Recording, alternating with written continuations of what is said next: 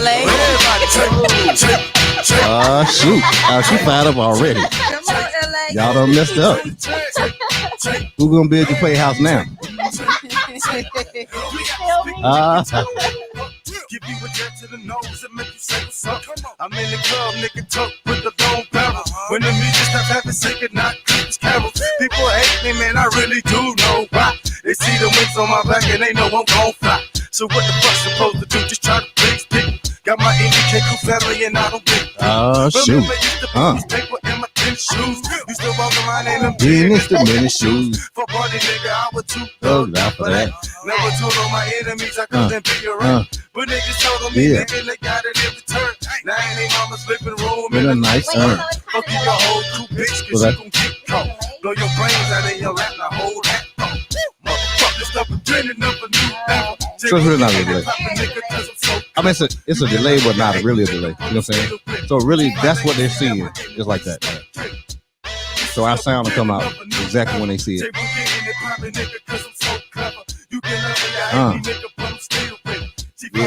Yeah.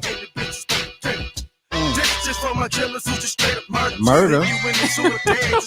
What is this? Turtle. Who is this? Oh, you don't like it? No, I mean, because you into it. I don't want to know who it is. It's my little brother.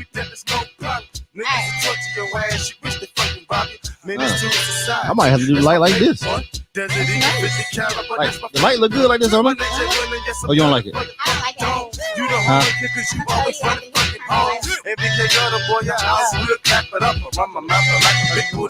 I think you should turn the light on because Oh, it's gonna be on.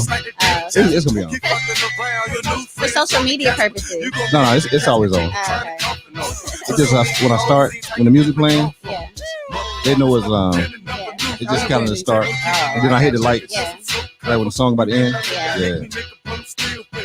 Yeah.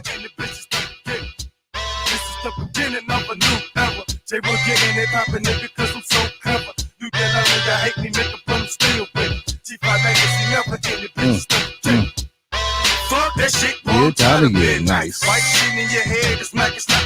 Rice. My little brother. Oh, really? Yeah. Where you from?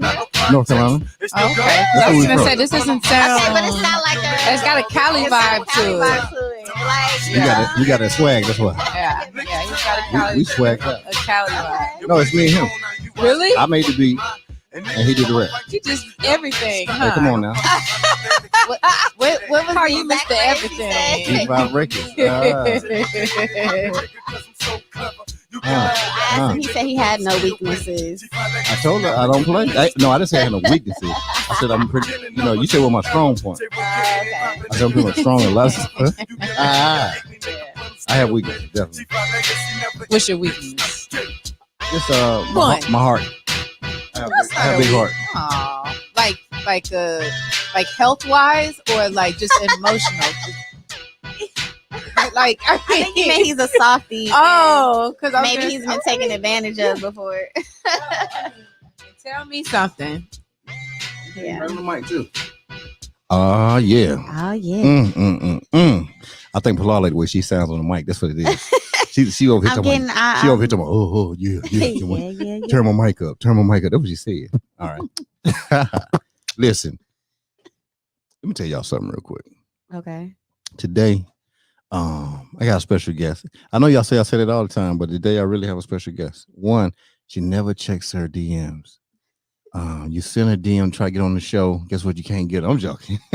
I'm joking. No, I hit it and she responded like right away. So that was cool. You know what I'm saying? She wasn't all Hollywood yet. But she's about to be Hollywood, and I know it's already happening anyway. But I'm gonna tell you what happened, right? This is the deal. So what happened was I was in this great morning show on in Clubhouse, and it's called I'm gonna stream it across the bottom of the screen here. Let me see here. Y'all will see it going by here shortly. There it is, right there. Okay. I was up in here in the Hello Houston. And so the young lady got in, she told me what she did. And I'm really particular when it comes to like construction and stuff. Because we happen to have a construction company in our family. So it's dear to me. So I was like, huh? I said, what, a lady doing that like that? Young? I said, well, let me check her stuff out. So I look, as soon as I look at a page, I'm like blown away. I'm like, and so then I go to her website, and And I looked, she told me it said when she started it and what she loves, her passion. I thought it was cool. And so it came to me, it was like a vision. It said, you know what? She's about to be on TV. Like she's about to have like a show. Ain't about manifest. I'm just telling you. I said she's gonna have a show. I said, and it's gonna be big time. I said, and my thing is, I said, hey, I need to go ahead and grab her now before I really can't get a hold of her. I said, so I'm gonna shoot this. I'm gonna slide in this DM professionally and see if I can get a. He did. I can confirm. You know what I'm saying? I did professional. You know what I'm saying? It was very nice. And so my thing was, and I know I was taking a gamble because I got this tiny little show over here, 5Cast. We trying to do something. I think when I reached out to her, I was like 3 weeks in, or maybe 2.5 weeks in when I reached out to her. It was like 2 or 3 episodes. Yeah. But she really surprisingly, she said, nah, sure. She said, let me check your books first. She did a background check, extensive background check first. To do it. You know what I'm saying? To make sure it wasn't crazy. Yeah. And she followed up with a final background check today. Hey, are you in a building or a house or what? Office, like where you at? Me? And so because he said, no, I'll do it, but I'll surely drive now if you want me to drive. And well, because he offered, he said, yeah, so I'm gonna send you a car. It's gonna get there at 6 p.m. for a 7 p.m. show. I said, well, you gonna send me a car. I'm like, I'm happy to drive. Right. So, I'm happy to drive. It was like, just part no, of the it's an experience. experience. And I can experience. attest. Don't test yet. Okay. Let me bring you in, and then you get the testing on that thing right there. It's probably calendars that's doing it for you right now because them J-Love calendars be hidden. It just make you kind of open up. Yeah, that's yes. Without further ado, I want y'all to go to her Instagram right now because Instagram is banging. You know what I'm saying? Go to @WishYouWould, and Wood is WOOD Creations. Go to the Instagram. In fact, I'm gonna have that scrolling across the screen here. Also, don't play with me. I have it scrolling on you. That's what I do. I will scroll on you. Watch this right here. Bam. Follow Pilar. It's coming up. Don't worry about it. It'll be up there in a second. Okay. I want you to watch the bottom of the screen. I need you to take those instructions that's about to come across the bottom. And please go follow her. Go to her website. Look at that right there, Pilar. Look at it. We fancy. Look at that. Visit the website. Yes. Don't play with me. Like I ain't ready over here. I love that. Look at you. Definitely her name is Pilar. But when you see her work, you're gonna be like, man, this is serious. This is really serious. So without further ado, Miss CEO Pilar of Wish You Would Creations. Welcome. Thank you so much. What's going on, P? Me, man, I'm chilling like Come on now. I'm in your space. It's really nice. Okay. You have laid it out. You've laid out the red carpet. Come on, don't tell me I laid out the red carpet on you now. You did. Come on, I now. really appreciate it. I feel welcome. I feel comfortable. I feel relaxed. I feel celebrated. It is Women's History Month. Come on now. Thank you. Shout out to my ladies out there. All the ladies doing out here. Amazing things. I got a mama too. Let's go. Let's talk about all the women everywhere. Right. Thank you. Love you, mama. Hey, mama Pilar, love you. I don't even know where you at right now, but we love you. You know what I'm saying? Is she watching tonight? No, actually. Listen, I'm so bad. Listen, you ain't let mama know. How you gonna not let mama know, Pilar? You better let mama. Hey, listen, mama fine. You gonna give her props and y'all something. And I asked you, do mama know what's going on? You go, no, she don't know. God. She don't know what's going on. No, she don't know. I'm texting her right now. Mom, text you, okay? and we have a serial camera photographer / blogger / podcaster in here. Could you introduce yourself? Could you please? Hello, wonderful world. Okay, who are you? The world wants to know. Who are you? My name is Adriana, and my podcast is called The Recovering Party Girls. Oh, recovery. Oh, that sounds. And they're hilarious. What's the how to get it down? It's Recovering Party Girls podcast. Recovering Party Girls podcast. Mm-hmm. We listen. Don't make me go to it. I want to see how y'all. I want to see how y'all recovering. Yes, we recover from a lot of things. Do you? That's what I'm talking about. Relationships. Relationships. That's what I'm talking about. Family. Yeah, you got to recover from them. Yeah, tell you, they suspect sometimes. A lot of stuff. That's good. When y'all on? When y'all be jumping off? Well, it's okay. Yeah, you know, we've been doing it for about 3 years, so we've kind of. You spoke on timing. I think it's a timing thing. Yeah, and it is. So we kind of took like some leave of absences. Okay, nothing wrong with that. But we're starting back up. Okay, so, but And I also shoot Pilar. We talk. Oh, so this your work here? Yeah, so the Yes. website, All the website pictures, and all all the, the videos. giggling and laughing and that's I heard the giggling and shoot. You know what I'm saying? I was like, Yeah, when you was so- going through the thing, you like, yeah. you know. So video content. Okay, That's my area. that's your thing. Okay, look at Mhm. you. What's your photography? How can they reach you on the photography? Just shoot me a DM. Okay, in the same place with the podcast. No. we So we need to do that one. Then. that's I tagged her on some. yeah. She's tagged me on her stuff. So Okay. it's AD is too cool, but AD is too cool. That's what I'm talking about. See, that's some good stuff. Miss right Cool Media. there. Miss Cool Media. yeah, My girl out. Okay. yes. Hey, let's get to the main event here. Pilar, let me tell you something. I know you probably ain't watched none of my shows, and that's cool. But you will from this point forward. Yes. You know what I'm saying? After this experience, you're gonna be like, listen, Mm. we got to watch this show. I don't care what we're doing. At least 5 minutes of it. But it's very interesting that you do woodwork, period. Yeah. Honestly. And I'm not trying to say I'm looking at a ruffle bag and there shouldn't be ruffles in here. You know what I'm saying? You know, you don't expect Doritos to be in the ruffle bag, right? So, like, that's what it really, honestly, I'm just going to be transparent and honest with you. You know what I'm saying? It's rare to see that. Yeah. You know what I'm saying? Honestly, you know.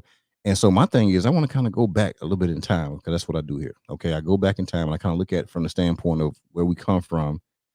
Just different points, just talking about regular stuff. You know what I'm saying? And then I kind of put it together myself. You know what I'm saying? And then I ask you some questions, but it's based off the conversation that we had, just like you ate dinner or something like that. Okay.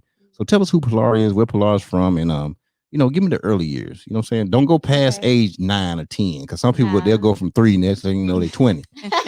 And they're like, yeah, I did this right here, I had some Pampers, and then next thing you know, I was graduating. No. Yeah. I'm Pilar. You Pilar gotta bring the Donnelly. mic just a little bit to you. I'm Pilar Donnelly. Okay. Uh, PD for everybody. Yes, I am originally from the Bay Area, California. I was born in San Francisco. Okay, San Francisco. Shout out to the Bay. All Come my on family now. still Shout out to lives the there. damn Bay. E40, everybody there. You got it on me? Come on now. Anyway, all my family, they live in like Oakland, Vallejo, Okay. Berkeley. Look at you. Yeah. Oh. But I moved to LA when I was 6. Did you? Yeah, with my mom, my dad, and my little brother. Moved to Los Angeles, Right. and that's where I grew up. I was there till I was an adult, and I moved to Houston when I was 18, and I've been here since then, since 07. Okay, well, let's talk about it. We're gonna stay out in California for a few minutes. Okay, then. So you said you came up. So let's talk about the LA times. Okay. So moving from the Oakland area down to LA, how was that? And how old were you during that time period? I was 6. Okay, you 6, so you can remember some things. Yeah. You know, so how was that move? The move was interesting because we moved right after the Northridge earthquake hit. Okay. So we actually missed it. And so that was a thing. LA was kind of recovering from that. Right. And we moved to LA because my dad was into comedy, and he hold up now. No, he wasn't telling no jokes, 1 or 2 jokes out here. Yeah, it's so funny. I was just talking to Adriana, telling her the story last night. Well, tell me the story right now. Yeah, we moved to LA. My dad told my mom, you know what? My dad was hilarious. He passed away when I was 16, but my dad was super funny. That's okay. He was. Tell us the name, so. My dad's Robert Donnelly. Robert Donnelly. Okay. Yeah. His stage name was JB Robertson, but he said, you know what, baby, I want to do comedy. You know, everybody told him how funny he was all this time, and I think he was at a pivot in his life. And he said, you know what, baby, let's take a chance. They moved to LA, packed up the kids, and he was really doing it. He was on a Sunset. So my early memories at like 6 and 7, like Guy Torrey, Joe Torrey, Eddie Griffin. Like I remember when Eddie wasn't like famous, he was like a homeless man in like the Comedy Store. Like my dad was. So you really know those areas like that? Yeah. Like you were. So that was my life then. That's why we moved there, and then of course we end up settling. LA is a great place. Like it is. In fact, my daughter's there now. I love LA. I miss it so much. I wish I could afford to live there. But come on, hey, listen. After this TV show, you about to get. Listen, you gonna better live where you want to live. Speaking you know what I'm saying? For me, I just got back a week and a half ago. How was it out there? It was great. I went after Snowvid 21. Okay, Snowvid 21. I was traumatized. That's a good one right there. I like that. Snowvid 21. Snowvid 21. That's a good one. That's a good one. I hung out with my mom for a couple of weeks, and it made me realize, like, dang, I really miss home. How mom just doing? She good. What's her name? Amanda. Yeah, shout out to Amanda out there down in LA by yourself right there. Don't worry about Pilar's taking care of down here. She about to be building everybody's stuff. You know what I'm saying? That's what Yeah. she gonna be doing. Yeah, but no, she's good. But it was just nice to be home. I mean, you can't beat the weather. You can't beat the scenery. What? And just That the water. vibe. It's like the get up and go mentality. I think because the weather is so nice, Right. you have a culture of people that they want to go outside as soon as the sun is up. Whereas in Houston, it's humid, it's hot. Like people just don't get up and walk down the street here. I know we need to change some weathers around here. Something Yeah, get everybody like, get some energy about it. But don't worry about it. Hey, I think maybe here in the next couple of weeks or whatever, I think people kind of get that drive about them. Just because they've been cooped up for so long, they might get out there and have the energy. But I do understand the energy you're talking about in LA. Yeah. It is a total different vibe. It's a vibe. It's vibrant. It makes you live. It makes you want to move like that. You know what I'm saying? And if people have never been somewhere like that, they won't understand it at all. Not at all. You know what I'm saying? So that's okay. Shout out to that right there. So you going through the circuit with, you know what I'm saying? You put pops down there doing. So how was your kid life? My kid life was good. I mean, me and my family, it was just us. So my dad was a fun guy. So he'd wake up, and since we were in LA now, my dad would do stuff like wake up and be like, let's go to Mexico.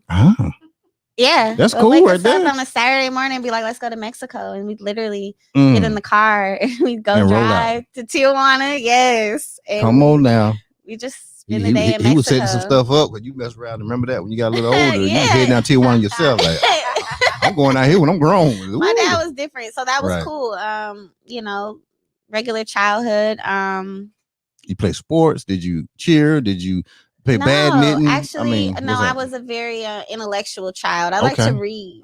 A lot. Reading was my thing. I like to read. I like to act. Yeah, you were in LA. I was an artist when I was little. I used to draw a lot. You could draw. Yeah. So your draw game was strong. It's funny because now it's resurfaced. I haven't like drawn anything since I was a kid, but now that I do what I do, I sketch. You sketch out stuff. And it just came to me. Yeah, I seen your sketch of that one little thing you did. I saw the sketch. The steps was on one side and it was on the other side, but okay, Yeah, so I used to draw. Somebody said that's my baby. Hold on, who Amanda? That's mama. Damn, shout out to mama. Hey, Mom. She caught that text. Listen, I don't want to tell you the truth, mama, but he got on me. He said, your mama watching? I said, oh no, I didn't tell her. I had to text she had to send that DM out there. Hey, we're gonna keep her right out here. She over here drinking sodas. Fiji water. Shout out to Fiji. You know what I'm saying?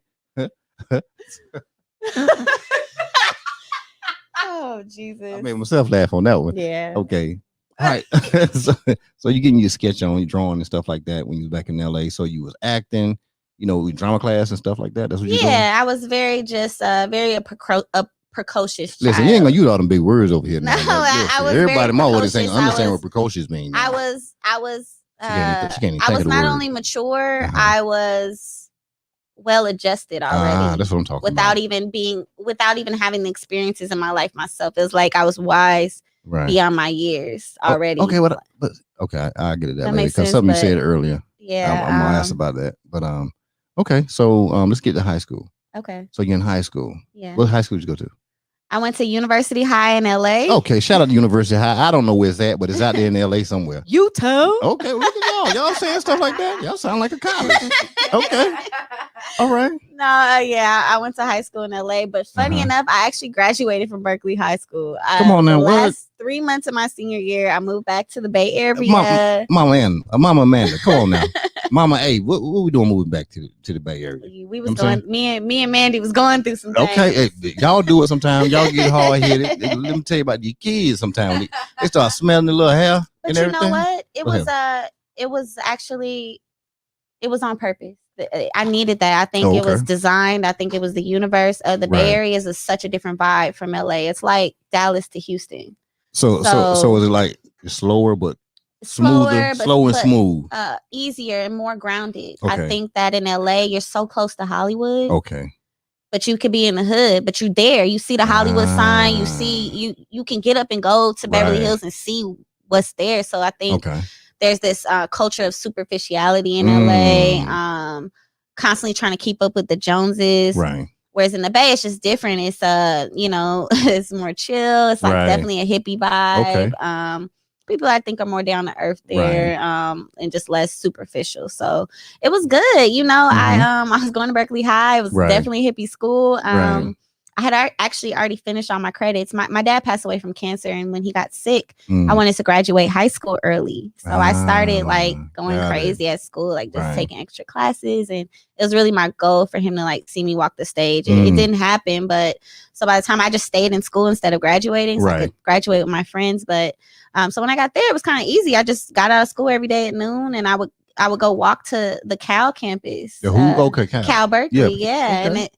You know, people just climbing trees and reading books and laying on the lawn with blankets. So I'm like, we don't do this in LA. Like, we don't kick it like that. Like maybe on the beach, but not just, hey, I'm gonna go read a book on the grass. But you like that, laying there. Yeah, I loved it. So you love what you were seeing. I loved you know what I'm saying? it. The calmness of people. I love not having to keep up with the Joneses anymore. And I realized like it was just nice. And I was close to all my family. My whole family's up there outside of my mom. And you can be you. I could be me. You could be you. You know what I'm saying? Because you talked about the superficial way people are around, you know, what you've seen. You know what I'm saying? Not saying that's what that is up there, but it's just what you've seen during the time period, right? Okay, so now you graduate early. So what do you do at this point? So after I had graduated, I moved back to LA, right? Right. And, hold up, time out. Now we're gonna give you a applaud or something like that. Applaud ain't for that right there. But you wanted to go back to Berkeley.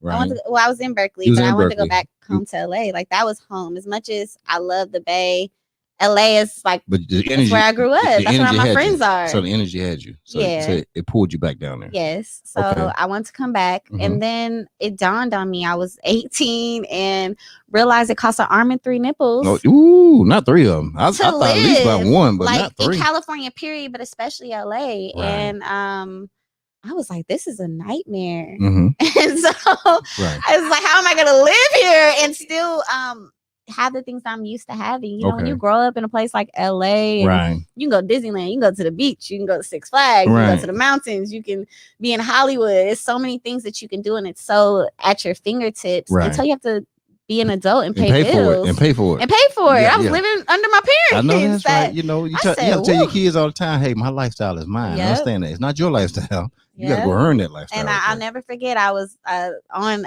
AIM. Do y'all remember AIM? AOL Instant Message?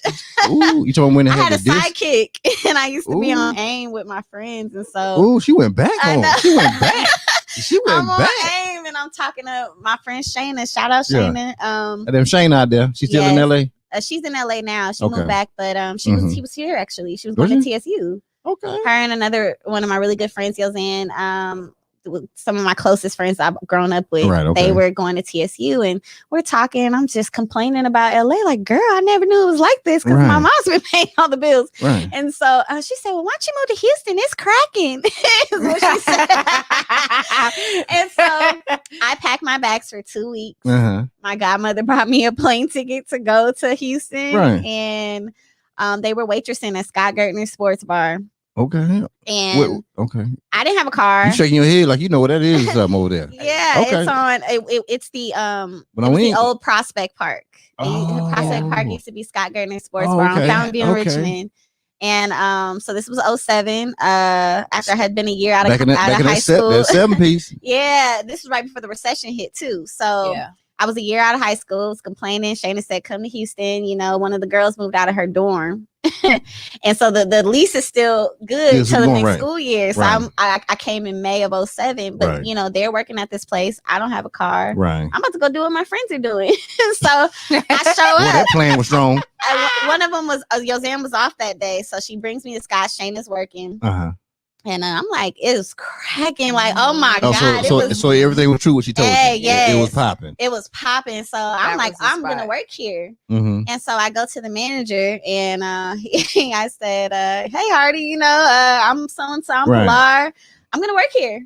And he was like, he said, no, baby girl. He said, I'm sorry. He said his wait staff was full. He had too many girls. He doesn't even have enough sections for everybody. Like, I'm sorry, that's it. You know, you like 2 weeks too late, right? I said, oh, okay. I'll be back.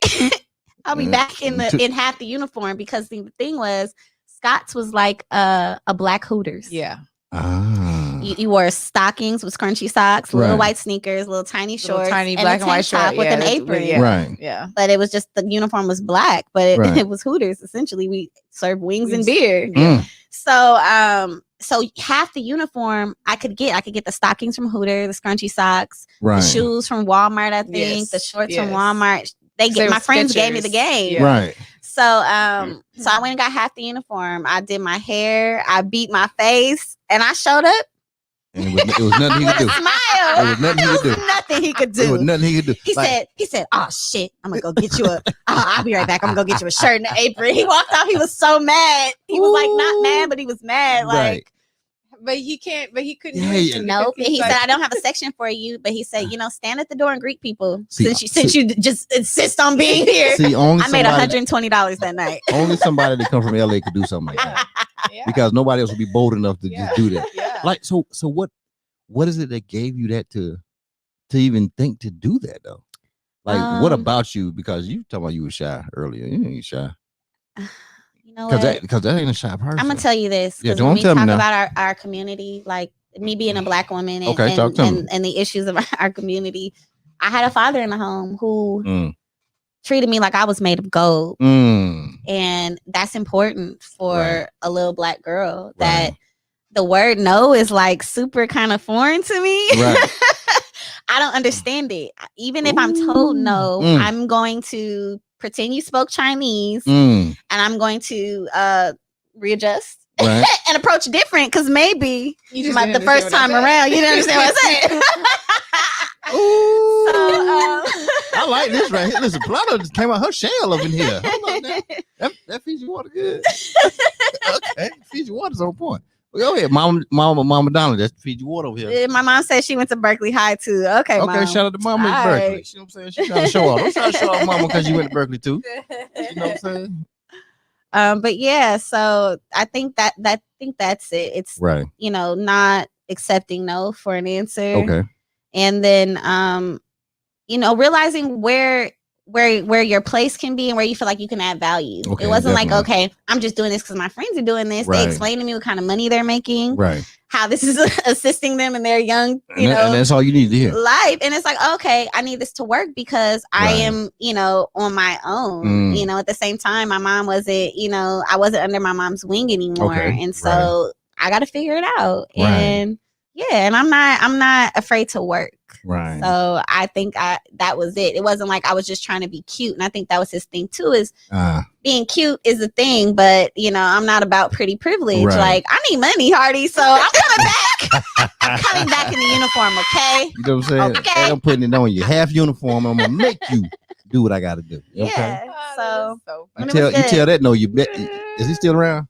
I'm sure he You is. know what I'm saying? I've Listen, known him a long time. I bet you see Pilar walk up, you're gonna know what the deal is. Or all somebody has to do is walk up and say, "Hey, I know Pilar." Oh man, okay, you got a job. Come on, I know what you about dirty ass. I know what you're about You're a to little do. dirty ass. I know what you about to do. It's funny because Hardy was definitely I will say like a strong role model at the time, because he was the type of manager. He wasn't this creepy guy who had all these pretty girls working for him. He was very protective of us. Right. He was very professional. Right.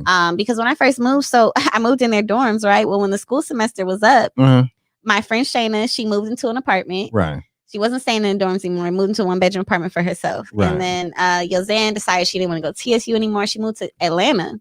So now I got to figure something out. And so I couldn't immediately enroll in school because I still had to be there for a year for residency. Got it. So I'm like, well, dang, I don't have a car still. Let me go. I got to move somewhere close to Scott's. Right. So I get an apartment around the corner. I was walking to work. I had no furniture. I got an apartment with no furniture. Ain't nothing wrong with that. No, not at all. That first apartment. Don't play at with us. 18 years old, I was sleeping on the floor for like 2.5 weeks in this apartment, just blankets and a pillow, thugging it out. I had nothing in this apartment. I would get up, I would go to work, stack my money, walk to work, walk back. It was like a couple blocks walk, and saved up enough money. Y'all hear that? Nobody knew because I was also private. I was very private. Damn shut! I can't even get the right button for you right there. But damn, hold on 1 second, because I got to give you that. Shout out for being damn private. Yeah. Not telling your business. Yeah. In your apartment, 18 years old, walking to and from work, didn't have no furniture. Guess what? It ain't no issue. Nope. It's I'm doing what I have to do. That's that's okay. And so I was walking to work. But the thing was, I was also walking home at night.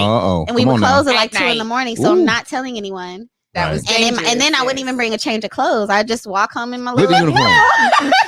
maybe with a jacket. And this is how our friendship started. Yeah, Okay. I think I want to say Adriana. Somebody saw me I walking. saw So, you so where we walking. at? We in still 07 or we in Yeah, we're 8? still in 07. 07. Okay, Yeah. because I'm gonna keep them dates now. Them dates gonna be strong. So I was there, and I, like I remember working with Pilar, and she was just like this little bubbly. I'm gonna put bubbly like on you could it. just, it's almost like she bounced Right. when she walked, and she just always was smiling, laughing. And then I just remember one night, I just see her walking off in the dark. I'm like, where's this girl going? So, and I'm pulling up beside her and I'm like, Pilar, where you going? She's like, I'm fine. I'm walking home. Girl, get your ass in the car. Hey, she said she's from Oakland. You know what I'm saying? From LA. Okay. Like, LA, that wasn't nothing to her. You know what I'm saying? Like, no, until you get your car, I will take you home. Right. Like, no. But then she got her. You got a Malibu. I got a Chevy Malibu. Her name was Okay, Gloria. come on now. Oh, it's my first car. So how many months was that between all that walking that you jumped on? I'll say like 3 3 or months. 4. Okay. So you had a plan then. You had a I plan. was saving money. So you had a It just was that I had never been an adult before living on my own like this. Right. And I was also in a sensitive situation where I am 18 and not relying on my parents at all. I just lost my dad recently. And I'm in a place where I don't know anybody. Nobody knows me. Right. And I'm in this environment that's new. Okay. You got drunk, really grown people, lots older than me, 30, 40, 50s. That's who frequents those type of places. Yes. Right? And it was just a lot. And so I had this vision, like, okay, I got to do this. I got to do this. I got to do this. And I did. I saved up enough money. I got the bed first. So I got the bed. So why do you think you would have focused? Because I grew up spoiled and I like nice things. Right. And the thought of now I'm on my own and no one's going to give me these things. I can't just be like, okay, I'm not going to have them anymore. Right.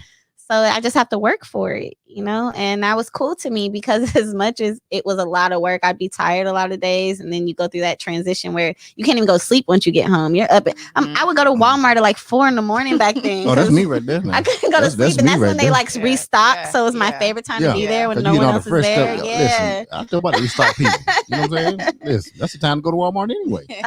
But I just had a vision. Like I saw the benefit. I grew up in a place where it's so expensive to live and I got that. And that's what brought me to Houston. That I'm like, dang, I was paying what?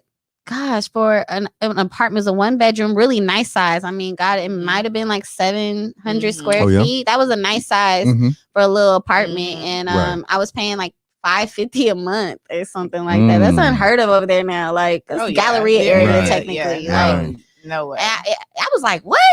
The money that we were making at Scott's on a sick. Yeah, don't talk about that money. I was making like $300 on a slow day. Yeah. Huh? I was making like $300 on a slow day. It was a different time. But it was before the recession. Okay. Yeah. Right. You had people that would come in there in the oil and gas industry. Ooh. Like, people were tipping like it was nothing. I mean, gosh, one night I made like $1,500 after tip out. Hold up now, what? Serving wings and beer. I kid you not. It was it messed all of us up a little bit. Don't make me go get a skirt now. I'm gonna make me go get a skirt. I think that was anybody that worked at Scott's. They were making money like that. What? Yeah, it was just work 3 different days time. a week. And Wednesday, Friday, and Sunday. But I would work all the weeks. I worked 6 days. So you just making all kinds of money. I was making all kinds of money at the time. And I was just stacking it. So I could get the furniture. So I could get a car. Right. So I can pay for school. Because then I didn't know about financial aid and stuff. So in my head, I'm like, okay, I got to pay for school anyway. So I was just like saving my money. Okay. So you going in. So 7 goes by. 8 hits. 2008 hits. And then I'm still there. And still Scott hitting them. Still killing them. And the recession hit Houston late. Right. Okay. Yeah. Okay. Because there's so much oil money around here. Yeah. Oil money don't take the same. To live. It's us the way it did everybody else. But you notice a difference in the tips. And then I ended up getting a car accident. I got in a car accident later that year. With the Malibu? Yes. I was driving down the street. Right. And I was a green light. I had the right of way, and a car, I guess, just impatient or whatever, thought it was going to beat me. turning left. So Right. it sped up to try to turn left in front of me, even though it's a green light and I have the right of way instead of just waiting till I pass. Right. And with the speed I was going, and I wasn't speeding, but they literally cut in front of me. So I like T-boned them. Their car flipped over. What? The airbag blew up. It like messed up my hands. Like my hands were messed up for a little, so I couldn't surf. But yeah, there's some young girls. The girl's 19 years old. It was her birthday, and a bunch of other teenagers in the car. And I think they were like drunk and high or something. You could just tell something was going on. But they totaled my car out. R.I.P. Gloria. My first car. Gloria went down. That was You know a fun time. That was a fun time. My little Malibu. I used to whip that thing like it was She was like it was a Ferrari. And she would switch lanes. I hated driving the car. You got a picture of her? I might. You still got some pictures of her? I might Okay, we'll give check it them out over after the there. show. It was then. a black Chevy Malibu. It was a 07. Bought it brand new. Yes. That was my baby. Yeah. So did you get another one right after? Or did it take a little while? No, I did. I ended up getting a Dodge Charger. Okay. Ooh, look at I you. remember the Charger. I hated that car. Now in retro, I hated that I ever bought that car. Really? Yeah, it was a. I like big cars. I don't like cutesy stuff. So like even the Chevy Malibu for like the body of it, it was bigger for like a compact of that price. You know that I like. Maybe it's a small people's complex. I don't know, but I like the big bodiness. You know, the muscle car look, and but it's like a D-boy car. So I would get pulled over. It was black with black tint. That does say that. So I was harassed. Cop. This is I was harassed in that car. I got pulled over too many times. But it just, Well, after they ran your tags enough times, they should have been like, "No, that's just Pilar in there." Nah, they don't care. You know, they still gonna pull you. They out. just pull over. Even if you're not doing nothing. Okay, so we go through 08, 9. Oh, 9, God. 9. You know what I'm saying? If you had to summarize at 9, what was going on? Were you still at the spot? No, so I left Scott's. And then I started school. Okay. So I was at HCC. Okay. So I started taking classes because I'm like, okay, well, getting financial aid is a thing, and you know, I don't like big schools, so U of H like wasn't like my first thought. And the year I moved here, TSU was losing their accreditation. So I'm like, well, I don't want to do that. That ain't one you want to go to. They losing it. And yeah, had I stayed in LA, I would have went to Loyola Marymount. So I had my eyes on like St. Thomas, HBU. But they're really expensive. They're private schools. And so I'm like, okay, well, let me, take, some credits at HCC. So I was doing that. And then I started like working in retail. Because that was like the next go-to. Okay, so what was it? So I worked at BCBG for a while. It's like they're originally known for that. Yeah, it's a ladies store. Ladies store. Okay, ladies clothing store. Okay. They're known for their dresses. But yeah, that's what I was doing. How did you enjoy that? I loved it actually. You were a manager. You were a manager at the store. I know what? I did. I worked there for a while. I think I stopped working there in like 14, 15. Yeah. Sorry. It's all good. I have twins, you guys. No my problem. memory before twins is a little fuzzy sometimes. It's all good. But no, I did. I like fashion. I like to dress, and I like making a woman feel good about themselves. I think that a lot of times, again, it's Women's History Month. Shout out to the ladies. Shout out to all the ladies. I love the ladies.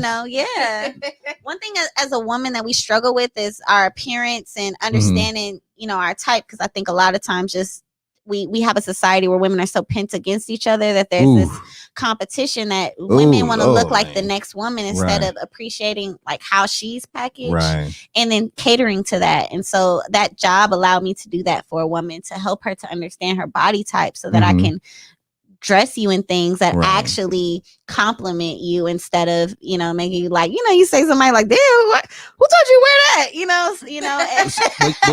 but you would be truthful to women. Absolutely. If something didn't baby, that ain't gonna do it. I wouldn't want to sell it to you. Actually, not. See, that's good, but there's so many people so caught up in their commission. They be like, no, that look good on you. No, it don't. No, because you want the repeat customers. I'm all about the longevity game. I think that if you treat people how you want to be treated, that goes so much further than just trying Doesn't to it? come up in just a single moment in so much. time. It does. You know, it really does. so yeah, I loved it. I worked there for a long time. But sports is actually my original passion. I wanted to be like, you know, like Sage Steele, Doris Burke. Yeah. Huh? I know that's so random now that I'm a carpenter, but that was my original first love. I grew up, I was a daddy's girl. Right. We sit in football, basketball, baseball, okay. you name you it. right there with them. I'm a numbers girl. So I ended up, after I was done with HCC, I started going to HBU in 2011. Okay. What did you go into? My major was international business. Okay. Because I wanted to get a law degree and become an entertainment lawyer. I was going to use my foot in the door in sports to develop my clientele, and then once I finished law school, that was the plan. And so, yep, the first day I enrolled at HEB. Here, everything is better. I totally love HEB. So sorry. No, HBU. Hey, she is now the spokesperson for HEB. I just want to let you know that right there.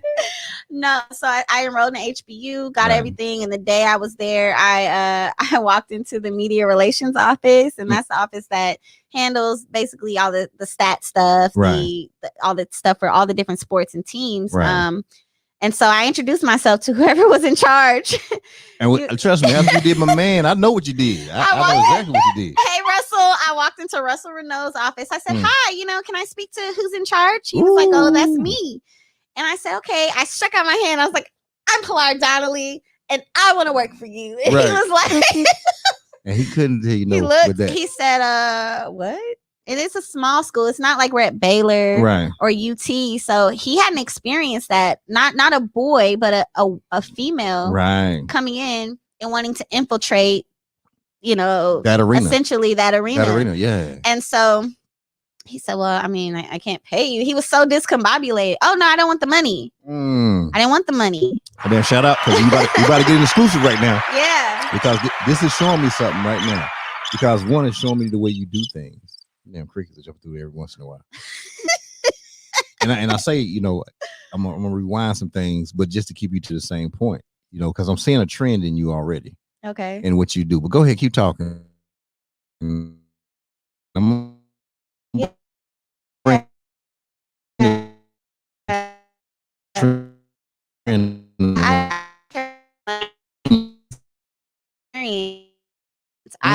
I understood. Be able to do if he allowed. Okay, you good. And so that's another thing. Here I am in my BCBG. I have on like my tight fitted power skirt, and like a really blingy belt, and like a really fitted shirt, and some kind of like gaudy necklace, and a blazer. And I look, quote unquote, sexy, you know. But here I am, and I'm like, no, like football, basketball, volleyball, like whatever you need, like I'm here. Yeah. And so he gave me a chance. He kind of showed me the ropes, and I started statting at volleyball games, basketball games. So, like when you get the play-by-play, there's somebody calling to the person that's inputting the play-by-play. They're watching the game. The person that's doing the play-by-play is just inputting. So I would call the games, volleyball, basketball, football. Give me a run real quick. Go ahead. Give me a run. Because I know about this game. I know about this game right here. Go ahead. Give me a run real quick. Don't Go ahead. put me on the spot. I'm putting you on the spot. Go ahead. Go ahead, freestyle a run. Go ahead. Oh my God. Okay. Come on. Just give me something. Jumper 5, miss, rebound 11, pass to 9. Go ahead, keep going. Jumper 9, assist 11. Hey, but it's much faster. I'm sorry, I have to be like in front of a game to watch it happening. But essentially, that's what it is. That was a good freestyle, though. That was a good freestyle. That was a good freestyle. Sometimes you got to freestyle the thing. Yeah. So that was my thing. And eventually I grew to, so I did that for 2 years, just working for free for him like that. I grew to, cause I was late to college. Okay. So, I had done a couple of classes at HCC, but I wasn't doing full semesters because taking out the loans and all that, like I preferred to pay out of pocket so that I didn't have that amount of debt. Pilar, I have a little bit of school debt, but I don't have no 80 grand worth or nothing. Up to this point, I'm telling you, you're amazing up to this point, right? Thank you. I'm telling you. Now I know it's only gonna get better in the story, but you know what I'm saying? You are amazing. Thanks. One, you're a trendsetter. That's the first thing. Two, you don't fear anything from anything you've said since you've been talking. There's no But fear. I have God. There's no fear, and that's good. And we're gonna talk on that part too. You've shown no fear in everything you said. You know what I'm saying? You didn't care if something was stereotypically, this is what okay, this is probably what guys do. And the one thing you didn't do, you didn't change who you were. You know what I'm saying? You went in there with your little belt on and everything and said, hey, you know, power skirt, whatever you want to call that stuff. You didn't change who you were, your dynamic. You know what I'm saying? Because you understood, okay, yeah, I look like this, but I look like this. It doesn't matter. But I'm going in here to do this. So I mean, you were purposeful. And you're gonna respect me as this. You were purposeful. Yeah. You know what I'm saying? And that's good. Okay, I'm just rewinding my tape right here. I'm getting everything together. You know what I'm saying? But yeah, so I was still like, you know, so early into my schooling there, and so I did that for a couple years. Just worked the games. And I would get paid. I eventually started getting paid for the games I was doing. So after 2 years, he was like, so it wasn't a lot, but it was like $20 here, $50 for a game, and I would save that. I would put that to the side. That would add up. That would stack up. So people don't understand how that 20 and then stack up. He started to show me how to write articles for the games, how to recap a game, how to, you know, work on Adobe Photoshop, and how to build websites. And you know, Russ was really good at just kind of showing me this side of it. You know, I wasn't completely sure how everything was going to get, but I knew that when I was calling those games, it was the stats. Like the shows I like to watch on ESPN are like Around the Horn and, you know, Pardon the Interruption. Because they're hitting it. They're hitting it and they're talking about the numbers. Right. You know, when you talk about these athletes and stuff like that, the media, they try to paint these crazy stories about people, but numbers is numbers. That's it. And when you talk about the numbers, that's different. And so that's what I like about sports. So that was my thing. And for 2 years, I thugged it out free, you know, just making my little scraps on the games. And one day, Russ asked me to go to lunch.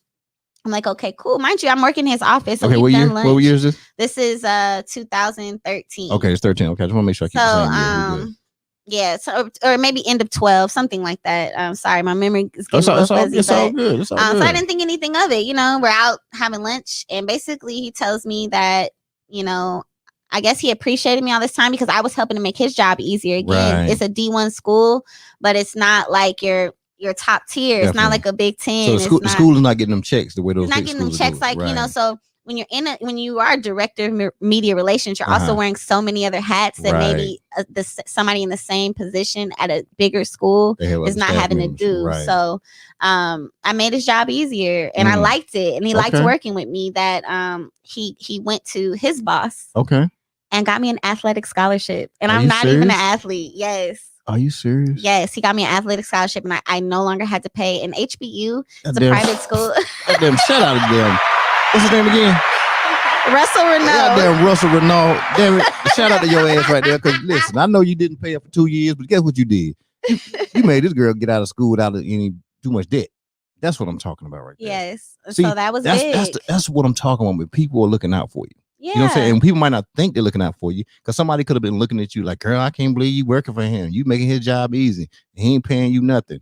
But you knew what you were getting. Well, here's the thing, too. I think that stereotypically speaking, maybe there are people that quote unquote look like me as far as my likeness, my femininity. Yeah. The fact that I want to be cute and all that. There's this air about a woman that looks like that she's prissy and she's not willing to work. And that was me day in and day out. I would still show up.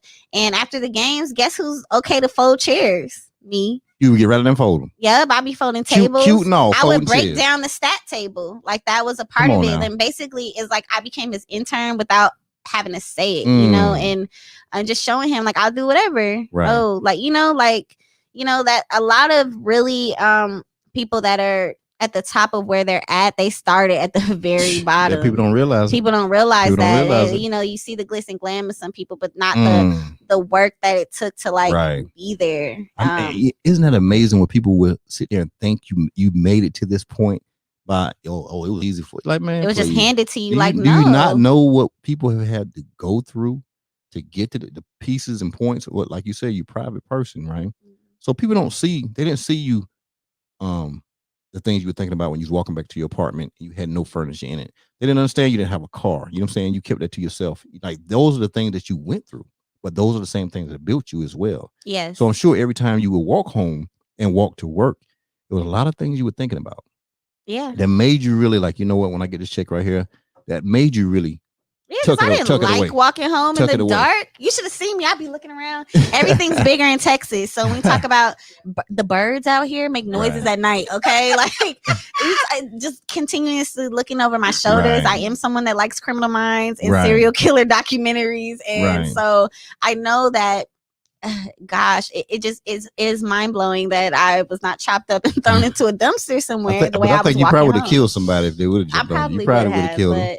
You know, So you did this thing. You folding chairs up, you doing your stuff, and I got the athletic scholarship. They give you the scholarship, and that's a great thing. And classes at HBU are $3,000 a piece. Get out of here! Swear to God. Ooh. So that was a big deal. That means essentially this man made it so that the school is giving me $12,000 a month to get my education. Come on now. And that's shout beautiful. Out to his ass again. I'm shouting his ass out again. Still paying me for the games. And so it was just nice. It created an opportunity for me to not only get hands-on experience and really see if this is what I really wanted, but even the working for free, me continuously doing that showed me that this is something I truly love. Because if you're not willing to do what you truly love for free, then you don't really love it. Big facts. Hello. Big hello. Facts. Say it again. If you're not willing to do what you truly love for free, then you don't really love it. And I think people don't understand that. And I think a lot of people learned that from the pandemic. And that's probably where I'm at now as far as my business, because all the stuff we thought we needed before, we realized we don't need none of that stuff. What? But imagine the people who realized that before the pandemic. Right. Oh, because you already, they're leaps and bounds you ahead. already on that path right there. You know what I'm saying? So, but it's good. It shocked people into play and good. Okay, so now let's go back to school again. So right now, let's graduate. Let's go ahead. You graduate, right? And actually, I didn't. So okay, well, no problem. Let's go to that. Let's go to the part where you didn't then. Okay. Hell, shit. I was. Got that shout out. Everybody don't have to graduate. Okay, you can go back to school later on. Hey, this is my story. You know what I'm saying? That's why I do plan to go back, but I have about like 40-ish credits. Okay, and around 40 now. But so basically when I was about to finish, that's when I got pregnant with twins. Okay, ain't nothing wrong getting pregnant. Girl, shout out to them twins. What's her name? What's her name? Preston and Parker. Goddamn Preston Parker. We got time for that. Listen, we got the twins on the books. Listen, they ain't no I'm for what? Please. Yeah. How old are they now? They'll be 6 April 17th. They 6 running around house bad right now. Them threw something off. They bad too. They broke my TV. I haven't seen them, but they bad. They bad. All twins bad. You know how it goes. They're boys too. On a bad day, it's like quadruplets. Okay. So they 6 now. We're gonna go. They'll be 6 in April, but they be 6 in April. So we're gonna go back almost 6 years. I got pregnant with them when I was about to be on. So it's interesting. Right before I got pregnant, Russ knew somebody that worked at the Rockets. Okay. And I've been telling him I had applied for the Rockets like 4 times by this point. Right. And got told no every time. Just didn't even get the interview. They must didn't let you walk in the room. That's what it was. Exactly. So I didn't get the interview. And so, but I never stopped applying. Okay. So I kept telling Russ, look, it's another job opening. Hey, you know somebody? Right. He said, actually, I do. I know somebody who works in sweet sales. Okay. So that person took my application that I had already turned in. Right. And pulled my name and put it on the manager's desk. Okay. And so it put it on her desk. So she calls me. Right. And she said, hey, is this Pilar? I was like, yeah. And she was like, hello, good morning. Good morning. So what is that? Is that the application voice? That's what it is? Not in, well, it just said Toyota Center. And so I think when she asked me, was it me? It was just the excitement that, right. Oh my God, I'm actually getting a call. Like, oh. Right. So I'm like, yeah. And she was like, well, listen, I've seen your name. But she's the one that's going through, 700, 500, whatever it is, applications. Right. And she's picking people based on whatever she feels like they're presenting on paper. And again, all the experience that I had was only, this little bit of college experience. Every time I'm applying, it was a little bit, and then it got a little bit more, and then it got a little bit more. Right. And so, but I'm still getting denied because maybe even the major, like my major was international business instead of like, sports entertainment or something. Something else. Right. And so that's another thing they look for, like media and communications or something like that. And so anyway, she said, look, but this is like the 5th time your name has crossed my desk. You're a persistent little lady. She don't know. So she offered me an interview. And you already knew she. I interviewed. You knew she was done, didn't you? I got the job. So tell me how you rolled in on her though for the interview. How'd you roll up on her? I mean, you know, You just put your power professional. gear on. I had on I think I had on a suit. I had on a suit. Oh, you went power on her. Ooh, you went mad. Why you do that, Pilar? Why you do that? I'll put on a suit. I'll get on my Olivia Pope. Come on quick. now. You get Pope on her. Okay. Oh, have mercy. But so yeah, I did the interview. It was cool. I guess, you know, a person like myself, right. I'm very personable. Okay, so I think that helped the interview. I did get it. So that was like for me, like my dream job, because it's my foot in the door closer to my dreams overall. Right. The goal is ESPN. Okay. Ooh, look at that. The goal is ESPN. Hey, Kendrick Perkins. You still want to do that stuff and stuff? What? You still want to do that type of stuff? Sure. Hey, Kendrick Perkins, I know you're gonna be watching this Vanity. Please tell Kendrick to give her a look on her Instagram so we can get her started on ESPN. Okay. Yeah, I used to honestly, so I wanted my own show. You about to get your own show? I wanted but no, for sports. I wanted to have an all-female panel, and it was going to be called sports show. Listen, it was going to be called All About Balls. She told me to shut up. You said that? She told me to shut up. Tell you something, sir. Let me talk. Damn shut up. No, Pilar, you told me to shut up on the show. No, because I had tunnel vision at the time. I wanted my own show. It was going to be an all-female panel, and it was going to be called All About Balls. All about balls. That's cool though. Because it's women. That's cool. Who don't have balls. See now somebody talking about balls. But see now somebody gonna steal it. No, they can have it. You got something else. You got something else. You got something else. It's room for all of us. Okay. If you feel like you got to steal my ideas, you still can't do it like I can do it. Boom. See, listen, don't come in with the cheerleaders in here because we're cheering. Okay, so you bust up in there on the interview. You tell her you had your power suit on. You told her this is what we doing. So I got my dream job. So and it was my foot in the door. I mean, gosh, it was making pennies. Okay. It was long hours. You know, but hey, you worked for free before, so we know how you right. So I was cool. That's the thing. You getting paid. That for me, it was like $7.25 an hour. Yeah, nothing. And you're like working all these hours and all these crazy, nights. It was about weekends. The exposure, though. But it was the exposure. It was the exposure. It was the exposure. It's you know, they say it's so cliche, but they say your network is your net worth. One more time, cause I knew your network is your net worth. Come on now, you better understand. Do you understand that? I just want to make sure you understand. When opportunities are afforded you, you need to understand that these are rooms. This is access, and so you have to utilize it to accomplish those goals you want. Do you know that we will accept the least amount of money to have the right amount of access? Yes. But there's so many people who don't understand that, and they won't accept something because they say, "Oh, it's not enough money," but they don't pay attention to the access. You know what I'm saying? Sometimes just to be around the right person. You know what I'm saying? It's life changing. You might not go to work that day because you said, "Hey," they said, "Hey, come hang with me today." Yeah. But man, but if you think about it, you like, yo, if I hang with this person for one day, there's no telling what I might get. What you might learn, who you might meet with them, who you might meet. Because there could be somebody who's so powerful that's tight like this with that person, and simply because you're with that person, they see you in a different light because you're with that person that they revere. That they, highly regard, essentially. And people don't understand it, Pilar. Still to today, and you can tell people this right here. Yeah. You can tell somebody like, hey, you don't have to tell them because a lot of times you want to keep stuff secret, right? But you might want to tell somebody like, hey, come with me over here. Now they already hang with you. Hey, come with me over here. And they like, no, man, I'm gonna hang with the boys. And you just be okay. And then you go. Then they find out, oh man, like listen, I'm not gonna beg you to do nothing. It could have been something for you. But I'm not gonna force nothing on anybody. Yeah, that's what I won't do. No. You know what I'm saying, and I don't think I should have to unveil it. If you have to do that, it's not for them anyway. And that's why I don't. That's why I don't unveil a lot of things. I don't say stuff. I just be like, okay, you miss it. Yeah, because it wasn't for you.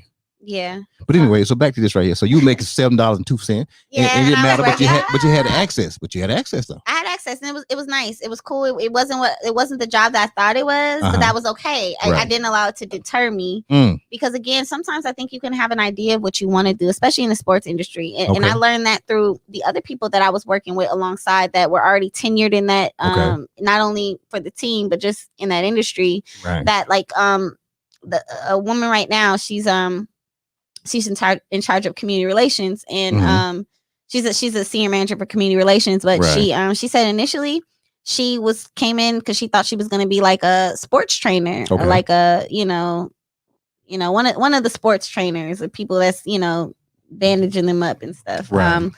And then, but she got in however she could. And Right. because of the lane that she got in, she realized that she felt a greater purpose in doing the community stuff than simply taping up the guys and putting ice packs on their knees. And so you just never know. You get that foot in the door and you realize, you know what?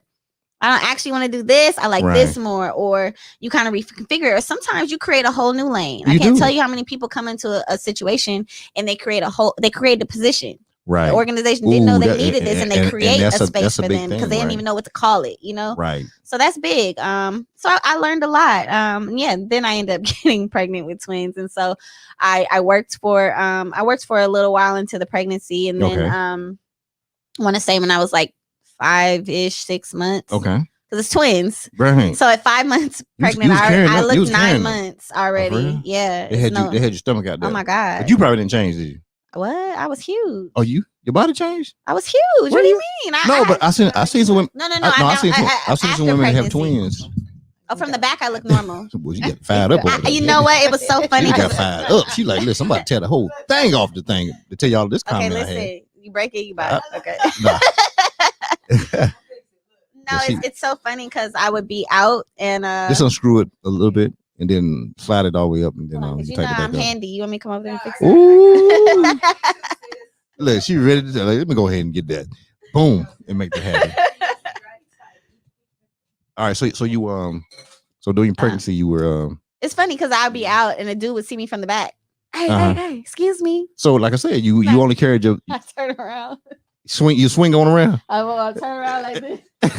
And the look on his face would be priceless. Right. Oh, I lived for that during pregnancy. And they would leave me alone. And actually, some guys didn't care. Listen, man, do you got it, daddy? I'm like, that's beautiful. Men right have there. no shame. That's beautiful. No, y'all have no shame. That's beautiful. No shame. But see, at all. That's just a man that is he appreciates beauty. He appreciates pregnancy. That's all it is. Thank you, Cassandra. You know what I'm saying? She's a beast, huh?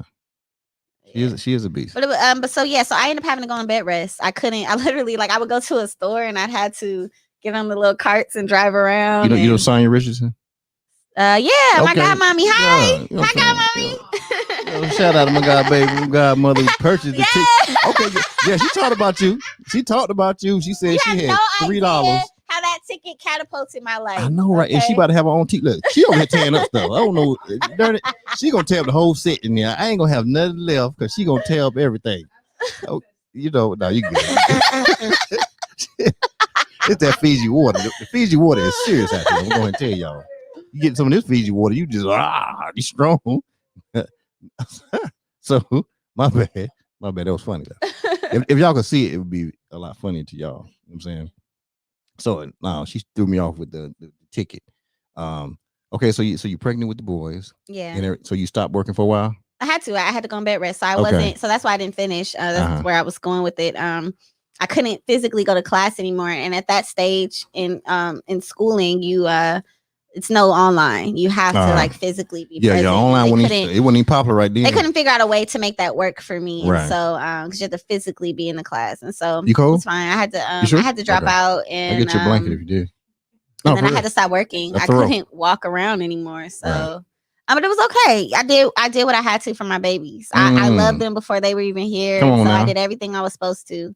And they were identical twins. And so average, I think identical twins is like 24, 25 weeks, maybe 26. But I went 32 weeks. Are even on serious? My little frame. Yes, I went 32 weeks. So you had the old what you call it, house building frame already. The strong bones is what I'm saying. Oh, I guess so. You can carry. Yeah. See, it's gonna all come together. Trust me. I never thought of it like that. I'm gonna put it all together. I held it down. You know they did your thing. Held your bones are strong.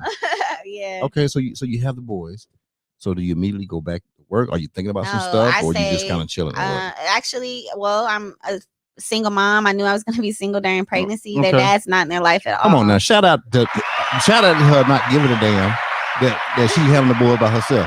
Because I don't like that right there now. That made me hot. 38 it's hot. Okay. Dog, It's okay. still, I'm sorry, though. No, let me tell you. Let me tell you something about. You got to tell me something. Listen, let me tell you something about. My daughters have people that I had to learn it, and I read a book during pregnancy that did change a lot for me. It's called The 4 Agreements. The who? 4 Agreements? The 4 Agreements. Okay. And one of the 4 agreements is to not take things personally. If people learn how to do that, the trajectory of your life would be less bumpy. Right. Because you have to realize when people do what's in them, not what's in you. You know what I call it? I ain't have to read that book. You know what they call it? What? The I don't give a. I don't care. It's just that's what it is. There's nothing that I did to this man, right? And so I leave him where he's at. I don't worry about it. I don't worry about it. Damn, Pilar, I'm so proud of you. Thank you. Damn, I had my babies for me, and I love them, and I really truly believe that God blessed me tenfold. When I tell you they are healthy, they are happy, they had no developmental issues, and they bad as hell, and they big for their age. They're just not, and they bad as hell. So they're wild. Cause twins are bad. I'm trying to tell you. I don't know no good twins. They wild. They wild. That's what we said. From where I'm from. Yeah, they wild. Oh, my bad. Let me get you back up there. They're wild. Right, and it's a when I say bad, it's a good thing. They're so smart. Right. Yeah. She has some smart ass. They use big words. They use big words. Now you know when they get about 11 or 12, you know he's gonna be all up in their business, right? He's gonna come back and be like, "Oh Lord, you know, some of my boys." You know it's gonna happen, right? Because after the nurturing start, that's when Joker show back up. It's just the way it works. Aww. And it's funny because when I'm dating, men ask me that, like, you think you're gonna come back? And like, it's like, what? Listen, I don't think about it, but that's what's gonna happen. I can see somebody feeling like that. But no, my children are amazing, and I feel like that was my reward. They look like me.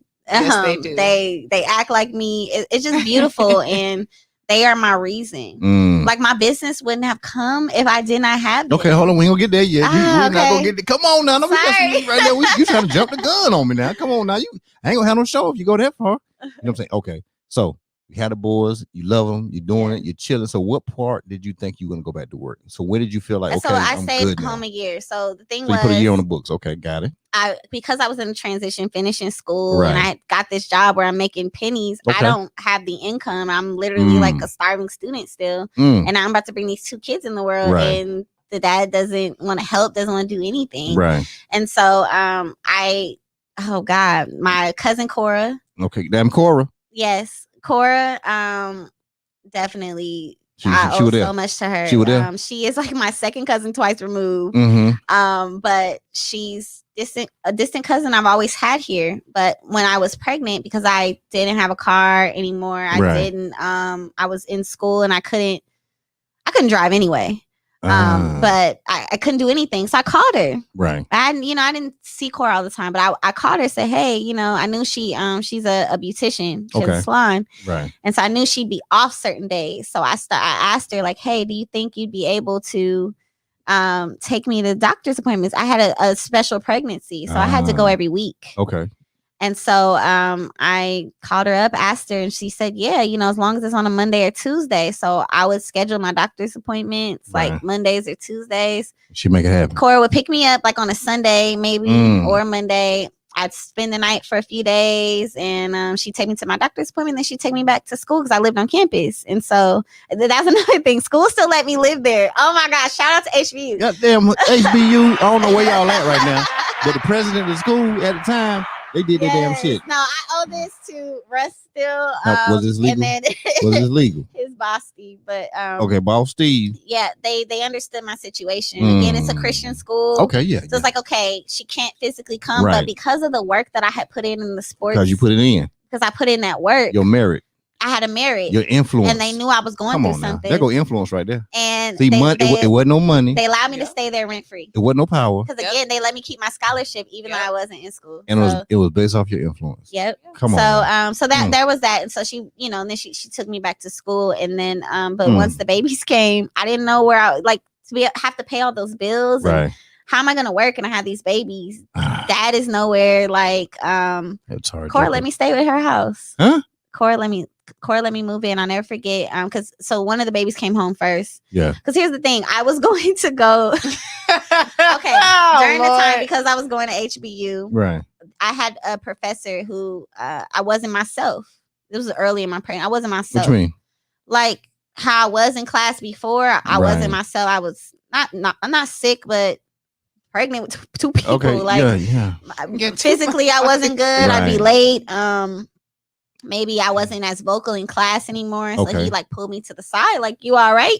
That's when I confessed, like, oh, I'm pregnant. This is what I'm going through. Dad is acting like, you know, like I'm tripping or crazy or trapped him. I don't know. So he just like, I guess, clinged on to me like, oh, she needs help, you know? And so he told his wife, who then told her church members. And so through my pregnancy. They got the church involved now. Yes, through my pregnancy, these people just came out the woodworks. People that I did not know were reaching out to me, just asking me like, hey, you good? You need anything? Do you need groceries? Do you need clothes, maternity clothes? I'm 5'2". I was 110 pounds at the beginning of my pregnancy. Right. And that belly was growing double rate. Like after you get past 20 weeks in a twin pregnancy, it doubles in size every week. Ooh. So by the time I'm 5 months pregnant, I look 8 months pregnant. Okay, got it. So yeah, it was just a lot. And so yeah, people were reaching out to me. And so when I told them, I don't know where I'm gonna live. Once the semester's over, I do have to move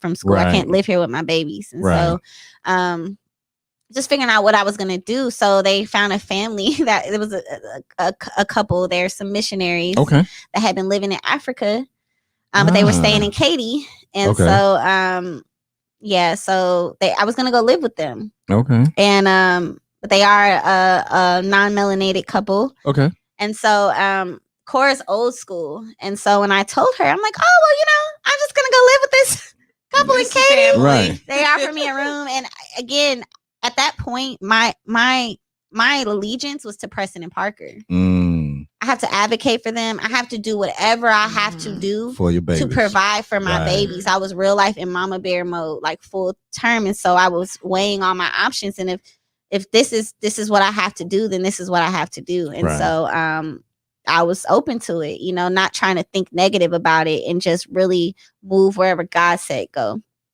So I never forget, Preston came home first.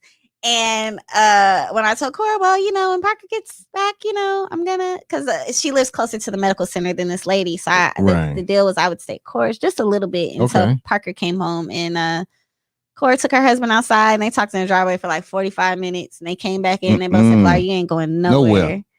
They were worried for me. They were worried for me. They didn't want me to be somewhere that wasn't family. Right. They don't know these people. They say you might wake up in the middle of the night, your baby's be gone and sold off. Or I don't, just things do happen. Not anything personal to them, but things do happen and you just never know. And it's funny because I want to say a month or so later, that family moved back to Kenya. Did they? Mm-hmm. They were trying to take some keys. Couple months. And I'm not saying that, but well, you ain't saying it, but I'm saying it. But it's interesting that she even had the wherewithal to see that because I'm in a different survival mode just for the babies. I'm not able to think for myself. Mm-hmm. That's what we gotta have people looking out for. Yeah, so she was looking out for me while I'm looking out for the babies. Yeah. And so and they had a 3-bedroom. They have a 3-bedroom house.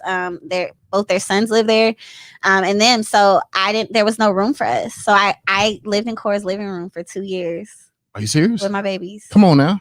I could have moved out early in their infancy, but I would have been living month to month and been just. Hey, shout out to Cora again. What's her husband's name?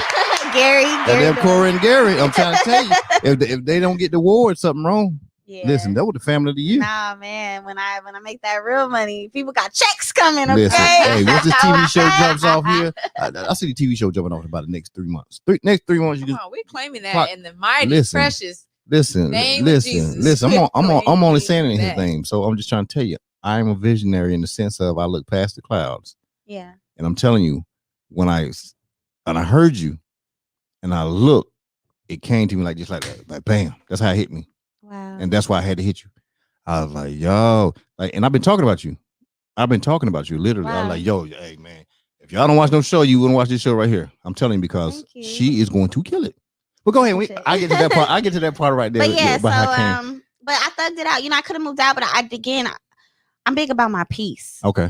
And that's why I don't fool with old boy. I don't worry about things that mess with my peace. Like I want to be peaceful. That's why I have happy kids. Come on now. I was peaceful during my pregnancy. I'm not gonna.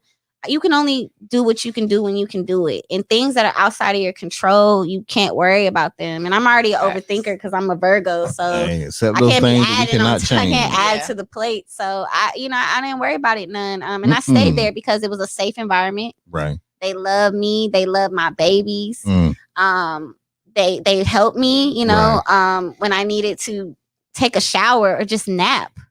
Like that to get that time you needed for yourself. To just have that family unit around, and so I owe them so much. And you know what I bet?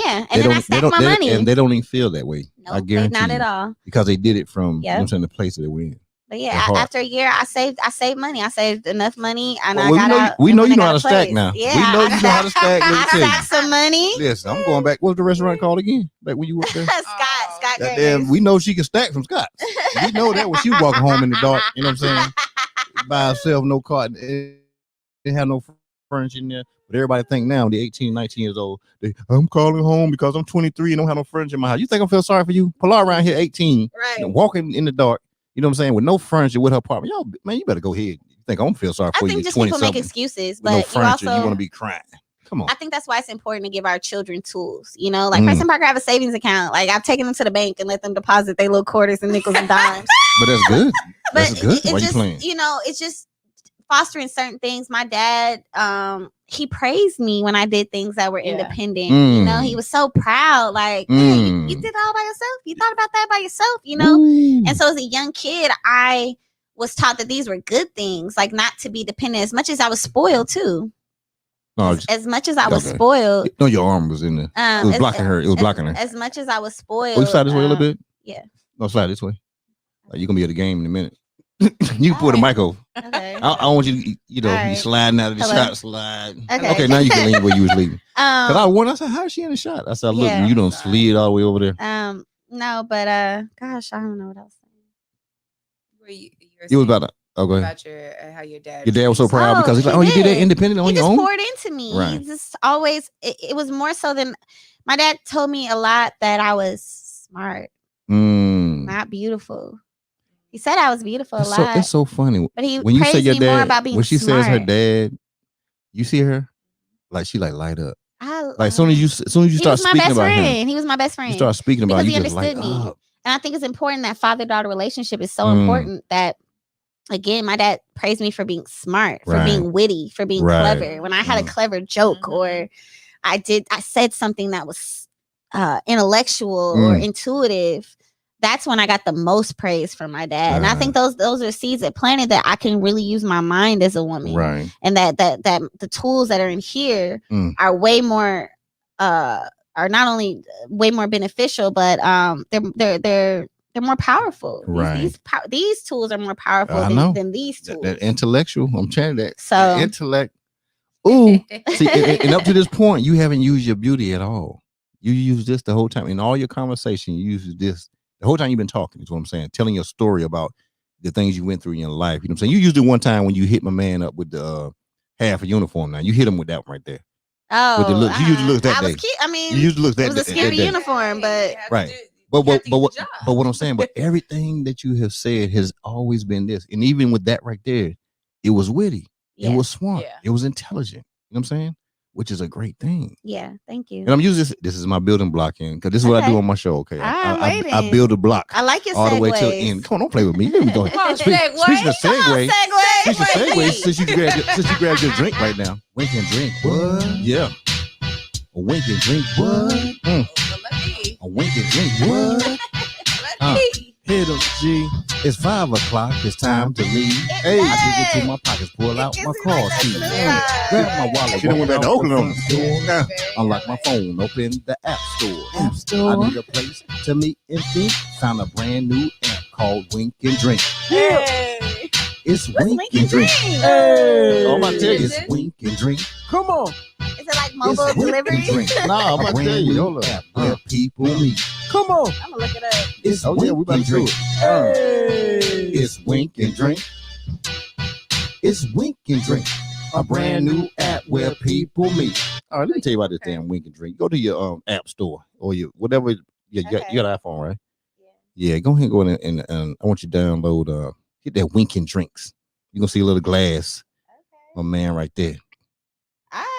Come on now. This is serious right here. Okay. And now as you're looking at it, It's loading. it's loading. So what happened is, so now I want you to listen to the song again. So you didn't listen to it that time. I want you to listen to it this time though. I've just been listening to the beat. What? A wink and drink what? A wink and drink what? Hit 'em, G. It's 5 o'clock. It's time to leave. I dig into my pockets, pull out my car keys, grab my wallet, walk out the front door, unlock my phone, open the app store. I need a place to meet and think. Found a brand new app called Wink and Drink. Yeah, it's Wink and Drink. Hey, it's Wink and Drink. Come on, it's Wink and Drink. A brand new app where people meet. Come on, it's Wink and Drink. Hey, it's Wink and Drink. It's Wink and Drink, a brand new app where people meet. And I say this because one, you saw how smooth I came in after the daggone breakdown. I just came in smooth. I say this to say. Ooh, look at this. Don't play with me, Pilar. You trying to do it again, Pilar? I say this to say. I say this to say. She gonna jump on like that. You know what I'm saying? That's what you did. I know. I hit them hard. But check this out. When this app is serious and it's based off, really, to me, the intellect. Yeah. Because the people that came up with it, that's what they were looking at. You know what I'm saying? Vanessa, Vanity, they came up with this thing and it's not a booty call app. It's not none of that date. It's none of that type of stuff. It's really one of those things where you can look at it, you can put in the type of drink you like, right? And so the winking works this way. So once you're in the wink section, you can kind of see the area. And if you see somebody, like, oh man, let me look at the profile. So look at the profile. They see, okay, it's Pilar. Look at the Pilar sitting over there. What she drink? Oh, she drank the Fiji because you set your profile up. You say what you like to drink. And I could be like, okay, well, let me wink at her. So wink, and all of a sudden it's gonna pop up. You're like, oh, hold up, I got to wink. And then you're gonna look. You can swipe up or swipe down. Yeah. Or you can look at the profile and be like, okay, let me see. He wants to buy me a drink, so he buys you a drink through the app. It never even talks to you at all, right? Oh wow. And then and then what happened is you can determine and you can talk if I want to talk or not. And chat on the chat. Yeah. So you chat with them, and so they give you like 25 times to talk or whatever, however it goes. 25. That's really cool. So that way you can. Okay, no, that's it. So it's really cool. I think that's a really good idea. It is. It has elements of Clubhouse. Like, is it strangers? Yeah, in a sense. It's right, like in a sense, right. You want to connect with like-minded people, your tribe. There you go. I love Clubhouse for the record. Do you? I do. Okay, we ain't gonna promote that right now. No. You know what I'm saying? We're gonna promote 5Cast. Hey, you like 5Cast? I love it here. That's what I'm talking 5Cast. I love it here. This is the Clubhouse. You know what I'm saying? That's what 5Cast is. We doing the Clubhouse here, 5Cast. Okay. All right, so let's get back to the meat and potatoes. Okay, because we got to make sure we get this juice right here, because all the juice is about to come, y'all. The juice is coming. Juice. The juice. That's what we're gonna call it. The juice. Look at she over there. Look, don't start winking now. I'm gonna tell you my. Listen, she over there winking. Look, she over there sitting on the profile. She said, "No, I like." Sitting on my profile. You know what I'm saying? Yeah, look at her. She putting them. I want this drink right here and that drink. I'm telling you, she ain't putting nothing but Bud Light on there. It's a good thing. Am I lying? I'm a simple girl, honey. Beer and wine. A Bud Light and Pinot Grigio. Hey, that's what we do. I'm trying to tell you. So funny. Okay, so you're there for the 2-piece. You know what I'm saying? Staying in the living room and everything. Yeah. They love you and everything. Mm-hmm. Stack my paper. You stacked that paper on them. For 2 years. When President Parker was 2. You didn't even play with them. You stacked on them. I stacked for 2 years. Ooh. And then I moved out. What were you working at? You still doing the $7.02? No. So I I know no. So when I got put on bed rest, when the boys were born, there was an opportunity where I could come back. Okay. But my cousin, I had a C-section. Uh-huh. And as much as I have this, because I'm mighty, I have this thing about me that sometimes I can do things that really I shouldn't be doing. Okay. You know? Okay. You got to know your limitations. Right. And I think that's where true wisdom comes into play. It's like admitting not when you've reached your ceiling, because I don't have ceilings, but I do have limits. Okay. And physically, when we're talking about our actual physics. Thank you, God Daddy. Yeah, shout out to the God Daddy. I only know his name. What's his name? Wayne. Damn Wayne. Hold on. Let me give you Wayne. Give me Wayne. You get the music, Wayne. Hey, it's Wayne. Hey, it's Wayne. Hey, it's Wayne.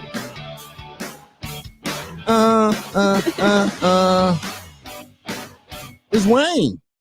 I love him. Goddamn, shout out to Wayne for being the best godfather out here on these streets. Right. So, no, I had been cut open. I had major surgery. Yeah, okay. Two people were pulled out of my body. Yeah, two big ones. And so, at the time when I could have come back, the Rockets were in the playoffs, right. And my department was a department that I worked in marketing. Okay. And so marketing did everything. When I talk about grunt work, like all those T-shirts you see on the stands, 18,000 seats. Who do you think is doing that? Y'all put them out there? Yes. Are you serious? Yes, one chair by chair. And so to come back to that, my cousin say, you know what, Pilar, I know this is your passion, this is your dream, but for the amount of money that you're gonna make and where you're at today in this point in time, and then physically you have to be here for President Parker. You cannot go put yourself physically in a position that will cause you to physically backtrack when you need to be getting physically better. Okay. And even though I was okay to walk and not do super heavy lifting, we're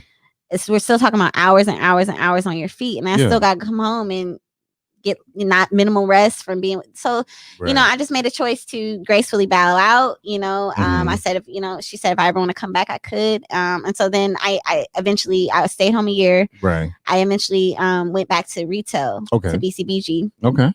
And that was cool, you know, the discount was great. But still, it was just like that wasn't it anymore either. Now I have kids, and so it's like, gosh, like what the things I want to do for my children, I need more. You know, so the elevation is inside. Yeah, it was a period of time where I was all over the place. Like, do I want to go back to school? You know, go to law school? But again, now I'm in a position I can't really work the games right now. I can't get my athletic scholarship back. Like to finish that last little semester, like it's different. It's different in that approach, and I still have these babies, not one but two, and so it's just a lot. But yeah, I ended up going back to the Rockets. I want to say 2017. Okay, 17. We back in 17 now. I'm trying to think. So 2 years. So I moved out. I moved out. Got a place, and then I went back with the Rockets, and that was good. It was a good couple years. Yeah, it was a good couple years. Okay, so you did 17, 18. And 19. Okay. And then I left and in January of 19.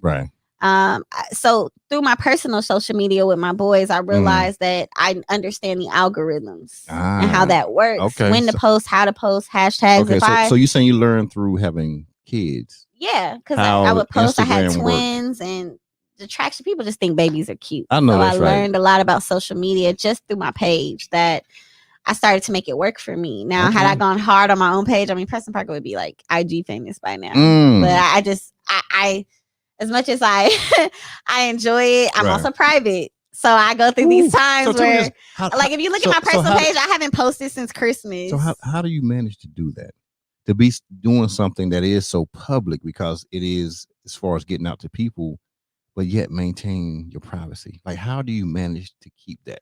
It's simple. I mean, I'm the curator of my life. What I want to share is what I want to share, and I believe in word of mouth too. So as much as social media is great, it's definitely shout out to word of mouth.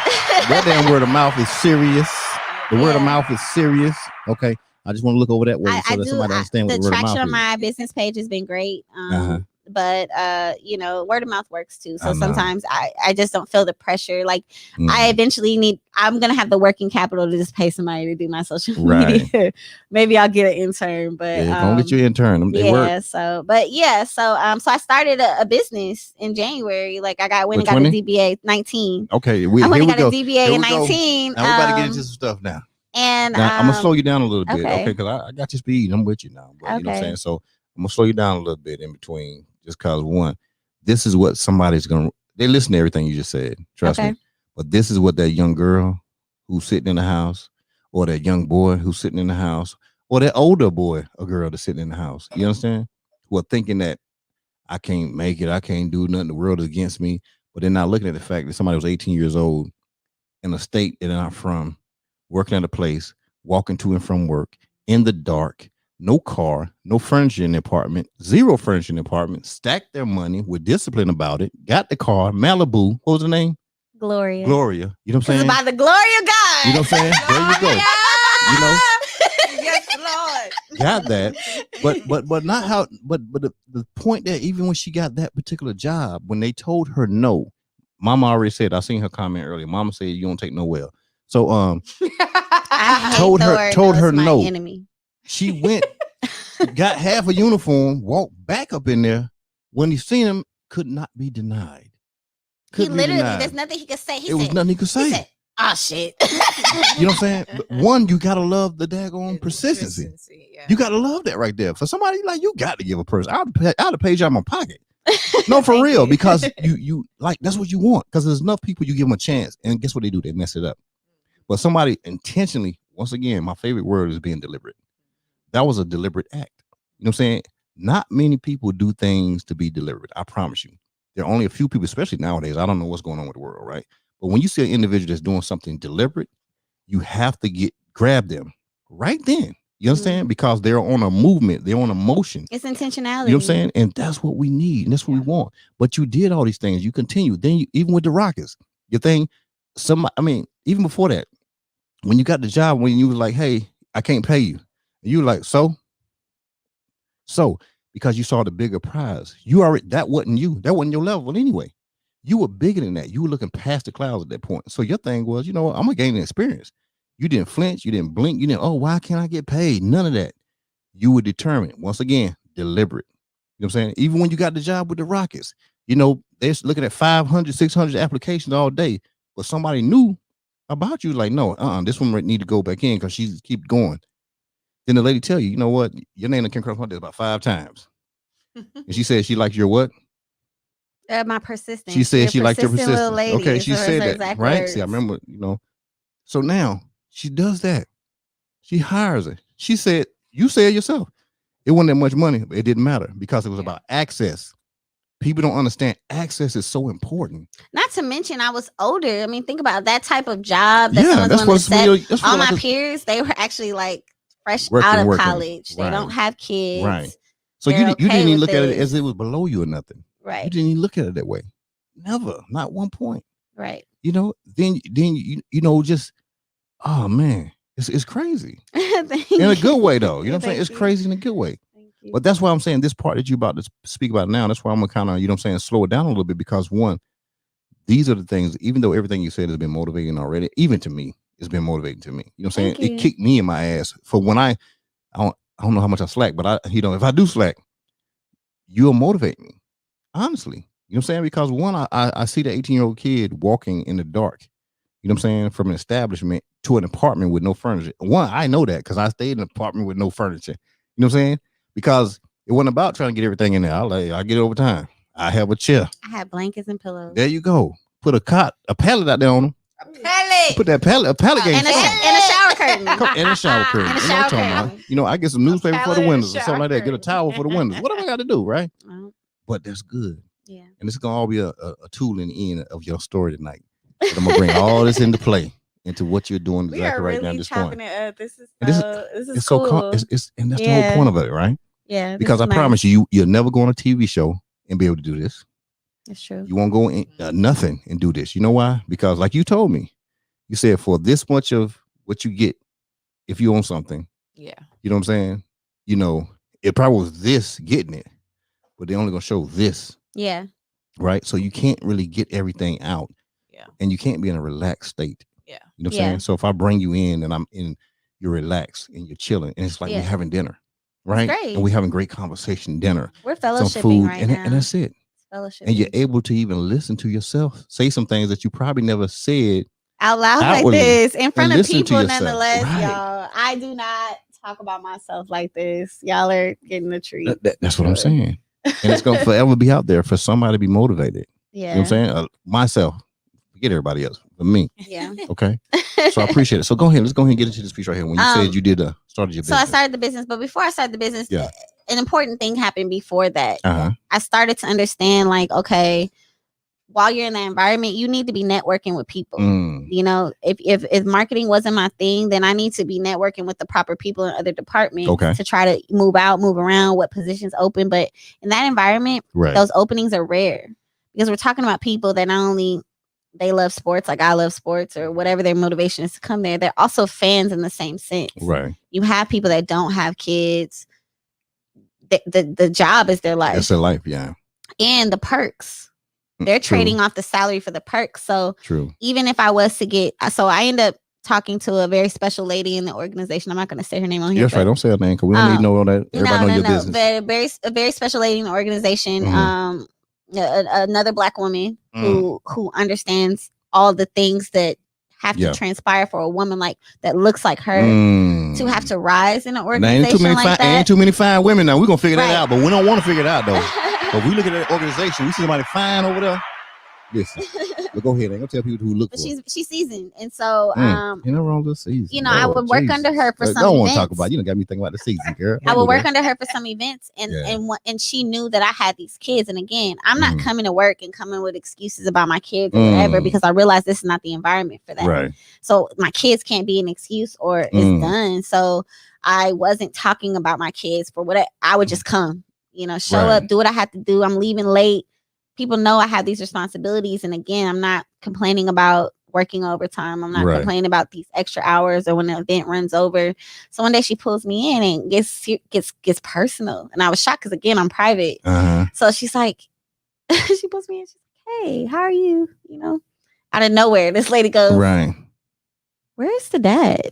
Like, what is your situation? And she was, you know, because the one thing we do in our community, we get personal when we don't know people. Like we just want to get down to it. Like we've known them our whole lives. But it allowed me to have a moment of vulnerability with someone in that organization for her to see me outside, see me apart from everybody else. Like, what is my mission? Why am I here? What is my why? And that was important for her. And as she's listening, it wasn't a moment for her to be like, oh, you know what? Let me put you on. It was a moment for her to understand where I'm at, understand that there's a greater world outside of this place. And Pilar, what you want to be doing, you need a bigger role here. But those roles are few and far in between. And you look how you look. And so, she, you know, even if I was to come on and get a full-time job, I mean, God, I was gonna make $38,000 a year, something like that. How you gonna support your baby? It was like her momming me for a second, and her like making it real, like you know, what's the move now? Because what my goal was to be the Dorsberg, to be the Sage Still, you know, can I realistically do that in my situation? And it looked like how I want it to look. And she said, you know, for what you bring to the table, you are a connector. You have great ideas. She said, you can be somewhere else where you are so much more valued and you can be making 70 out the gate, you know, which is good money here for a middle-class family in Houston, you know? So these were things that she was trying to put in my mind from mother to mother, you know, like, how do you really plan to provide for your kids instead of chasing this dream? Because you are the curator of your life. This does not have to be the avenue you do it in. You know, so anyway, it broke it down that I started thinking about the numbers. Because again, I was more thinking about the goal, like picturing myself on ESPN. And that's what I was stuck on rather than understanding in the interim, my life is still happening with my children. And what is that going to look like? And I can't live in Corda's living room and sleep on her couch forever. So I did. I started the business when people was asking me like, dang, like you getting views, you doing this, you like help me, you know? And so I went and got a DBA. And that's what made me do it. And it was right on time. I did that January 2019. I ended up leaving the Rockets in April 2019. And I just did the social media thing full time. Okay, so social media in what aspect though?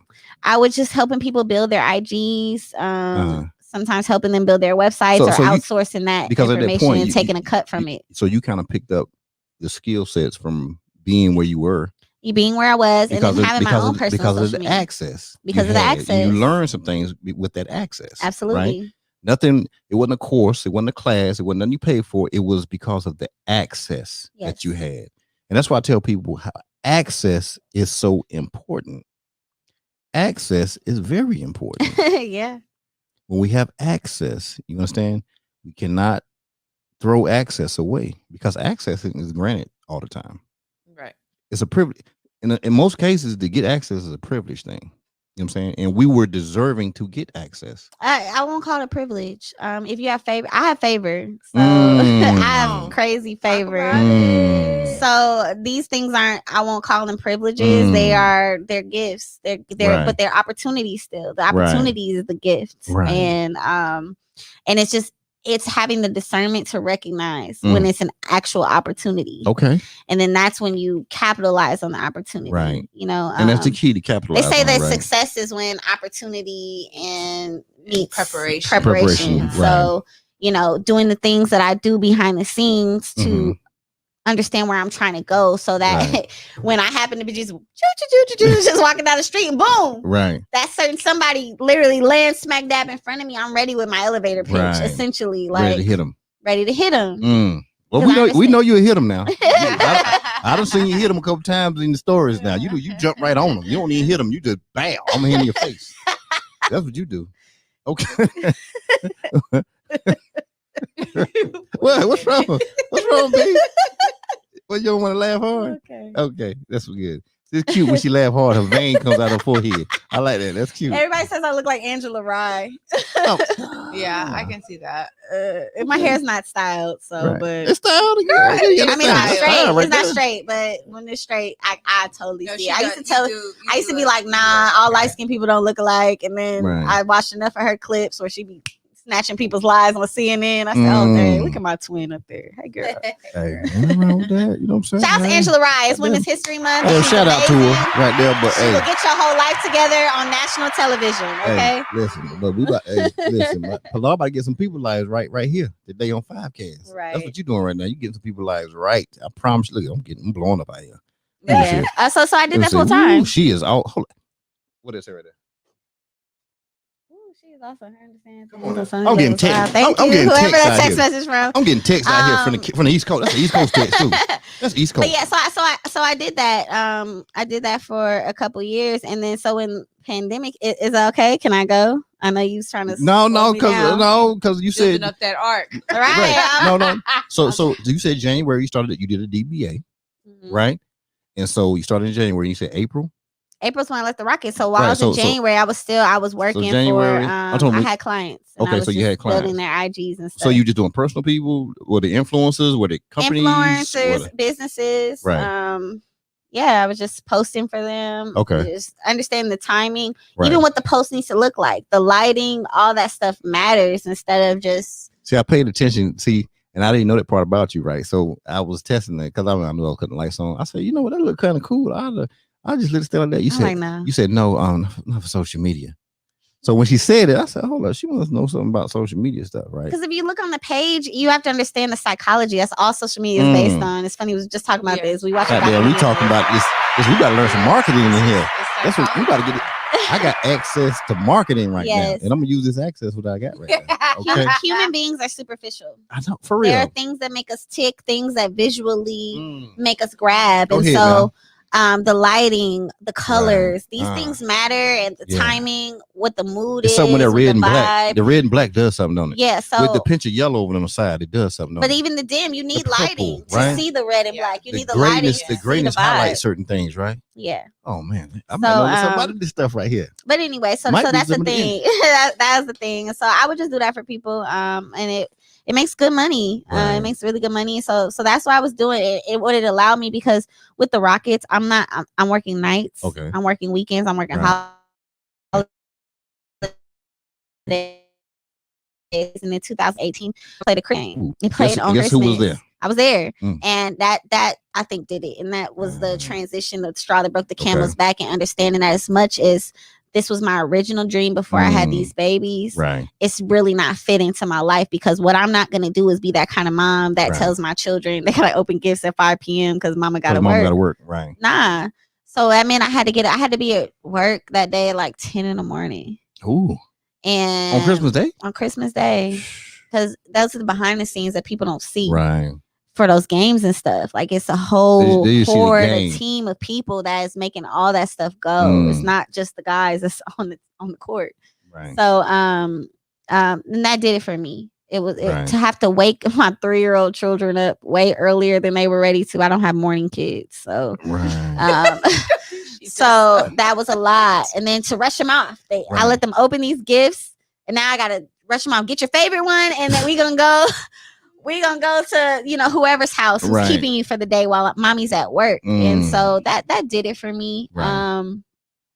And so it had me thinking about things really differently. And then it led to me getting the DBA. It led to me saying, okay, I need to start stacking up again. Oh, we know she'll stack. Stacking. She don't stack about 3-4 times. Yeah, so I need to start doing something else that can create that avenue for me to do something different, because at the end of the day, it is me providing for these kids. Right. So you walked away April. I walked away April. So now I'm fully invested, and it allowed me to pick up my kids from school. Like 19, that was right? Life change. It's still 19. Okay. This allowed me to pick up my kids from school. Like that was something that was seemingly small to somebody else, but that was big for me because they had grown accustomed to other people picking them up from school. And so there was that, just being with them during dinner time, putting them to bed. That's another thing. Think about it. It's like, okay, I get to work with my job around 2 or 3, depending on when a game starts. You get in there like 3, 4, 5 hours before a game, prepping everything, putting everything in place for the fan experience.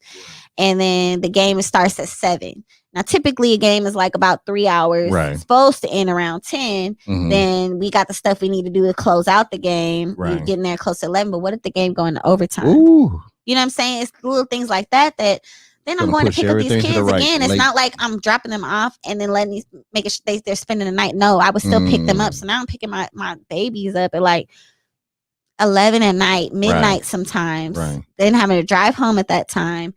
And they were still small. I live in a townhouse. It's 3 stories. Having to carry 2 humans up 3 flights of stairs was a whole thing. And so and it had to stop. Okay. And so once I walked away, it was life changing. I was able to create my own time frame. Right. Because you could do everything completely from home at that point. Completely from home. It allowed me to do laundry consistently, go grocery shopping in the daytime, like just stuff that I wasn't able to do before. And so it just changed. And I saw the power of being your own boss. That was like my introduction to that. Oh, shoot. Shout out to that damn. This is my stuff right here now.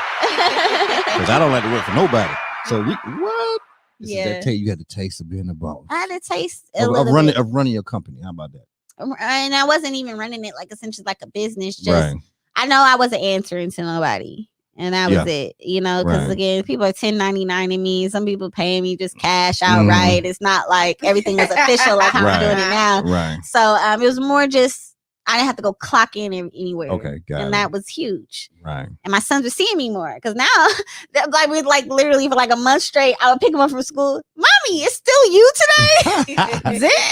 Right. Made me feel like trash. Like, I'm sorry, son. Oh, but you were good. You were super mom though. But again, it's like, okay, it's not like daddy's picking them up. It's I know that's right. He's sorry. Outside relatives that, there's the impact of it being mom. This is who I go home to that was good for our family. Right. And that helped us a lot, them knowing that I'm going to be there. Then they stopped asking. They just knew, okay, I'm dropping them off, but I'm going to pick them up too. Right. That was big for my children, not creating that like latchkey syndrome. Ain't nothing wrong with a latchkey now. Nothing wrong with latchkey kids. I'm not saying that. I'm not saying that at all. Hey, I'm latched all day.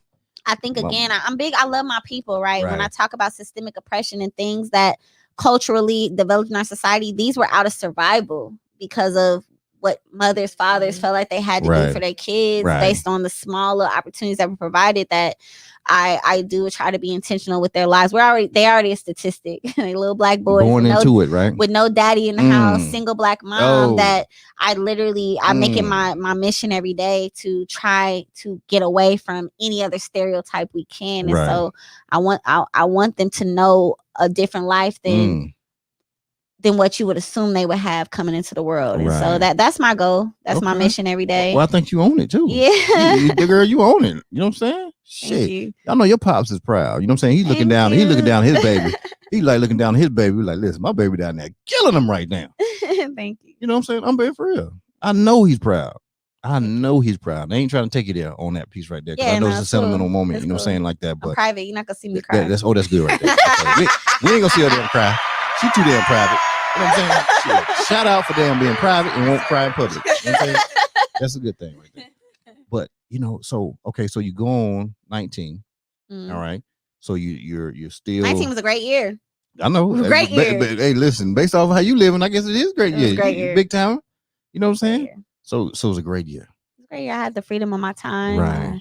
I got to spend Connecting my time with my boys. kids, create memories. I have so many pictures from that year that I'm just grateful. I got to spend a lot of time with my family that year. It was just good. I just was able to get up and go. I didn't have to worry about when the season starts back up. I didn't have to worry about what events were happening. Even during the summertime when the season's not on, there's still things going on for these organizations. Okay, right. Doing for the communities. Still a business, the marketing department works like this with community relations. Right. So those food drives, those water drives, whatever you see, anything that has the Houston Rockets on it, it's the marketing team that is doing that. And that's with every team in they have the industry. Sell, that's how it works. They have to sell, and that's what get the people to come. Get the people to come, and then that's how you sell the tickets. And so it all comes full circle. Right. Full circle. So no, it was just 19 was great. I went into 2020 with all the optimism. Okay, so 2020 came in. Optimism was high because you said, "Shoot, I killed him in 20. 20, I killed him." I mean 19. Oh, I thought we was in 20. We moved in 20. You said I killed him in 20. I didn't. Right. 20 hadn't fully happened yet. It didn't. That's 19. What I mean. Listen, yes, see, cool. I'm still thinking it's 20. I'm right here with you. I'm thinking it's 20 right now. No, we're in 21. That's why it's 20. Yes. You fast forward. Now you fast forward. It's not me. Listen. But 19 was great. Yes. When you in business, every day the same. Yes. And every year is probably the same to me. So that's probably. So I do apologize. I did jump ahead. I didn't mean to. Okay. I went into 20 with full optimism. So 20 you went in hard and said, you know what? I'm about to kill him in 20. Yes. Pandemic hit.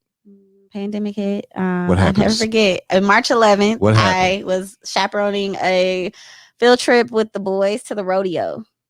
Mm-hmm. They allowed hundreds of thousands of people to show up. Right. Enter the building. We were all there for 30 minutes and they shut it down. They let people buy food, get tickets to rides. And then told everybody to go home. It was literally ultimate pimps. It was crazy. I had never seen anything like it. Right. And it was just the introduction to what we didn't know was about to really happen to the world and our lives. But everything shut down. Right. And so it was the first time in my life with my children that my village wasn't involved because my village, Cora is in her 60s. Right. And her mother at the time would just pass away, R.I.P. mommy. She was already in her 80s. Okay. Right. And so she's the sole caretaker for her mom and her aunt, who's also 80. They're sisters and they're like a year apart. And so she was taking care of both of them at the same time. And so we didn't know what was what at that time. So now can't nobody come around and help me or come watch the kids for a second. We're all just inside. It was the first time I was inside for like 40 plus days with them by myself. And I caught COVID. Huh? I must have got it from the rodeo or somewhere, but the symptoms came up like the 30th. I'll never forget because it had been like a couple weeks now, and I get my nails done like faithfully like every 2 weeks, and so I'm looking at my nails like, dang, I gotta take the polish off. So I'm taking it off with acetone and I couldn't smell it. Ooh. I'm like, dang, like I smell like that. I just bought the bottle too. So I was like, oh, is this a new formula? Right. The unscented acetone. You know what I'm saying? This is the new stuff right here, girl. We're gonna get out. We're gonna get this. Like, I was so good. Like, what? Okay, I just thought I was tripping. I didn't think nothing of it. But then the next day I baked brownies. Right. Again, we stuck at home. I was baking stuff, doing all kinds of stuff, just like, what are we gonna do? So I'm baking brownies. I couldn't taste the chocolate after I baked them. That's when I knew, and it was early, and it was early enough because it was the next day, so it was March 31st. Yeah. No one talking about the symptoms. That wasn't like one of the symptoms. So I was like going down. There wasn't too much on it on the internet until I saw an interview that said this might, or something on the news that this might be a suspected trait. Okay. So I ended up getting a COVID test like 3 days later, and I was positive, and I had no taste or smell for 2 weeks. So I was physically, I had shortness of breath. I wasn't actually feeling well, and I think the only thing that kept me well was one, I live in a townhouse. Right. The up and down the stairs. I think culturally, like when we're not feeling well, we tell people, go lay down. Right. Right. Drink some ginger ale. Take a nap. Yeah. But I was active and I'm still having to run around my kids, and they're in a different space and time. There's no school. They figuring out what's going on. They having to go on virtual. It was just a different time that I'm running after them. So how did you feel being around them? They had cabin fever. At first I was weary. Like I would try to just be in my room and tell them like, give me space, but it's impossible. Right. I'm just the only one there. It's impossible. Yeah. Right. They never got a cough, not a sniffle, not a nothing. But one thing I was doing, I was taking Jinka.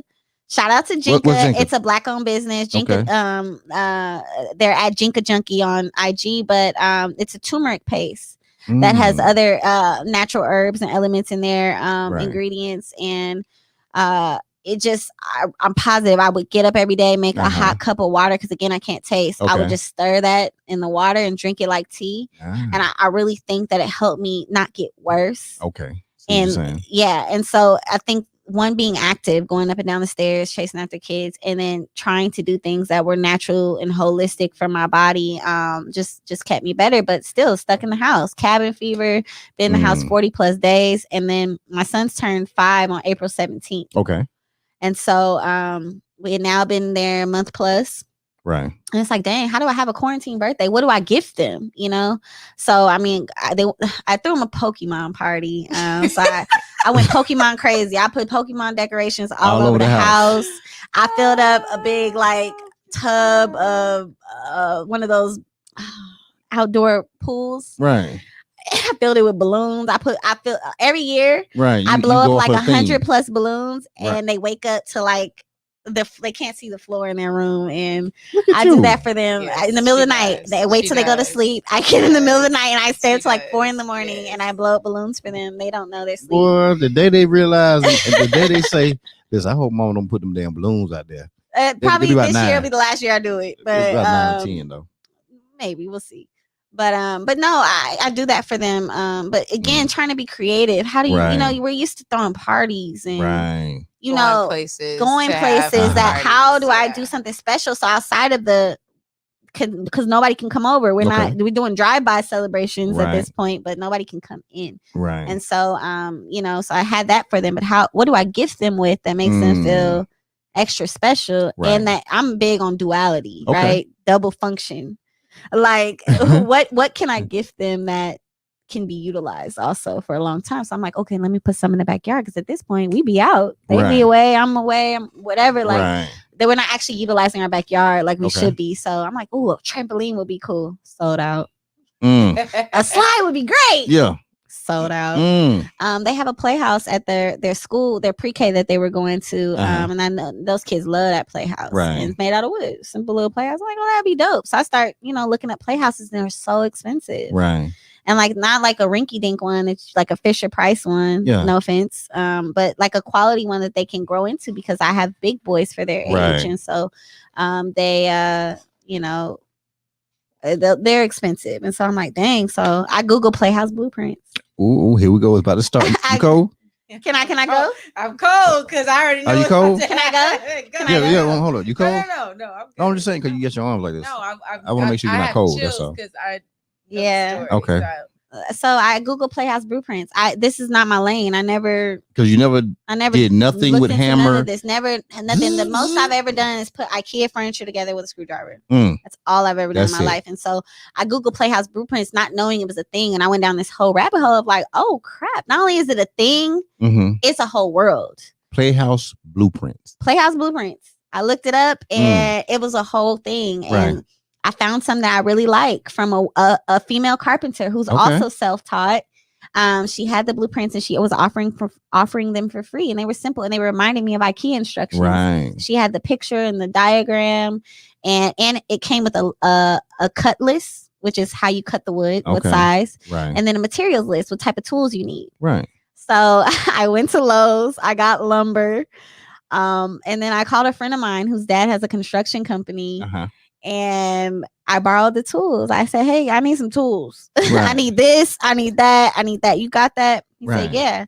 He drops the tools off on FaceTime. He had to teach me how to even unlock the miter saw. Right. I didn't know how to use these tools. I've never used these tools a day in my life, but my love for my children is much greater than my ignorance. Damn, hold on. I ain't trying to stop you, damn it. But listen, you ain't gonna say nothing about the kids, and I ain't gonna say nothing, give you a damn applause.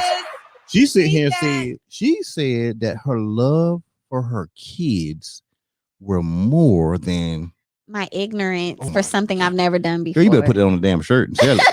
If you don't put that on a shirt and sell it, something wrong. You need to put it on your Instagram for real. There's nothing I won't do for my children. And I don't know any mother on this planet, a good one, any parent on this planet, a good one, that wouldn't do that. If there's something that they need that I want to give them, I'm going to figure out how to do that. And so, girl, hold on for a second. Okay. I got to pause you for a second. all right. That was deep right there. And I need that That to was. settle on people's spirit for a minute right That there. was. Because the reason why it goes Hey, with cousin. it goes with something I say for me, right? I don't worry. I'm not scared. You know what I'm saying? Because my love for God is greater than fear. Woo-hoo. And that's what I'm saying. So what you said resonates with me so much. That's why I've never had fear. You know what I'm saying? It's not saying I can't be beat. It's not saying I can't be killed. I'm saying all those things It could just happen. doesn't scare me. Right. Because I love him so much.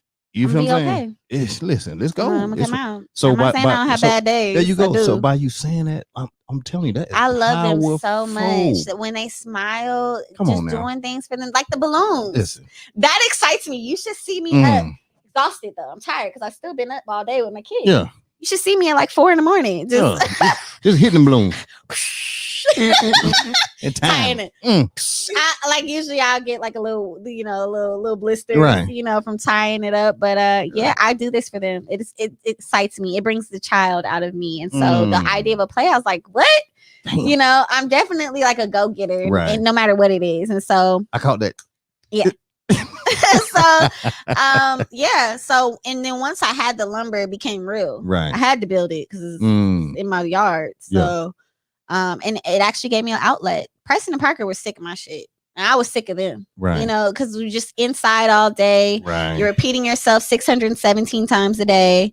No. They're fighting, as much as they're twins. They're doing kid stuff. They're opposite. Right. One's left-handed, one's right-handed. Okay. They're genetically the same person, but So they're they like mirror. they're mirroring a lot. Okay. One's left-handed, one's right-handed. One likes chocolate, one hates it. One talks like this, and the other one's really proper, and he uses words like "that was exquisite" to describe good food. Like my son, I'll be like, "Ooh, this is good." He said, "Yeah, mom, it's exquisite." So what that means that one kid has one side of your brain, the other has the other side of your brain. Yes, That's what it absolutely. is. From New York. Yeah. He talks like his name Parker. Yeah. He's around nobody from New York, but he just has it. Let's get in the car. What? Whose child are you? I'm from LA. You live in Houston. Where are you from? He done put some stuff in there. But so they're just night and day different, and Right. it was just a lot. And so what happened was I just kind of gave up. 2020 allowed me to let go. We didn't have to be structured anymore. We didn't wake up when you want to. Come on now. You want to watch TV all day? Cool. I'm gonna feed you morning, noon, and night. Right. Do what you need to do the rest of the time. And I went in and the I'm yard. out here. I'm back here and building. stuff. And I would wake up in the morning, Right. make sure just they ate and stuff. And I wouldn't bother them. I would let them literally have free reign in the house. And I spent 10 days outside total. I built it. It took me 2 days to build the structure according to her plans until I realized that when she built it to be inside. So it didn't have a floor. It didn't have a door. Right. It wasn't weatherized. Okay. I was like, dang. And that's when, you go on YouTube. YouTube teach you everything. That's right. YouTube University. Shout out YouTube. You know what I'm saying? Listen, I'm on it right now. Don't play with me. Shout That's out how YouTube. y'all watching us right now through YouTube. Yep. Don't play with us. us. So I hopped on YouTube and so that's when I learned I had the skills because I no longer have blueprints. Right. So I looked, based on what I had been applying versus, per her directions. Okay. I'm like, well, now I need a floor. Okay. Well, the build is this big. So I need my floor to be 6 feet wide, 4 feet deep. Right. So let me chop that up like that. Okay. Well, now I need to build a frame. I was going on YouTube. I got to build a frame for it. Laid it down. I built a floor. I went and then I was like, now I got excited. I started going to Lowe's every day. Okay. That's my store too. Home Depot and Lowe's. Shout out to both. You want to Home Depot? I like Lowe's. Lowe's CEO is black. Okay, and they got a partnership with you. So they about to have one. They about to have a partnership with her. Lowe's CEO is black. They about to have a partnership with her. How about that? So I like to spend my dollars there, but it's not just because that is not all about race. I feel like Lowe's is like the Target and Home Depot is like the Walmart. Is it? So, yes, because it's cleaner at Lowe's. Okay. Yes. Okay. It is cleaner at Lowe's. Which one you go to? I go to both of them. Because I go to Home Depot depending on what I need. So like now that I'm getting into tools, I do like Ryobi, but only Home Depot sells it. Right. So I do have to go for that. But again, my experience every time I'll be like, dang, this is why I go to Lowe's. It's cleaner. It's more organized and the customer service is better. So I thought it was and based for on somebody the who's never been in this environment, right? No, there's a home. There's a Home Depot and a Lowe's literally like. No. So I thought they were clean based off of the areas. It's just it's the corporate apathy. It's the corporate culture. It's the corporate culture, how they treat their employees, how they care about their business, whatever their bottom line is, that's going to translate over. And so Lowe's is definitely about the customer experience. And don't you see this girl?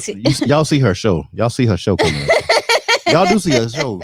I'm talking about from the top to the bottom. She's going to, oh, Lord, I can't wait to see it. Listen, I just want to take it to the front row. So that's why I like spending my dollars at Lowe's, because for somebody who's literally new to this environment, you was handling it. I'm coming and I'm actually getting help. Like I'm able to go to somebody and I need help because I don't know what I don't know. Right. I don't know what this tool does. I just know I need it. Right. So I was going to Lowe's. I would get up, go to Lowe's, and I went and got shingles. So I first built the floor. And I'm like, dang, well, it's gonna rain. It's Houston. I need to weatherize this. So I went and got shingles. I learned how to roof. I went and got some roof paper, put shingles on it. Then I primed it. Then I painted it. I caulked the floor so that bugs don't climb in through the bottom. I sprayed it for bugs. Oh my goodness. And as I saw it come to life, every day it was something new. It's like first it was this and then it was this. And as I was doing that, I was posting to my stories on my personal page with me and my boys. Okay. And I had a large enough following that my friends and people that are just my IG, community were like supporting, like, oh shit, dang. Hey, to where it was showing me like, oh girl, you doing something. Because for me, I was doing this for my sons. I was just excited to do something for them. I wasn't proving that to nobody. I'm just posting it because I'm also seeing it come to life. And I'm like, damn, Pilar, you just did this. Okay, click. Okay, snap picture of that. Like, let me document everything, but not in a way where I'm like, oh, I'm so awesome because I did this. No, I just can't. For me, the goal was everybody see Preston and Parker's reaction at the end. Not what I was posting. I'm just documenting, but the feedback that I was getting let me know that I was doing something special. Okay. Because when you are a parent who is truly committed to your children, your family unit, you're not doing it for clout. You're doing it because that's what's supposed to be done. So I'm not seeing it as, oh, like what I'm doing is different than any other mom would do. In my head, all the mamas is out here building playhouses. That's like what my thought process was, because that's how much I love my kids. I was in it for my kids. But the feedback. And so after I finished, after the final result, after, to see how they felt, like, because they were seeing me out there. They would come out and they'd be like, oh, mama, like I was getting a little reactions that it was nice to see the final product that people encouraged me to, maybe this is your thing, Pilar. And now it's not like I had the income coming in. It's COVID. Like, it's time for the pivot, And so that's what I did. And so I reached out to everyone that I knew that owned a home, had kids, and had like a nice sized backyard. Like, can you let me build a playhouse? Like, just buy the materials. Now I just build it. Once again, there she is. Working for free. No. I'm not gonna call it working for free. It's gaining access. Yes. Is gaining access. It's really a smart marketing tool. Thank you. It's a brilliant marketing tool. You know what I'm saying? And you adding to my story at the end. Go ahead, girl. Okay. So that's why I called you, because I got my brain works that way. Okay. So I had to go back when you was in California, and so now I'm just putting it all together. Okay, go ahead. But yeah, so one of my girlfriends, shout out Alana McCain. Goddamn Alana McCain. Let me tell you about her. Alana doing her thing. I don't know where she at. Right now she's in Destin with her family, but she lives in Katy. She lives in Katy. Goddamn Katy up there off 10. She doing her thing. Go ahead. She's doing her thing. She has 3 beautiful children. All 3 of them. But so her youngest. Yeah, you fall asleep over there? You drop the phone. Her youngest. God, what happened? You fell asleep? My hand went numb. She fell asleep. Her youngest at the time was 2. Okay. And so and her older boys, I think the youngest is like 6. And so it's not obviously for them, because I don't know what I haven't built what I haven't built yet. It's literally 1 second. So what I wanted to do was build the same thing I did for Preston Parker, but now I'm gonna make it better. So for her, that's where the improvisation started coming in, where I started realizing this is not just me following directions. Right. I'm seeing a build. It's like the architecture in my brain, like the sketch is starting to form in my mind of what it's gonna look like. Right. and then my hands are gonna make it real. Ooh. And so I told her, I said, yeah. So I I was looking at pictures on Pinterest, like, yeah, and I'm gonna build the same playhouse I built for President Parker, but now I want to build out a deck. She need a picnic table so she could drink her little juicy and stuff. I started to put myself in the shoes of the little kid, like what they gonna do, and what I wish I would have done for President Parker the first time around. Right. So she said, okay. We got the materials, and I went in her backyard every day. It was the month of June 2020. Right. And I built it, and I made it match her house. She wanted to look like her house. It matched her house, and that did it for me. So after I built that was my confidence, because it's one thing to build something for my children that I love, that I would take a bullet in the face for. Right. It's another thing to go build something for somebody else's child. It's hard labor. Right. And it's Houston in the summertime. Ooh, the heat. You said June. You said June. Now. Okay, not to mention, again, I am a woman, like girlies in some ways. Like the bugs, it's Katy. It's still the country. She lives like deep down in Katy. I'm out there in that grass and disturbing it in the wood. Everything's coming out. When you have everything laid out, it's funny. I started to learn about the environment, because bugs, until it's complete and people start to engage with it, bugs, but anything that's outside, they think it's for them. Right. The bugs and the spiders that I was encountering, it was just a lot that I was coming across, and it wasn't deterring me. I wasn't like, okay, this is too much. Oh, it's too hot. Like it was nothing. I was so committed to making something special for somebody's child that wasn't even mine. And for free. Yes. So once I did that let me know, okay, if I can do this for nothing, I'm finna do this. It's about to be on. So I called an attorney. I know her name is Cashmere Terry. Goddamn Cashmere. Doing her thing. She's a Black attorney, and so she filed my LLC, and then she drafted my contracts so that I can have. I was very intentional about how I started my business. Deliberate, once again, she said intentional, but I say deliberate. Well, because in our community, there's a stigma that we don't do business properly. No. Oh, okay. We don't. That's not true. I'm keeping it real. Well, let's start changing that. No, you just said. I said there's a stigma. I didn't say that. Was just completely factual. Jesus. I didn't say it was factual. Just don't throw our people under the bus. Listen. I'm for. Listen, you won't act like I ain't for the people. I'm not saying that. You know what I'm saying? She gonna try to come me like I ain't for the people or something like that. Anyway, so Cashmere, she did Cashmere, right? Yes, Cashmere. So she did her thing with the. She did her thing. She drafted a beautiful contract. She should have. She went to law school. Damn it, Cashmere was in law school. Yeah, she got her degree. Went to UCLA, I think. Damn UCLA. She out in California doing good stuff. No, she's here though. She's here. And came out here to Texas with her law stuff. So she's dope. So if you need a patent or trademark, she's an entertainment attorney. So she's cool. She's dope. She's a really special person. She's dope. So so I linked up with her because in my business, my intention is to support other Black business. Okay. And it's not that, I don't do business with others. It's not like that. It's more like coming off 2020, all the things that transpired in 2020. Yeah. I do read a lot, and I did have I won't call him militant, but my dad was very, like I said, he poured into me, and he also poured into me specifically because I was a Black girl. He made me watch certain movies as a kid that I knew a lot about my people that they weren't teaching in schools. And I read, I read a book. I read a book in 2020, actually. Okay, which one? Before I started my business. No. I read it in 19. I actually, when Nipsey Hussle died, I made a point to read a lot of books. Okay. It was my way to honor him. But one of the books was Black Fortune, and it was about the first 6 African-American millionaires that were out of slavery in this country that history doesn't tell you about, that was really influential in politics or whatever. But anyway, they specifically brought up neighborhoods like Greenwood in Tulsa, which is the original Black Wall Street for those who don't know what Greenwood is. But it talked about, we had our own doctors, our own lawyers, our own schools, our own grocery stores, our own everything, our own institutions. Like, we didn't have to go outside the neighborhood for anything we need. So the Black dollar circulated the neighborhood 26 times before it left. And that's a long time. When I say 26, we're talking days. I don't realize that. Now the dollar doesn't stay in the Black community longer than, I think, 3 hours or something like that. And so so it's understanding that, in my business, I want my business to help others. And so my intention is to first go to other Black businesses to try to collaborate before I step outside of my community. And so I've been intentional about that. So, my accountant is Black, my attorney is Black.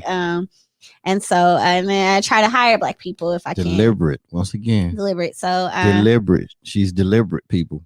Yeah, I want us all to just. I be highlight great. that because it's good. Yeah, thank you. But it means that whatever you do is pointing to it. But I did that from the beginning instead of like functioning my business and then incorporating it. You know, I just did everything from jump, and I invested in myself. And since I had borrowed those tools, I mean, his dad didn't need the tools back, so I had to go buy tools.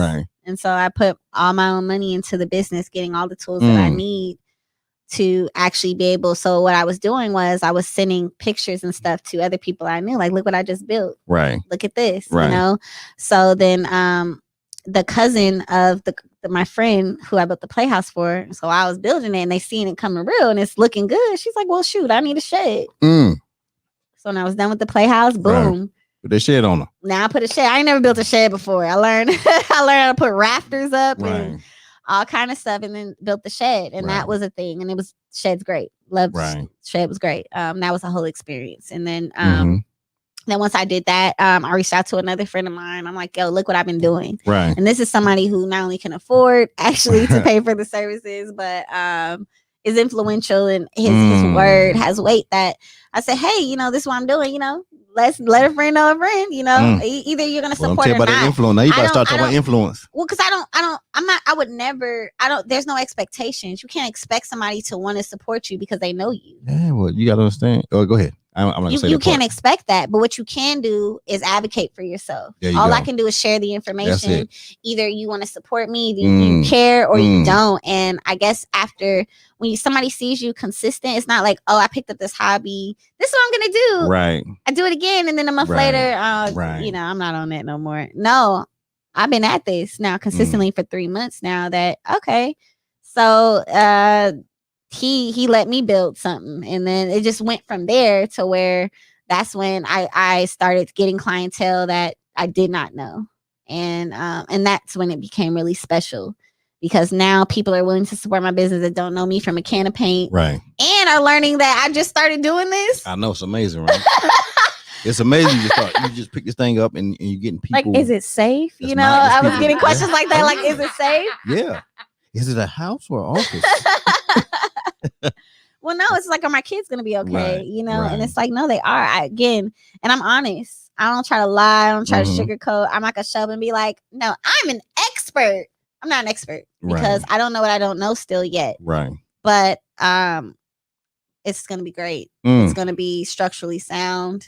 I know what I'm doing. I can't articulate how I'm doing because I haven't been doing this for a year, but it's in my mind, and it just shows the power of the mind. Like, we're all God in a way. Like, we're made in his image. And so the power that is really, like, you know, inside of us, if you really get an opportunity to tap into that, sky's the limit, seriously. I know. Because it's in my mind, and literally my hands just make it. I still don't even know how to really fully articulate how I'm doing what I'm doing. I'm just doing it. You just know, and it just comes to you, and you know.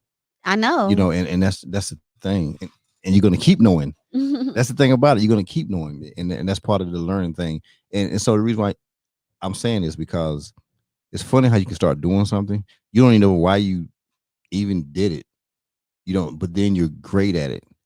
And then you just keep doing it. And you're not really looking at it like everybody else is looking at it. You're looking at it from a whole different place because you're doing it from a pureness.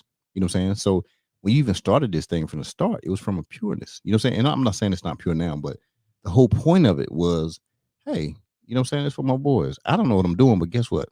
I'm gonna do it. My love for my kids is greater than what I don't know. Yeah. So I'm going to dig, and I'm going to go make this thing happen. And when you saw the results, so you're like, damn, that's pretty good. You know what I'm saying? To yourself. Yeah. And to the point where there's numerous times that you've done things just so far in your story that you've done that the pay was not an issue at all. You know what I'm saying? Because you were so much greater than, honestly, you were greater than any to pay, whatever even to what you got now. You're greater than that. Yeah. You're greater than what you received. You know what I'm saying? You know, and so the focus wasn't money. You know what I'm saying? Even though that came with it, it comes with it. It's just the way it works. Like you said, we do something we love, we'll do it for free. But sometimes we'll just be so good at it, or we get good at it, that money just happened to come with it. We've lost the art of bartering in our society. I know. Like back in the day, they used to barter. So it's like, all right, you don't have money. What do you have that's equal to this value? And that's what we're missing in our society. And so for me, bartering my time, right, which is valuable, bartering my time and my talent or my expertise in something, that's the most valuable thing we have. It's the most valuable thing we have. I promise you, because you can move around the world with your time. You know what I'm saying? And what you do. At the end of the day, you don't need $1. A person can go from LA all the way to the East Coast, right? And won't have to have $1. You know what I'm saying?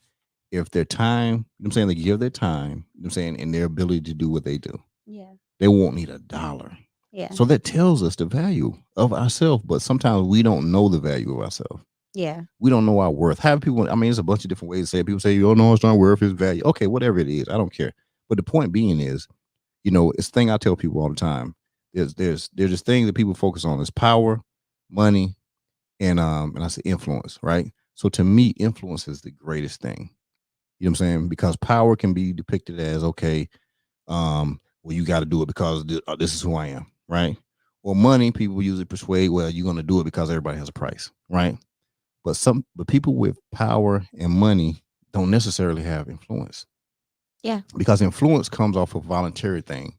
So your influence can make somebody voluntarily be like, yo, what's like, no, I'm gonna go do what Pilar is doing. Not because you the feedback I've been getting from my business is crazy. Like the women that have been reaching out to me, and that let me know that what I was setting out to do off the premise of just building something for my boys was so much bigger than me. I am sure, because you know what? If I was a big woman, a large woman, right, no one would be surprised at the things that I'm doing. Yeah. It is because I'm small in stature. It's because I have this feminine look about me that people are like, what?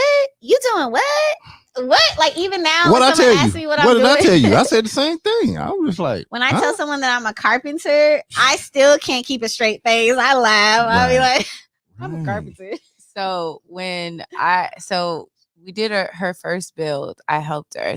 And I shot. And you know, I wasn't like Pilar.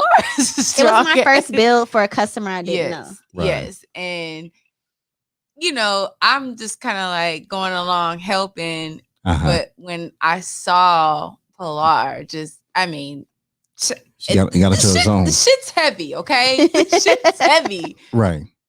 Pilar, don't worry about it. Just grabbing it. Tools. She told me. Throw that lumber on my back. Because I'm like shaking everything. When you talk about full circle, I was a single mom of twins. I can't tell you how many times I had to carry 2 car seats at the same time. So like up under his blades, I'm looking like Angela Bassett. Okay. Pilar is freakishly strong. Like you wouldn't even think because of her build, but like Pilar is a little power. Little baby got some power. But do you know this right here? You know, carpenter strength is different. Yeah. Like people don't have to be big to be carpenter strength. You know why? Because they really use every muscle in their body in some type of way, whether they're turning, twisting, or something like that. So they activate, and it makes them work more efficient. Yeah. So they don't have to take as much effort. So where we would be, because we're trying to use our major muscles, they've already just naturally, you know what I'm saying, all this stuff in their body compensates for everything. Piece of wood over her shoulder and just be and just walking. Grab it and just go. It's so funny to see her like in her element, like at Lowe's. Like I was She's in the zone behind her. I love you be in the zone, Pilar. Lowe's so my heart. I used to love Target, and now but she be in her zone. If a man asks me out, like I forget going to like. Yeah, let's go to Lowe's. Let's go to Lowe's. Let's go check out these drills they got. Forget Bruce Chris. Like, baby, you want to go to Lowe's? What? But no, it's just so funny the way like people just they say, who is this girl? Why is she? Because Pilar walks in, she's so like confident. She's so matter of fact. Yeah. I stormed to the lumber department like this when I walk. It's like I said, she has this little hop when she walks, like, and it's such a beautiful thing to see her like. No, this is not the wood that I want. No, no, let's go this wood. Yeah. She just starts taking it, and this is the top shelf, okay? Right. Not the bottom stuff. It's the top, and she's just pulling it out. And I'm like, yo, You're really doing it. So you're I've really known doing so it. I've known Adriana since 07. So I know since again, you were she walking doesn't- up and down the street. she doesn't again, if anybody has known me prior to Right. last year, Right. they're still shocked. My own family watching Yeah. this right now Yeah. is like, it's shocking to them that Yeah. they are so proud because Right. what, Pilar? Like, when it's not, a lot of people think that like maybe my dad was a carpenter and I I would've was thought around it or something. Forget Yeah. classically trained. I wasn't even exposed to this. I told Right. you I've never been exposed to tools or No, you nothing told me like when you this. picked it up. Now you said this stuff was Yeah. too expensive. You like, man, what's No, this, man? my entire life. And so it is. It's a God-given talent that I didn't even know I Yeah. had. And I can't tell you how blessed I am Ooh, because I see the bigger picture. right. It's a trade. And it's a gift that I can share with somebody else When this beyond TV show whatever jumps off here in a kind of couple money months. I can make Listen. from this business. And that's Mm. powerful because I do love my people. There is power in being able to work with your hands, being able to create, Mm. and I see how it impacts my sons. Mm. They literally They are love watching it. me They Mm. love make it. nothing out of make something out of nothing. Mm. I literally, there's nothing there. There's an empty backyard, Right. and then I put something there, and Boom. it's beautiful. Boom. In a short amount of time, that is impacting my sons to see that I work for myself, Right. and they're so proud. Like Parker, like he's Which so one? proud. He tells That's the New York one. That's yeah, him. it's the New New York. He talks like Yeah. this, and he tells strangers. He does. He has this really scratchy voice. And he Hey, talks hey, like okay, this. My name Pork. My name's Pork. Tell me what he tell the neighbors and other people. So we're at Target one day. Is when I really realized he was proud. We're at Target and we're checking out. Yeah. No one's talking to him. He's checking out. I'm like, oh yeah, that. Oh, okay. Like I'm talking to a lady. Parker says, hey, my mom's a carpenter. Just like that. And so the lady said, really? Yeah, she builds playhouses. That's your marketing right there. That's your marketing. I said, son, I just looked at him. I said, son, you proud? He looked at me. Yeah. Oh man. And it touched my soul because if nobody approves of anything I'm doing, it's them that I only care about them and what they think and how they see me. And I know that plants seeds to foster their entrepreneurial spirit or to show them they can work for themselves. I mean, Parker wants to be a veterinarian, but maybe instead of working for a hospital, like he'll have his own practice, So these things are important to me, and I see the impact of it. And so that's what has got me on this grind now because I understand that that's how we start to change the trajectory of where our community is headed. Right. And it starts with our kids. That's where it starts. That's the football punch. Beautiful, Pilar. That's girl, you over here dropping t-shirts and every damn thing right now. Shit, you about to start a damn t-shirt company in a minute. What time is it? What's that? Oh, it's like 10 o'clock. Is it? Oh my God. Okay. See what happened? It's like dinner. You know what I'm It's saying? like I have kids, y'all. I know. You know what I'm saying? We No, we're good. We We're gotta good. get the kids now. So I don't want to be, they good? Yeah, everything's A few more minutes. They good? Yes. Okay. Who they with right there? They're Who with we my cousin Naja and Goddamn. Richard. Who? Say it again. Naja and Richard. Hey, now they watching. stepped Are up they and watching? they watching the babies today. Are they watching the yes. show? I don't know. What, you got? I posted. So you just told them like, listen, I'm going somewhere. I'm going somewhere today, but I don't know where I'm going, to a house or office, but I'm going somewhere. I'm gonna find out right before I go. Oh, God. That's what I'm talking about. That's one. Oh God. Listen. And, okay, I put y'all. it in the group chat. Okay, we almost done, but we ain't done. It's cool. But if y'all haven't gotten anything to this point, something is wrong. We talking about, I'm about to do my thing now. This is what I do. All right. We talking about a young lady out of California, Oakland area. You know what I'm saying? Father was a great man. Parents were great parents. Okay. Father was a great man. She was a daddy's girl. You know what I'm saying? By being a daddy's girl, she loved Pops. She understood when he was a comic. You know what I'm saying? It's so ironic. We had a comic on the show last night. You know what I'm saying? But he was a comic. He was doing his things. He has comic shows. He's taking his baby because that's his baby girl. You know what I'm saying? So she's seeing the likes of different comedians and stuff like that when they wasn't popping like they're popping right now. She understood that. But at the same time, she was watching. She was listening. She's seeing quick. She's very quick too. She's witty. She's quick. You know what I'm saying? And some of those things we picked up from probably from her father, or probably picked up from just watching different comedians. You know what I'm saying? And the way they move on stage and the things they say. But the fact that her father loved her or praised her the most when she would do these independent things that she did on her own without being told to do. So you don't think I remember stuff you're talking about, right? Don't play with me, girl. I know my memory is strong out here on these streets. And that will light her up. You know what I'm saying? So imagine that as a kid, and your father is proud of something that you do on your own without being told to do it. And you see the reaction that he has. And because you are a daddy's girl, you feel so good. You know what I'm saying? They're like, man, that's going to resonate with you for your entire life. So imagine when you get to have kids yourself, right? And you have your kids. You already knew the impact of them being independent. You know what I'm saying? Your father wants you to do independent things. So now she's sitting here building things in the backyard, and she like, listen, here goes some Cocoa Puffs and some Lucky Charms, and I'm out here in the back while y'all jump on each other all day. Give me 10 hours out here in the backyard. but I feel so sick. But at the same time, though, you understand? They're in there learning. Even though they're playing, they're learning with each other. They're figuring things out. They're learning how to be independent. Young men. You know what I'm saying? And then, by the fact that she understood what having access meant, what a lot of people don't get nowadays. Everybody feel you have to be paid for everything. Let me tell you something.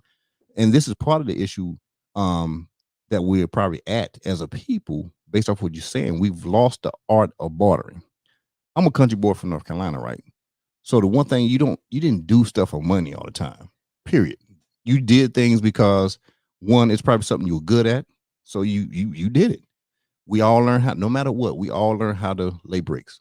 Okay. And you learn by laying a wall. There's a little small wall. You know what I'm saying? You kept knocking and they come there, kick it over. And then you know what? You never got mad. So you'd butter up everything, get everything, line and get your line, do it. You know what I'm saying? And you might be laying that same wall for 4 months. A wall. We should talk about a wall that's not even 6 feet long. It doesn't go anything. It's not attached to anything, right? And they'll come and they kick it over. They do it and they kick it over. So you might get in that wall kicked over, but you never got mad though. Because the people that were kicking it over, they were the men who knew how to do this stuff. And they understood and they just wanted you to be great. The ones who got mad, they walked away. They didn't want to do anything, right? Then they teach you how to build like a doghouse. So you build a doghouse. So long story short, they taught you how to build a house. And this is how I got in construction. You know what I'm saying? Because this is how you fell into it. Everything was about steps, right? And so you would build a doghouse for somebody, like a nice doghouse. You'll build it, right? You would build a portion of a wall, a brick wall for somebody. You know what I'm saying? Because you had already learned. You would build a shed for somebody. But by the time you knew how to build a house at that point. So everything that you learn when you talk about you did the rafters, and I saw you on your Instagram, I saw you sitting up there and I'm laughing like, look at that girl, she doing her thing. I used to do that. I learned how to make a bird's mouth. I never made a bird's mouth before. Girl doing her thing. I said, I wonder if she realized what she's learning to do right now. You know what I'm saying? But the way I looked at it, I didn't look at it, and I got it. She's loving what she's doing. When I saw it, I said, boy, she probably have one of the biggest construction companies in the world that she's gonna own. That's how I saw it. Because I probably do look at things from the, giraffe. Yeah, I look at it from that point. I don't look at it from that point because that's just the way my lens works. You know what I'm saying? But it also, I know you're going to have this great show on TV. And I know it's going to happen in the next 3 months. I promise you, it's going to happen in the next 3 months. Absolutely. They're going to hit you. They're going to just hit you. I already have a sizzle reel. I can't wait. They're going to hit her. My sizzle reel is already ready to go. They're going to hit her. You know what I'm saying? Yeah. And that's definitely going to happen. But your persistence, man, it's unbelievable. It is unbelievable. You don't quit. You don't stop. Your deliberate actions and everything you do, you deliver it for your kids. You deliver it for yourself. When you want something, everything you told me in your story up to this point, when you wanted something, you go get it.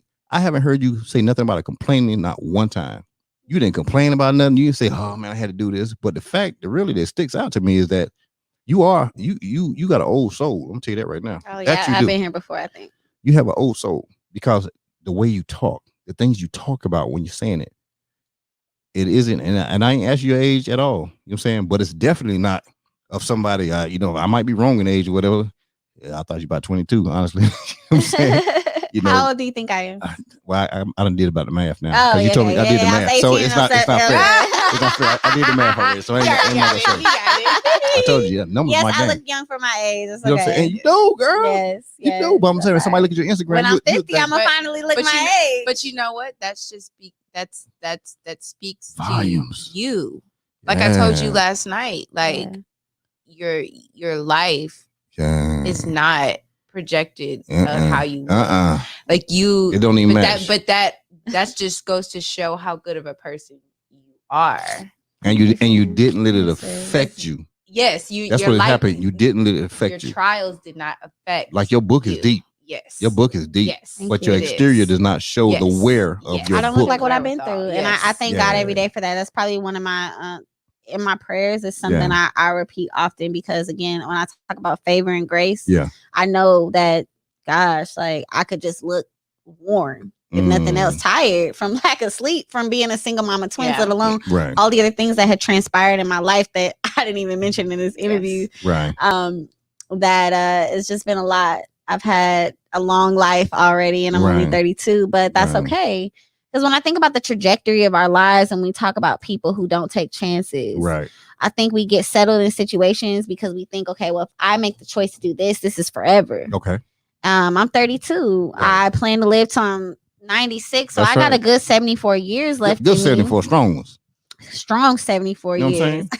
My grandkids gonna call me Big Mama. That's what I'm talking about, Big Mama. And you gonna be like, be get y'all's asses in the house. I'll be this little. You know what I'm saying? Big Mama. Stop running up and down them goddamn stairs. Big little mama. So the choices that I make or a decision I make is all in this window of time, and then this is a new season. It's all small periods of time compared to the long. Life is short. I could die tomorrow. True. But if we are making plans, it's like we got to look at the big picture. Then feeling like these 2 years of our lives defines our whole life, you know. And so that's kind of how I approach things. It's temporary. Those 2 years, I hated it. In my adult life, I moved out of my mom's house when I was 17. I had never. Once I moved to Houston at 18, I had never lived. I mean, I was 26 when I moved into that home with my babies. I had, as an adult, that's now 8 years. I had lived by myself, paying my bills with nobody. And so to live with not only other people, but adults who run their household a certain way and they're telling me stuff, I had to not let it affect me in a way where I'm complaining, I gotta get out of here. No, I bit the bullet because the trade-off was, all right, I'll do things the way you guys do it here. The trade-off is I'm safe. There you go. I'm healthy with my babies. I'm mentally and emotionally healing and repairing so I can be the best version of myself for them. And so you said you're gonna do what's best for your babies. I'm gonna do what's best for my babies, and what's best for my babies is not being in a place by myself with them at that stage in my life. And so 2 years in that window, it's all temporary. It's all temporary. If anybody is out there that's watching this right now and you're in a bad situation, it's temporary. It does not define you. It does not mean this is who you are. This is what you're going to be. This is how you're going to be. And it's funny when I spoke about my dad and meeting Eddie Griffin. Eddie Griffin was homeless. He was living behind the Comedy Store on Sunset Boulevard, like by dumpsters and dirty clothes every day. But you know what? He was funny as hell and he had a God-given talent. And somebody thought enough of him because he was around enough to give him a chance. And that's how that man became famous and became a comedian. I don't know what he's doing in his life right now, but I guarantee you he's not living behind the Comedy Store next to a dumpster. So when we talk about temporary situations, it doesn't define you. Everybody, you know, it's stages and phases of life. And so that's really how I try to approach it. I've been through such tragedy in my life that I was talking to her about this last night, but when I didn't mention this my childhood, but when I was 9, my little brother passed away. He drowned. Oh man! I don't want to talk about it because in the moment it would have made the conversation very heavy and leading into then talking about my dad dying. But my little brother died. He drowned. He went on a play date. The parents left and went to the movies. And left the kids at home by themselves with the maid who could not speak English, could not swim, and she was like shorter than me. And so she could not save him. And so that was my first time in my life where I realized children could pass away. And when you're 9, you realize that, it gave me a different perspective on my own life. And how I should approach things and try to have a positive spirit. There are times in my life where I've had the hardest day or the worst time, but you would never know because I try to show up places with a smile. And what I've learned in my tragedies is that the darkest, most painful times in my life, later, once I'm like removed from those situations, they have ministered to other people. My dad dying, my little brother dying, even dealing with a situation of being not only a single mom, but in a situation where the dad is just nowhere. It's not even like, oh, he's just every blue moon. He's just never been in their lives at all. And that it's ministered to other people. I do not trauma bond, but what I do if somebody reaches out to me and there's an area that I can relate and I feel like I can add value, I will be transparent about my pain and what I went through and the tools that I use to transcend from that. And because I don't allow my tragedies to define who I am. Right. Yeah, to my girl, you powerful. You powerful. No, I'm saying it, and I like the fact about you saying you don't trauma bond, because one, you want the person to get past what they're going through, and you want to show like, oh no, you can get past this, right? I got it. You went through this. You cry, through please this, cry. Go ahead and get but it what we're on not out. going to do is cry together in a way where we're perpetuating the despair. Right. Sadness is normal. That's human. It's the despair that then leads into the depression, that the depression leads into self-destruction. Right. And that is a symptom of being Black or being human. Right. Or being just alive and trying to go through navigate through this life and not have answers. True. And we're not supposed to have answers, but what we do is we learn. Learning is not answers. Learning is understanding what not to do anymore or how not to go about something, because you want to move towards the light. You don't want to move towards the darkness. So that's just what I do. No, that's true. But for you to have it, that's what I'm saying. You old. Thank girl. you. You old as I don't know what. Listen, you right here. You probably gonna live to you about 130, because I'm trying to tell you, you about 57 right now. I'm gonna tell you right now, you about 57, 43, something like that. No, for real. In the way you listen. Let me tell you something. If you out there and you trying to holler at Pilar, let me tell you something. Correct her name. Correct? No. Her name. Correct. Correct. Not DM my business page. Correct. Get creative, please. Correct is not the words. No, I'm being. Listen, this is grown man talking right here. Oh my God, and I'm grown. I would look away. This is grown right here. Listen, making my upper lip sweat. Listen, you better have. It ain't even about having your stuff together. Your intellect better be on point. That's what need to be on point. Don't worry about all the other stuff. Your mind has to be on point. I promise, because she's gonna bust your head just in the lightest conversations. You know what I'm saying? She's gonna bust your head at Home Depot.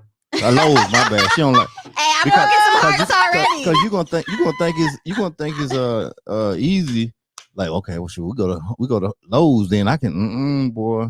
Yeah, you gonna talk about some tools for a second. She gonna take you by them tools, and it ain't gonna be about the tools though. And where you out? And it won't even be about the tools. And by the time you check out, you be like, okay, you just take my car back, and I'm gonna catch your Uber myself. You know, that's what'll happen. Yeah. You know, but girl, let me tell you something. When your show, listen, I just want to be on sound. I just want to be on sound stage one day.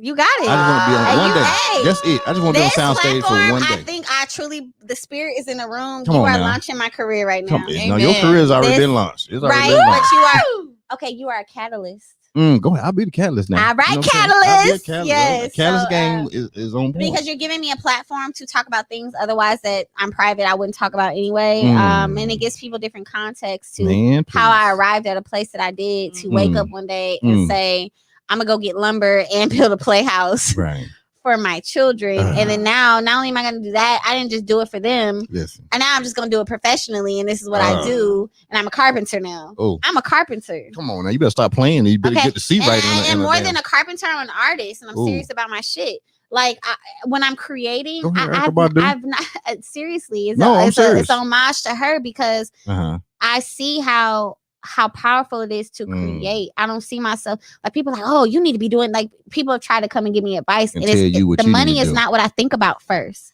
It is. Listen. No. I like that, because it's gonna come. It's the money that I don't think about first. It is the creation, and it's the memories. I'm creating memories, lasting memories. The builds that I'm creating are creating opportunities for children They're going to remember this. My sons are going to remember the time their mom built a playhouse. Like these little kids that grew up and they had a playhouse like that, you know, that changes the trajectory of a person's life, just to have that memory and something lasting that they can hold on to. That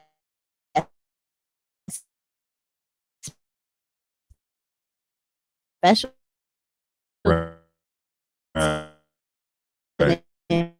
And so kids don't they little play go into this. This is their space, and then it's their space. Right. One thing I learned about me navigating, I have two at once. Okay. So navigating those different personalities, right, and honoring those personalities, not trying to change them, not trying to make them fit in the box that I want to fit them in. Right. They're two different people at one time who are the same age. That it made me appreciate that people really come into the world as themselves. There is some nurture there, but most of it is nature. Right. And so you want to foster that. And so to give a child their own space in a space that they know is not theirs, like it's their mama's. Right. Preston Parker know it's my house. Mama's house, yeah. But that space back there, that's their space. I don't care what they do back there. I don't care what they do in that house. They do whatever they want back there. You know, and that gives a child confidence. It gives a child ownership. And that's important. It allows them to develop. Yes. That's one of the biggest things. They can develop and not be spoon-fed the whole time on personality, spoon-fed on the way that they're going to walk. You know what I'm saying? They will be able to create their own walk. You know what I'm saying? And their mother compliment them in their walk. And from COVID and the pandemic, like we're at home. I think that we realized we don't need to be in these streets like we thought we needed to be. Right. You know, you gotta go to the wedding because somebody invited you, but it's not really somebody you're close to, but they invited you, so you gotta go. Like these are things that we learn, like we just don't have to be doing. And so if we're gonna be at home more, then how do you redefine your space so that you're comfortable and that you feel like you're out when you're at home because you're creating those memories. Space. You create that space. Oh, you get something out of this thing? I know you are. I see it in your blood vessels. I see it in your blood vessels. She was just like, damn, I thought I did with this some shit. You know what I'm saying? You know, listen, Pilar came out. Hey, what? Okay, let me ask you this right here, Pilar. What did I say to you? What was my comment? I mean, you gotta hit it all the way, but what did I say to you when I reached out to you, as far as when I DM'd you? Well, so when I was in the clubhouse room, I think when I'm openly talking to people being on the floor, I just say, you know, who I am, how I got into my business, how I started my business. I give a little tiny spiel about how it came about, and it's just not normal. Right. And so he was like, wow, like he said, he was like, yo, like, you're already in the construction world. And that's different because there are people that do approach me that know nothing about construction, but they still know it's amazing what I'm doing. Right. But to actually be in it, understand how lumber works, how tools work, that's the heavy labor of it all. And to understand it's a male dominated place, that a woman that looks like me is just what you're like unheard of. It's just say the word again, unheard of. I'm telling you that right there. I stick out like a sore thumb. Unheard of. What are you here for? You know, you need something. Are you lost? So he was taken aback by that, and he said, yo, like, you know, I got to get you on, and I appreciate you for having a platform like this, because you know we need this backstory. I didn't even realize that this is what you do. You go through the whole like backstory of a person, but it gives context to my makeup and how I'm even geared to be able to just wake up one day and say, you know what? And it's I'm gonna do this. I call my cousins. I said, what's your daddy doing? My uncle, right? I'm talking about my uncle. He's a handy dandy country boy. I just thought he had tools. I called her first, like, I'm gonna build a playhouse. You think your daddy gonna let me borrow tools? Thinking he had the tools I needed, right? So I called. I said, Uncle Harold, I'm gonna build a playhouse. He said, what now? Because he's thinking about my so many people that I told that I was gonna do this. No, it was a picture. No, it was a picture she posted on Instagram, and it was her carrying this whole big ass thing of lumber. And I just remember looking like, what the hell, Pilar doing? All the messages I got were, Pilar, what are you doing now? What are you doing? Right. But she was just like, again, I didn't know. I just knew what I was about to do, but I didn't know. I didn't understand how strange this was. Yes. That I'm looking how I look standing next to this cart of lumber. I didn't realize the impact. And so now that I've done it, you know, I see how someone like you who doesn't know me from a can of paint, but is well versed in the construction world that understands like I'm an anomaly. Unicorn. And what's crazy about being a unicorn anomaly is there's actually more unicorns. And we're not widespread, but there's so many other women that look like me that it took me to get on Instagram to have this space to realize not only are there more women in general that are doing this, but women that look like me. And they're not just carpenters. There's welders, there's engineers, there's interior designers. There's so many women in this space that have already been thugging and bugging it out. Painters, like professional women that are surveyors, and the list goes on. That they don't have a voice because their look is not like mine. Because it's not popular. It's not popular. Or they just don't have the traction that I've been getting. So the fact that my platform has grown to where it's grown. Man, please. My intention is to give those women a voice. There's not enough of us representing the HGTV. You need to change that. It's about to change. We need more people that look like this woman sitting right here because you know, there are so many women that would tune in that look like me. If they saw a woman, a DIYer, you know, now that we've been at home, people ain't tripping about being at home. We like home now, but we just want our space to be more comfortable. So there's a whole new lane of viewership that can be garnered by putting women that look like me on the forefront to represent this industry. So that's what I'm on now. And I want to put woodshop back in schools. Listen, I said that on Clubhouse. You know what? I hate that. They took that out.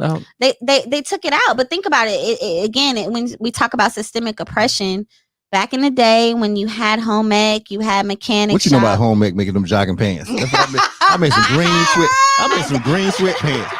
Hold up now. I'm gonna tell you this now. It's the 8th grade, 7th grade. I was in home ec. I went to home ec. I played ball. You know what I'm saying? So it wasn't a big deal. I was in junior high school, something like that, middle school. So, well, look, I was the man on the team now. I'm in 7th grade. So my thing is, I'm getting my schedule done, and they said, "Hey, home economics." I was like, "Huh?" I was like, "No, man, what's up with that?" Oh, that's what. You gonna learn how to sew. You can cook and stuff. I said, "The girls in there?" They were like, "Yeah." That's the only way I took typing too. I took typing because the girls were in typing. But anyway, I got in home ec, and I was already creative because I could build stuff. I got in home ec, and what I'm telling you, when it came around to sewing, man, I loved that so much. It was beautiful.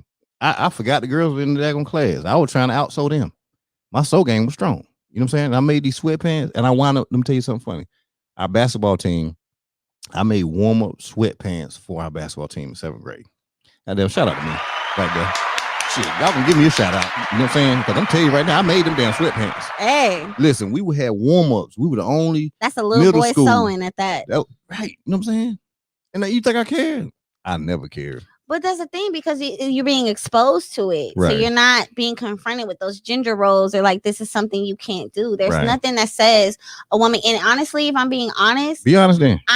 A woman is better in this industry because we pay attention to details. So if you're not a rough carpenter, I'm not a rough carpenter. Rough carpenters are people that frame houses. Right. They just slap that stuff together. It doesn't matter if nails are sticking out because siding is going to go on and drywall is going to cover the inside. And so inside of all of your homes, it looks like shit. Right. But when you're a person that's for aesthetics, right, you need to be down to the detail. And again, women pay attention to detail said that too. So much better. Women pay attention to detail so much better, but it's again, it's the heavy labor. Right. It is the getting down and dirty. There are times, because it depends. Sometimes I'm in an environment where I don't get dirty at all. Right. Sometimes I'm in an environment where I'm in somebody's backyard and there's dirt and there's mud and I'm getting dirty. There are bugs crawling out and I have to not care about none of that. Just get dirty. I wash my hands. I break a nail. I move. I keep pushing.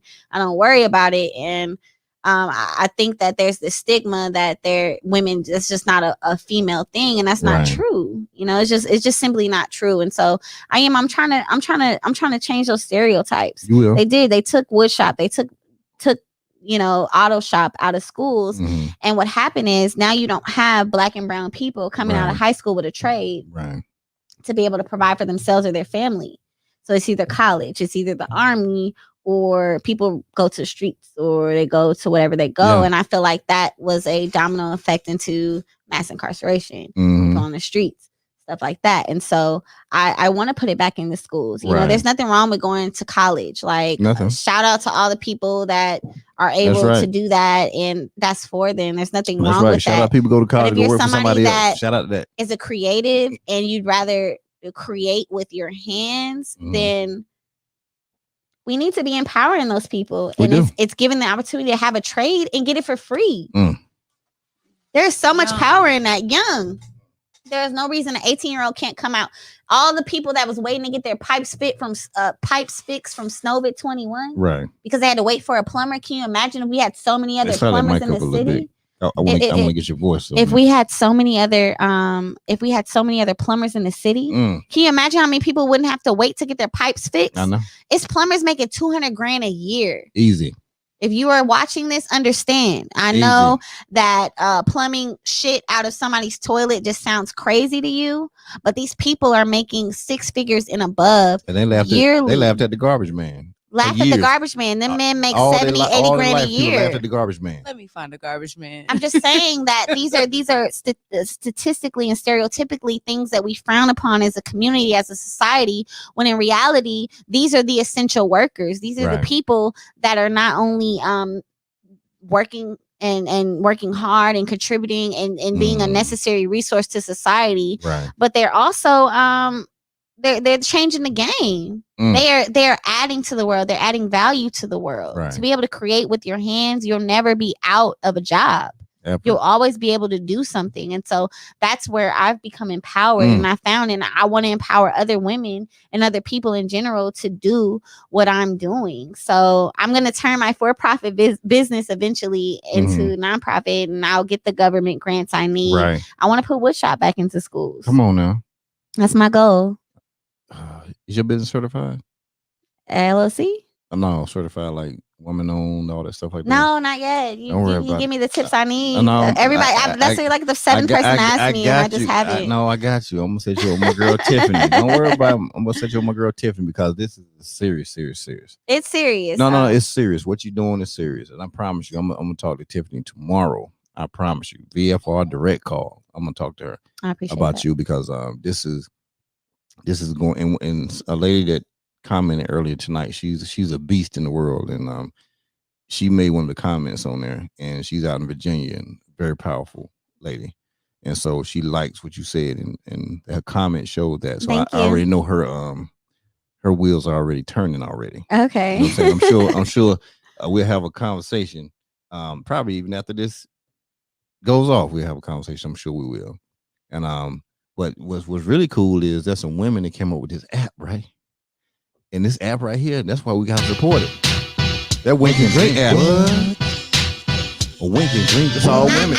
All women right here. Wink and Drink. Hey. You didn't tell me that. It's time to leave. I dig into my pockets, pull out my car keys. Hey, grab my wallet, walk out the front door. Unlock my phone, open the app store. Hey, I need a place to meet and think. Found a brand new app called Wink and Drink. Yeah, Wink and Drink. It's Wink and Drink. Hey, look, it's and Wink I could just drink. Come on. It's Wink and Drink, a brand new app where people meet. Come on. It's Wink and Drink. Hey, it's Wink and Drink. Come on. Wink and Drink. It's Wink and Drink. You're the one a brand new drink? App where people meet. Yeah. I hear you now. It's Wink and Drink. Yeah. You know what I'm saying? You know that Wink and Drink. That's what it does, right? Thank you, Joni. Joni, what Joni say? This is, of course. I'm about to buy some of your candles. This is the same Joni that was on the other day. Yeah, this is Joni. Listen, Joni, I'm gonna get a cut. I'm telling you, hey, listen, I gotta get a cut at this point now. But did you know that I'm getting a candle? I got 3 candles. These are her candles right here? Yeah. They smell really good. Listen, let me tell you about it. Are they soy? This one right here. Oh no, they're not soy. They're not soy. We don't do we don't do soy wax around here. Why? Because Joni tell you.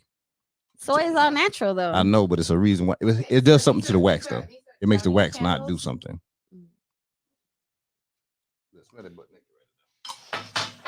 You such a bachelor, so not that you might be very but naked flavor. Look at it.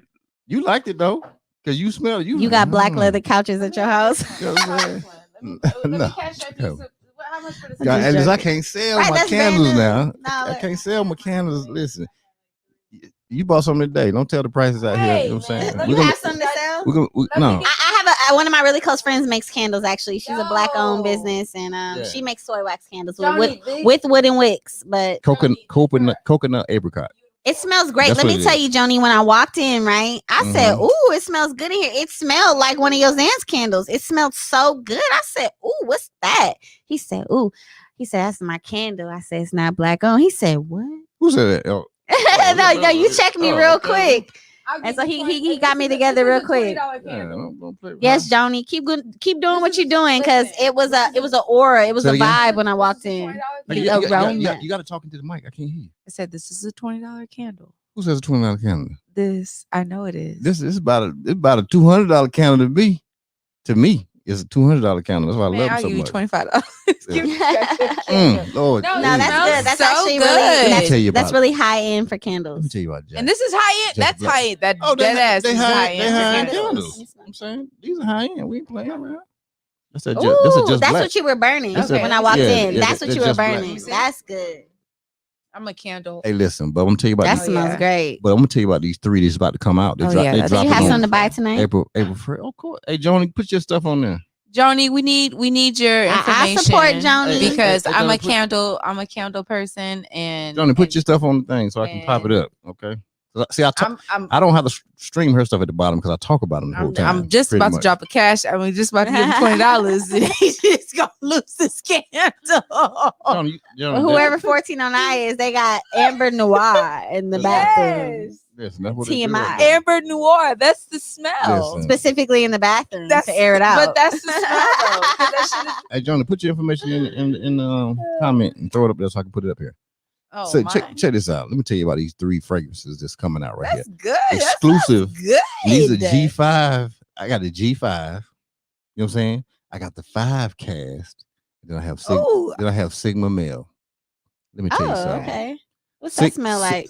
Sigma Male? Oh, let me tell you what that Sigma It Male sounds like is it smell like serious. sandalwood. Yeah. That's such a masculine fragrance. No, I'm saying it was masculine. You know, they want to do like alpha male because a Sigma Male is different than an alpha male as far Obviously, as yes. far as the person, not the person, the personality trait. But the thing about it, John, you gonna quit talking and put the stuff up there? There you go.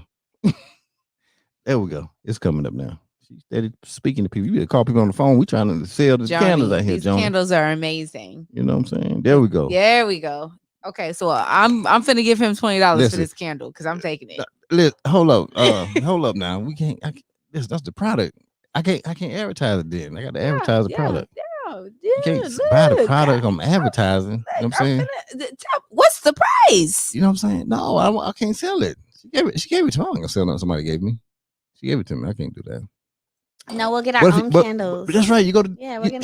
She gonna make them happen. Okay. Yeah. In fact, This is for marketing Amber, purposes because he's gonna burn that when his future guests come in. I'm Yes. sorry. You're right. You know what I'm saying? I'm so used to just being like, just Yes. taking stuff. She's a little aggressive. We've got to reel her back. I'm sorry. You know what I'm saying? But gotta reel it back but in. my deal is I rather go to the website anyway. No. We're saying, gonna do and that. get 'em. We'll And absolutely even- support you, But check this Johnny. out. If you order them, she can bring them here tomorrow, and then I can make sure Oh, they get to you are a Houston business? Yeah, come on now. You're Okay, local. Johnny. Johnny done been on this show more than anybody that's been on this show. Listen, She comes when I'm gonna I support think you, Johnny. she's coming tomorrow. In fact, Joni, you have She's coming awesome with somebody candles. tomorrow. I'm a What she candle saying, baby boy? She motherfucker. said aromatherapy. I love candles. Hold on, Joni. Hold on. Joni. Let's call Johnny on the air Thank real you, quick. J Love Candle Co. No. So honestly, like I just love that. Like I think that if you do have a gift or a talent or a product that you can offer, shoot, do that. Do that, running full throttle, and for you to be a woman, a melanated woman, providing a product that is valuable and adds value to someone's home, someone's life, like that's dope. And I'm proud of you, sis. I'm proud of you, Yes. queen. Happy Women's History Month. Johnny, Yes, because I'm gonna keep Yes. saying that. It's Women's History Month. You're on Okay, Bath and G5. Body Works Johnny, neck. I'm It's telling Women's you. History Oh, Month. I yeah. wish I would buy a candle from Bath and Body She on their Works. neck. What you mean she on that? She done. No, I said She she's crushed on Bath that and neck. Body's. She's on Bath and Body's neck. Oh, she already beat him. Cause that shit, like, yo, I'm dead ass. You really like, calling I her. really Don't play. want Listen, you gotta stop I playing I with hear me. calling in my head. I really want that. Like, Is it- she is it- really, is the she's really Bluetooth doing her connected? thing with I'm this sorry. I got that candle. good equipment over here. Hello? Hey, Hello? y'all. Hey, Joni. Hi, Joni. Hello. Hey. Hey. Johnny, what's going on? Hey, check this out. Hey, when is that G5 and that 5 cast and that Sigma mill gonna be ready? Because listen, I told you my people on the backside are killing me right now. I got some ladies that hit me so hard. They want some of this G5 so bad. See, this Amber Noir Wait, is wait, wait, wait, wait, wait. Hold on. What you Let say? Joni What you say? I said we were trying to push for the first The first we trying. for Okay. the Whoa, okay. podcast trio. Okay. The first. But we can't even put it on. Yes. Oh, that's right. I ain't did my part. Amber I Noir's gotta on see. back. Okay, Joni, spring is upon us. Is about to be upon us any day now. What kind of floral fragrances do you have for the ladies that want to bring in the new season? I have a gardenia coming out. I also have a another spring lavender type of scent coming out. Nice. And I'm not sure what else just yet. No problem, Joni. You just getting your business off the ground. Yes, I'm happy yes. to support you. So I'm big on Joni, I like yes. floral scents. I'm not big on like the musky scent or Well, I love a gardenia. You gonna love that G5. I then. love a but that gardenia sounds really great, and this Amber Noir. I'm waiting. You gonna love that G5. This so Thank Amber you, Noir Charles is Green, for amazing. watching. Whoever you are, hey Charles. that G5 is gonna be Amber hot. Noir is on backer right now. I mean, it's on pre-order right now, so you can pre-order Amber Noir. I like that. Just that Black. will be in about another 10 days. Okay. Just Black will be ready in about another 10 days. Oh, we can't pre-order no G5 and no 5 cast. Girl, you got something going. You got you didn't something approve going. the label just yet, but I'll put it out there just No, because I need them to see that G5 and that 5 cast on it. I'm sending it to you right now. I ain't even playing with you, Tony. Don't play with me. Gosh. We got to see that on it. Listen, it's an honor to have a candle. How many people? No. How many people you know got candles? I she actually, brought one of my best me. friends in the world, she actually makes candles, Joni. It's funny. She makes soy wax candles. Her company is Posy Candle Company. She makes soy wax candles, but she actually uses wooden wicks like you. And what I love about the wooden wick is it has that crackling noise. It's very therapeutic. It is soothing. Almost, it's soothing, and so it's nice, and so it's funny because when I first walked into the room, your candles smell like hers. Yes. And it's funny. Yosanne's one of my best friends in the whole wide world, but how I'm about business, I'm going to support you because you're my friend, but beyond that, I'm not going to continue to support unless I believe in your product. If it's trash, I'm not going to continue to support. I'll do it here and there, but if it's actually a good product, I believe in it, so I buy Yosanne's candles all the time, but I will support your business as well. You have a good product. When I walked into the room, there was an aroma, there was an aura that was like, ooh, like I want to be here. Let me go sit down and get comfortable. Nice. Let me get comfortable. Like Joni, you doing your thing.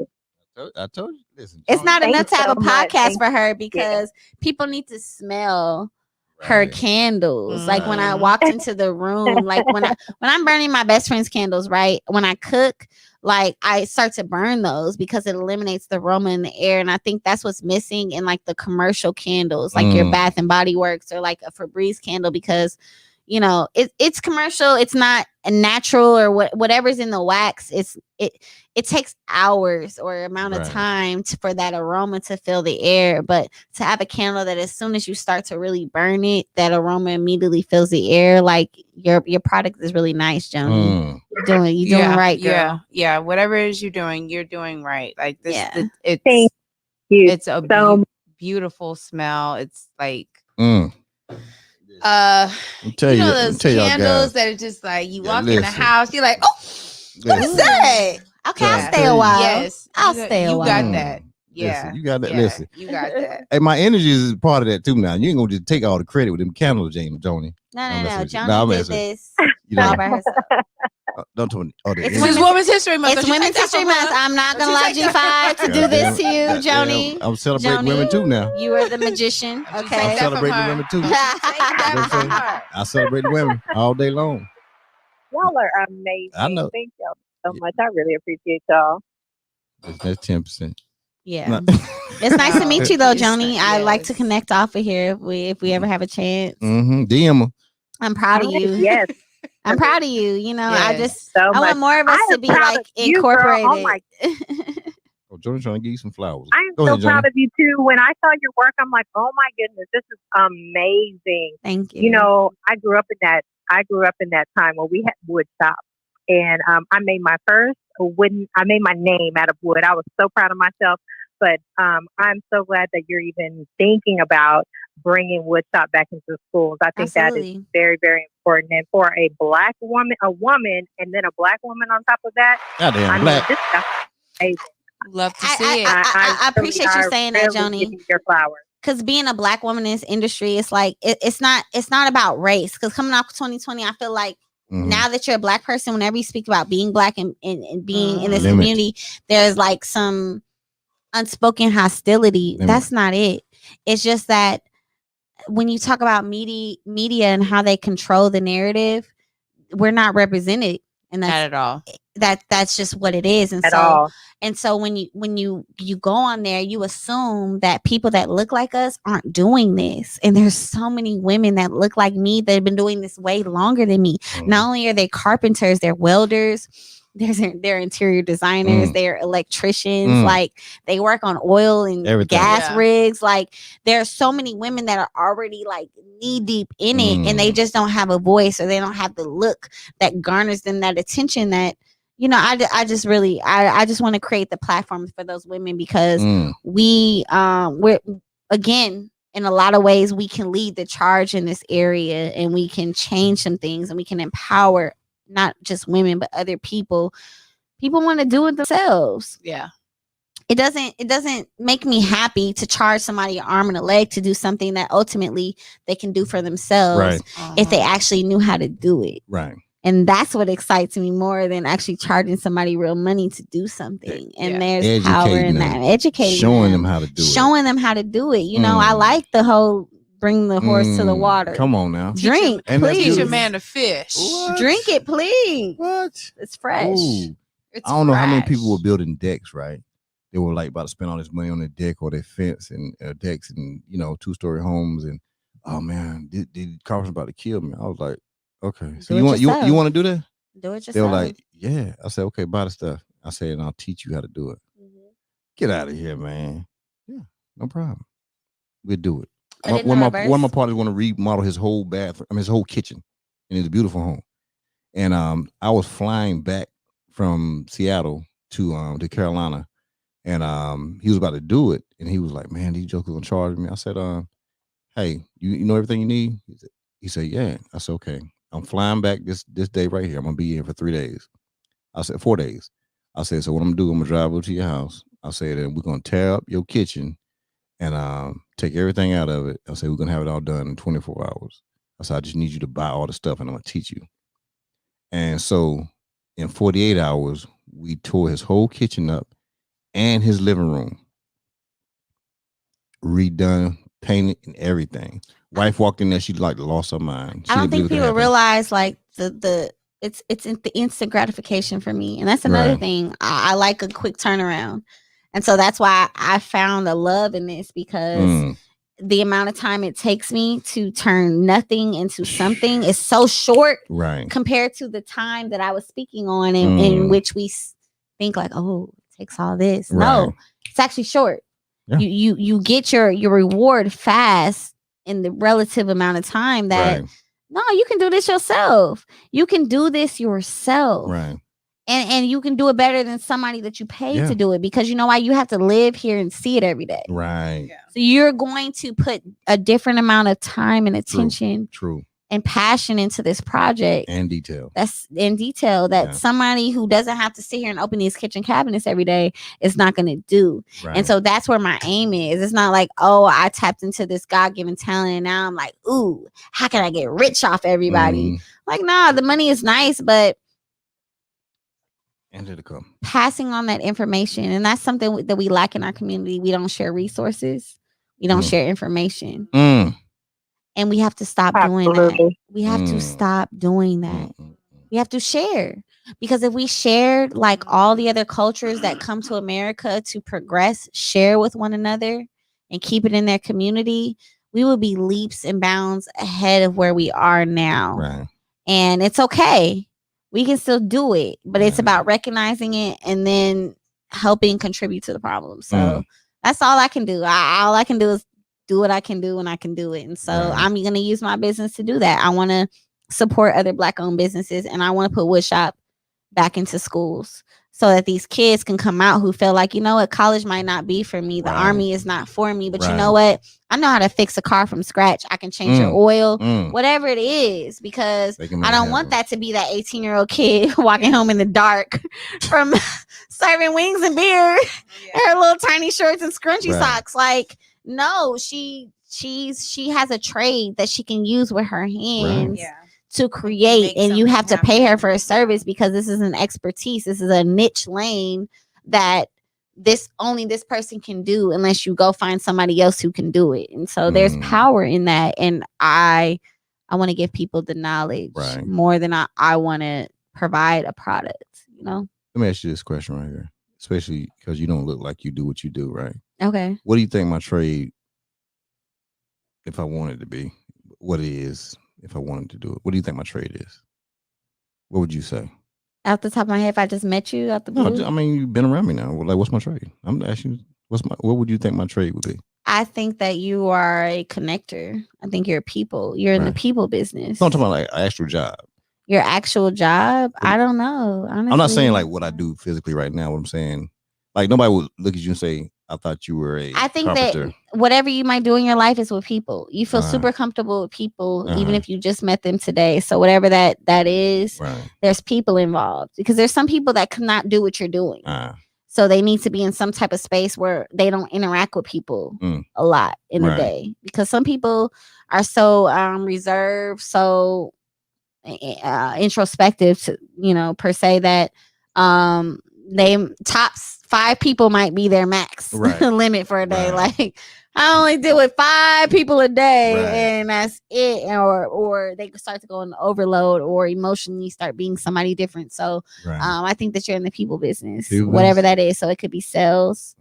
It could be some type of trade where you have to deal with different manufacturers,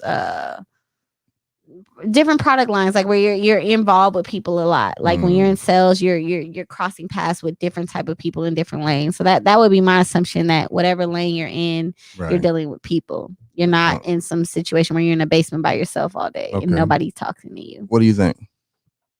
What was the question? What do you think my trade was? Before just owning businesses. Not like currently now. Yeah, you got to put on that mic. I know you relax over there. Tell them you're gonna be there in a little while. Tell them to hold on.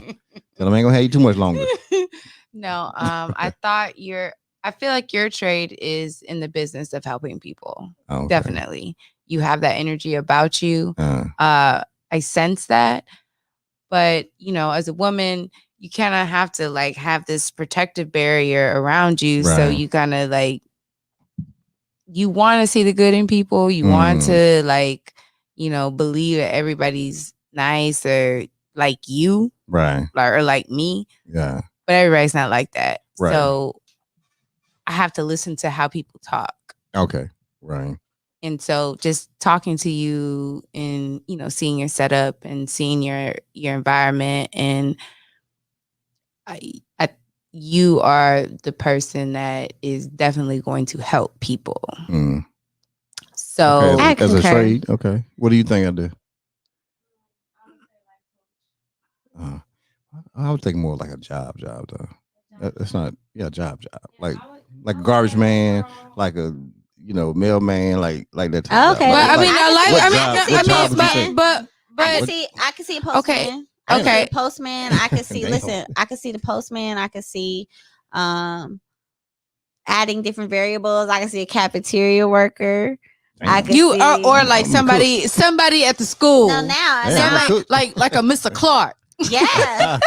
I'm taking your qualities and I'm Yeah. applying them to real life situations. Oh, okay. And you have kids that are destitute that hate being at home, and when they come to school, there are those select people Right. that make them feel good about being there. Mm, That is you're in the business of people. right. Yeah. And that translates into Yeah. so many much. lanes Yeah. that there's no set specific They thing. all- You they can't all define. like it. Y'all all Yeah. the way off. So what'd you do? Y'all all the way off. Okay, so You what? were gonna ask me, like, but not my businesses. I own, So go I own ahead. different businesses, Answer but the it has question. nothing to do with my No. What did you do before this? What'd you do? aircraft mechanic. Aircraft mechanic. Nobody would have guessed that. Never guessed it, would you? Nobody would have guessed that. Never. Never would have guessed. Dang, that's dope. But you That- know that what? was But my that is trade. cool because it's just like everybody has layers to them. Right. there's a big world out there we don't know about. It's a huge You know, world. It's a that huge makes this world go. When you get on a flight Right. and you gotta Be go praying. somewhere You and the be flight praying. is delayed Yeah. because you're about to be 40,000 feet in the air with 120 And you people you wonder- do not know, You Yeah. wondering. and it's gotta go right. You're gonna be in there for 3.5 hours. Like you are Jesus, essential. that's Do you know how many lives Yes. you have saved by making sure everything is running how it's supposed to go? Hey, Kiki. What up, Kiki? Hey, Kiki. Hey, do you love me? Yeah, you riding the yellow. Yeah, I don't know the song. belly But hey, beside me. what's up, Hey, Kiki? Kiki. Damn, hold up, Kiki. She cute. Okay, lashes. Oh, Avatar and them lashes all on blink. The lashes are on blink. You know what I'm saying? Brian, stop showing that in front company. Listen, I can observe professionally a great avatar. You know Now what I'm you're saying? gorgeous. Now I like the copper color hair. Mhm. Okay, go ahead now. Yes. So this is how we end the show here, right? Tell me about your experience, and then tell me what you learned tonight. Just today. Yeah. Just this. Yeah. So first, tell me about your experience first, and being here, Okay. the whole thing, Mhm. and then I want to know what you learned today. And what you learned could be anything. Okay. My experience definitely was unexpected Okay. And because why? And why? I was only told Mhm. this was gonna happen, Okay. and you know, I like to see shit. Don't tell me about it. Show me. Okay. So when somebody says, "Oh, we're gonna run up for the Sprinter," I'm thinking, okay. But then you showed up, Right. and then it was like nice at Sprinter, and then you had everything laid out. Okay, show me. All right. So you for real? Okay, all right. Right. So And you're then- so you're on the way over here now. Now you're in So the van. Yeah, I'm in the van. I'm like, "Ah." So we get out. She's taking pictures. Okay. Wow. Okay. Like this is not a warehouse for trafficking women.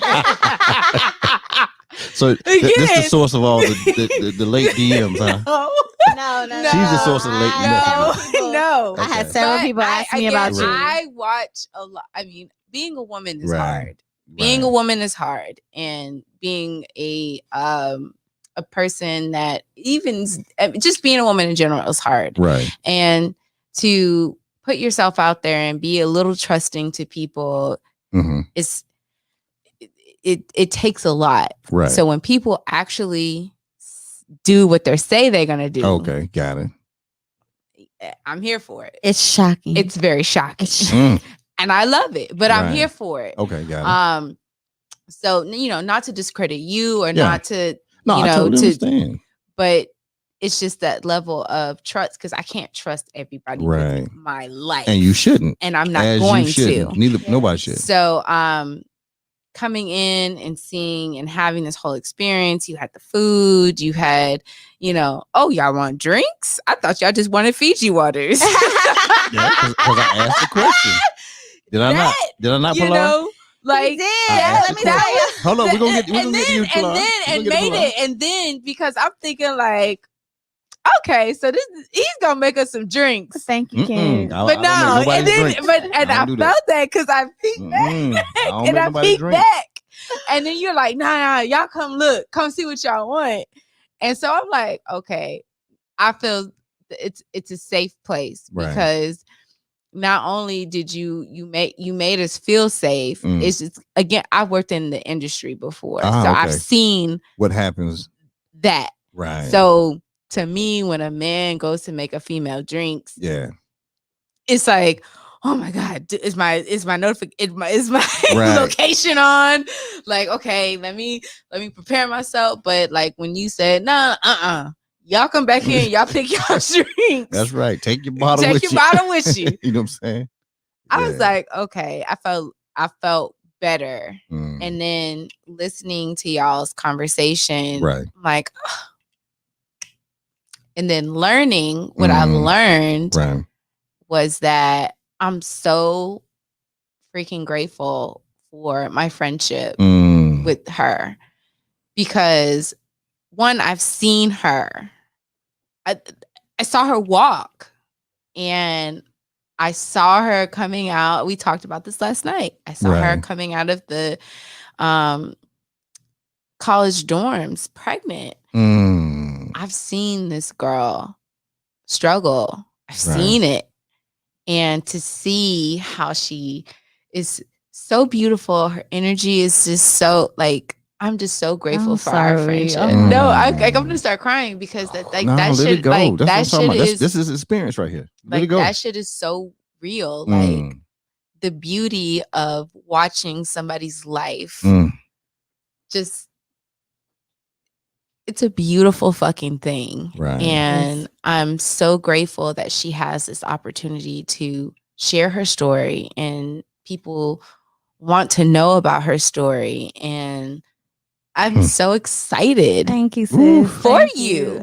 Like just like friend of friend. Like I'm so happy for you because I know what you've been through and not like on no like even when she been here. Like when she told me she wanted to do it. All right, girl, well, I'm gonna shoot video for you. Like it's not about paying me. It's not about that shit. Like I want to support you. Like if I'm able to make something for you that helps you build your business, that's credit enough for me. Damn. That's real shit. Damn. Like that's credit enough for me. Damn. Like I never like when I was just like, okay, well, you need a website. Let's build you a website. She was all over for it. No money. Like that's my girl. Like, but I feel her, and that's why I feel like we're like kindred spirits. It's just like it's not about the money. Like I see you, I see your vision. I know what you're trying to do. I know you can fucking do it. And I know what I can do. I'm gonna fucking help you. Stop pulling on my heartstrings. Okay? You know how deep that is for you. We in front of company. For you to sit there and say like, that. That's real shit. You see the direction that she's going, and you don't care. You like, yo, I'm not charging for nothing because I want to support you. I want to really support you. It's not even about anything. Like I want to support her, and she knows that. Like when she was telling me about it, I was like, oh my God, I'm so excited. You doing this? You doing it? Okay.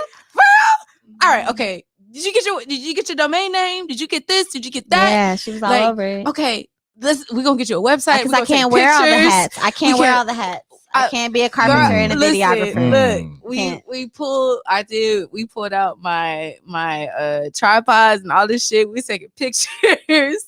All those pictures that's on her website, I did it. And again, it's not because of and she built my website. Monetary. It's because you believed in my vision. You really believed in me because now you see the impact. You see it in her. What? And you see the impact she has on other people. And that makes you feel so good. And I'm just like, yo, like and that's what I'm in the business of. She over here crying too, y'all. So yeah, she's like tearing up. She's and I'm like, crying, no, your feelings are being expressed. It's good. But like, I'm in the business of that. And I feel like there's so many people in this world that just aren't genuine. They're not honest. They're not friendly. They don't want to help. They don't want to give up their resources. And it's just like, if I can just help somebody, if I can just be a blessing to somebody, I'm okay. I know my life is going to be blessed. And it is. Absolutely. And I think if more people had that kind of mindset, like, be a blessing, you're going to get a blessing. I know I'm a blessing. I know what I can do. I know what I can provide. I know that whatever you need, I can help you. I'll figure it out. I'm resourceful. I can do it. And like, I just see her vision. I see it. And I know you keep saying about this TV show, like, we're claiming that. We're claiming that because it's gonna happen. I have never been wrong about nothing. It's gonna happen. And I don't just say stuff. I've never been wrong about nothing. No, but I'm just saying, like, just the time that I've so sweet. The time that I've. That's so sweet. I'm just dead as, like, that's, the learning part is that I know that I'm on my path. Right.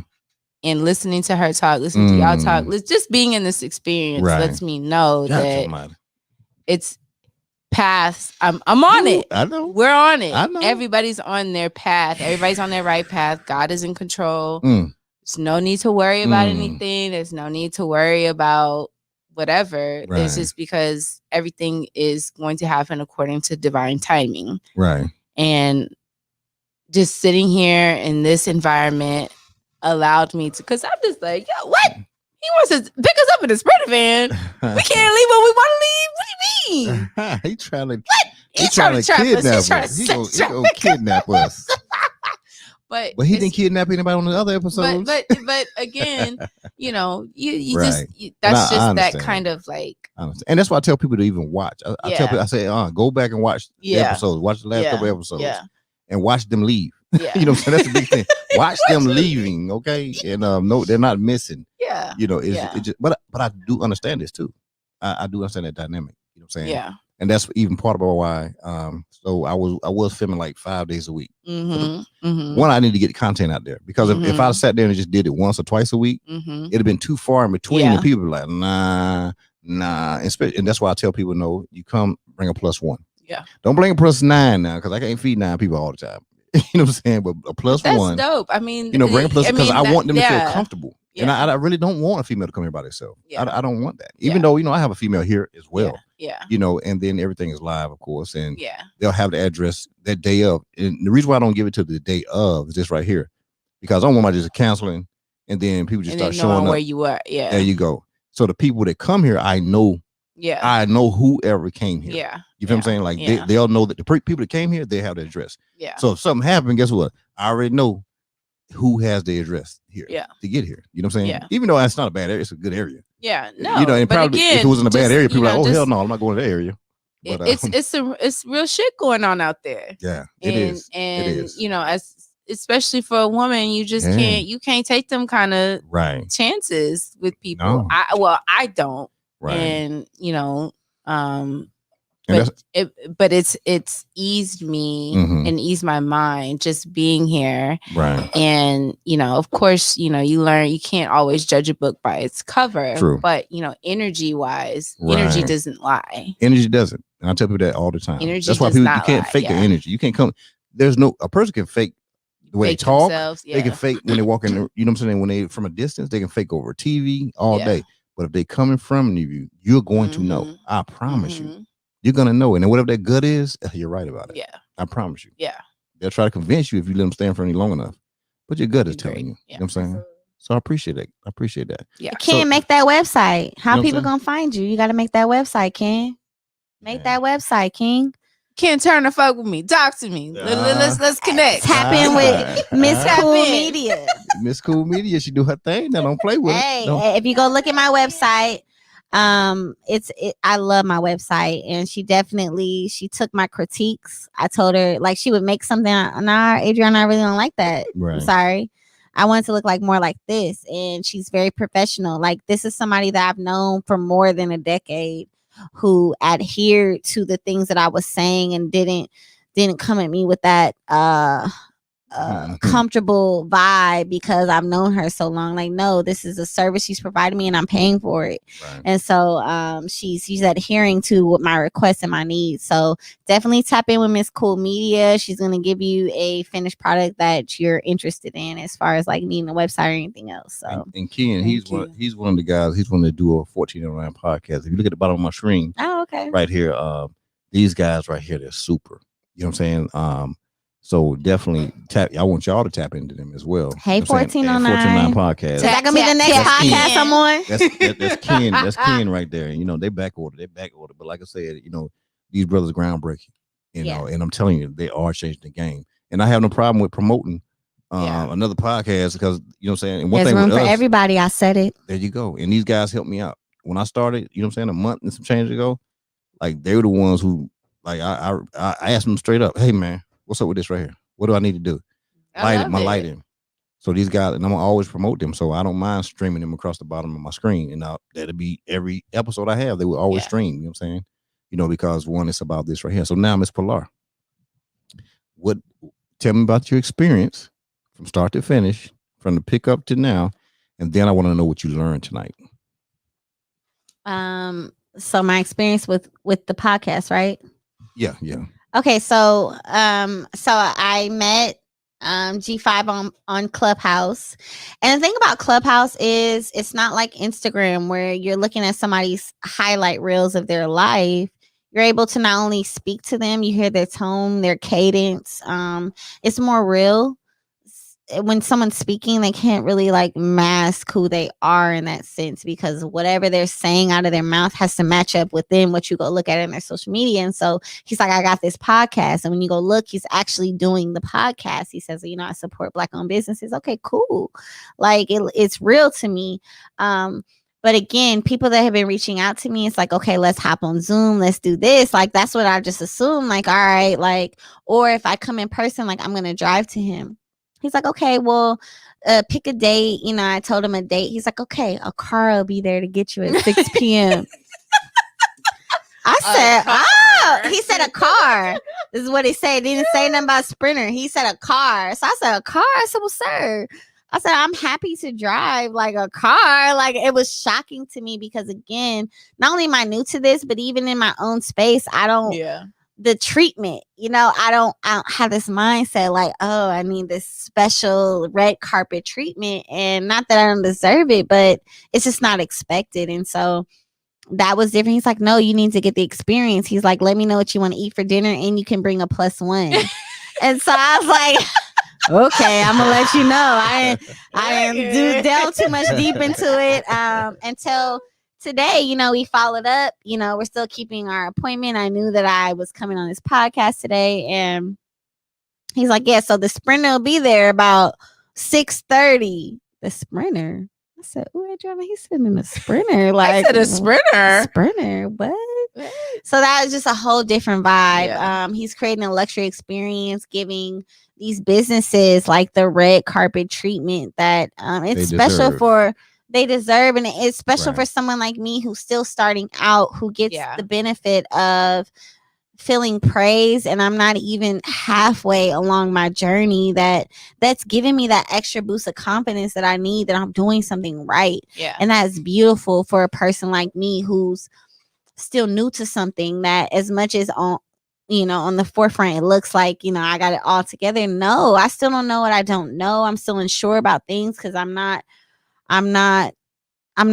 a veteran in this role yet. And so just for him to not only be interested in my business, want to give me a platform to promote my business, but I had no idea he was going to delve into like my background like this, that it's giving me a different type of voice to give not only the consumer, but someone who's just looking from the outside in on my growth in my business and my evolution as a self carpenter and a business owner, that it's giving different context to who I am today. And it's awesome. And I thank you. And yeah, this experience has been great. So he picked me up from my house in a Sprinter. The Sprinter's nice, y'all. Nice. Ooh, and he had Beyonce on the screen. Okay. Yes, we are watching Homecoming. We're watching Homecoming, getting the whole Coachella in the making experience. Beyonce's always on beat, so he had some other music playing that was still just Beyonce was always on beat. We were she talking about that in the back. yes, every time she dances, Every time she was on danced, it was going along with the music that yes, you were playing. I yes. said Beyonce's always on beat. Yes. But outside of that, it was like, okay, no, I did feel safe because he did what he said he was going to do. And that's powerful when somebody stands by what they said they were going to do a while ago. It wasn't just 5 minutes ago. He said this last week. And so that was cool. He picked us up when he said he would. And then he asked me what we went for dinner. I said Papados. So he got us Papados and we ate good. And it's been just like I feel like I'm at the table with my kinfolk, hey, you know, just kind of talking about life and love and all things growth and positivity. And it's beautiful and it's cool. And this is a red carpet experience. You're going to go far. Like I see this being something other. There are podcasts out here. We'll talk about it off air because we are not going to plug those podcasts, but you are onto something, G5. And I appreciate you using your resources because again this is stuff out of his pocket that he is providing for us to create an experience that he's not asking me for anything. He's giving me something to help elevate me and help promote my business that he is taking from himself to help his fellow man. And so that's powerful. It's gonna go far. And gosh, this is unmatched. I have not had an experience like this up until now. So thank you. I like that. I like that. You know what I'm saying? And I appreciate that. I really do.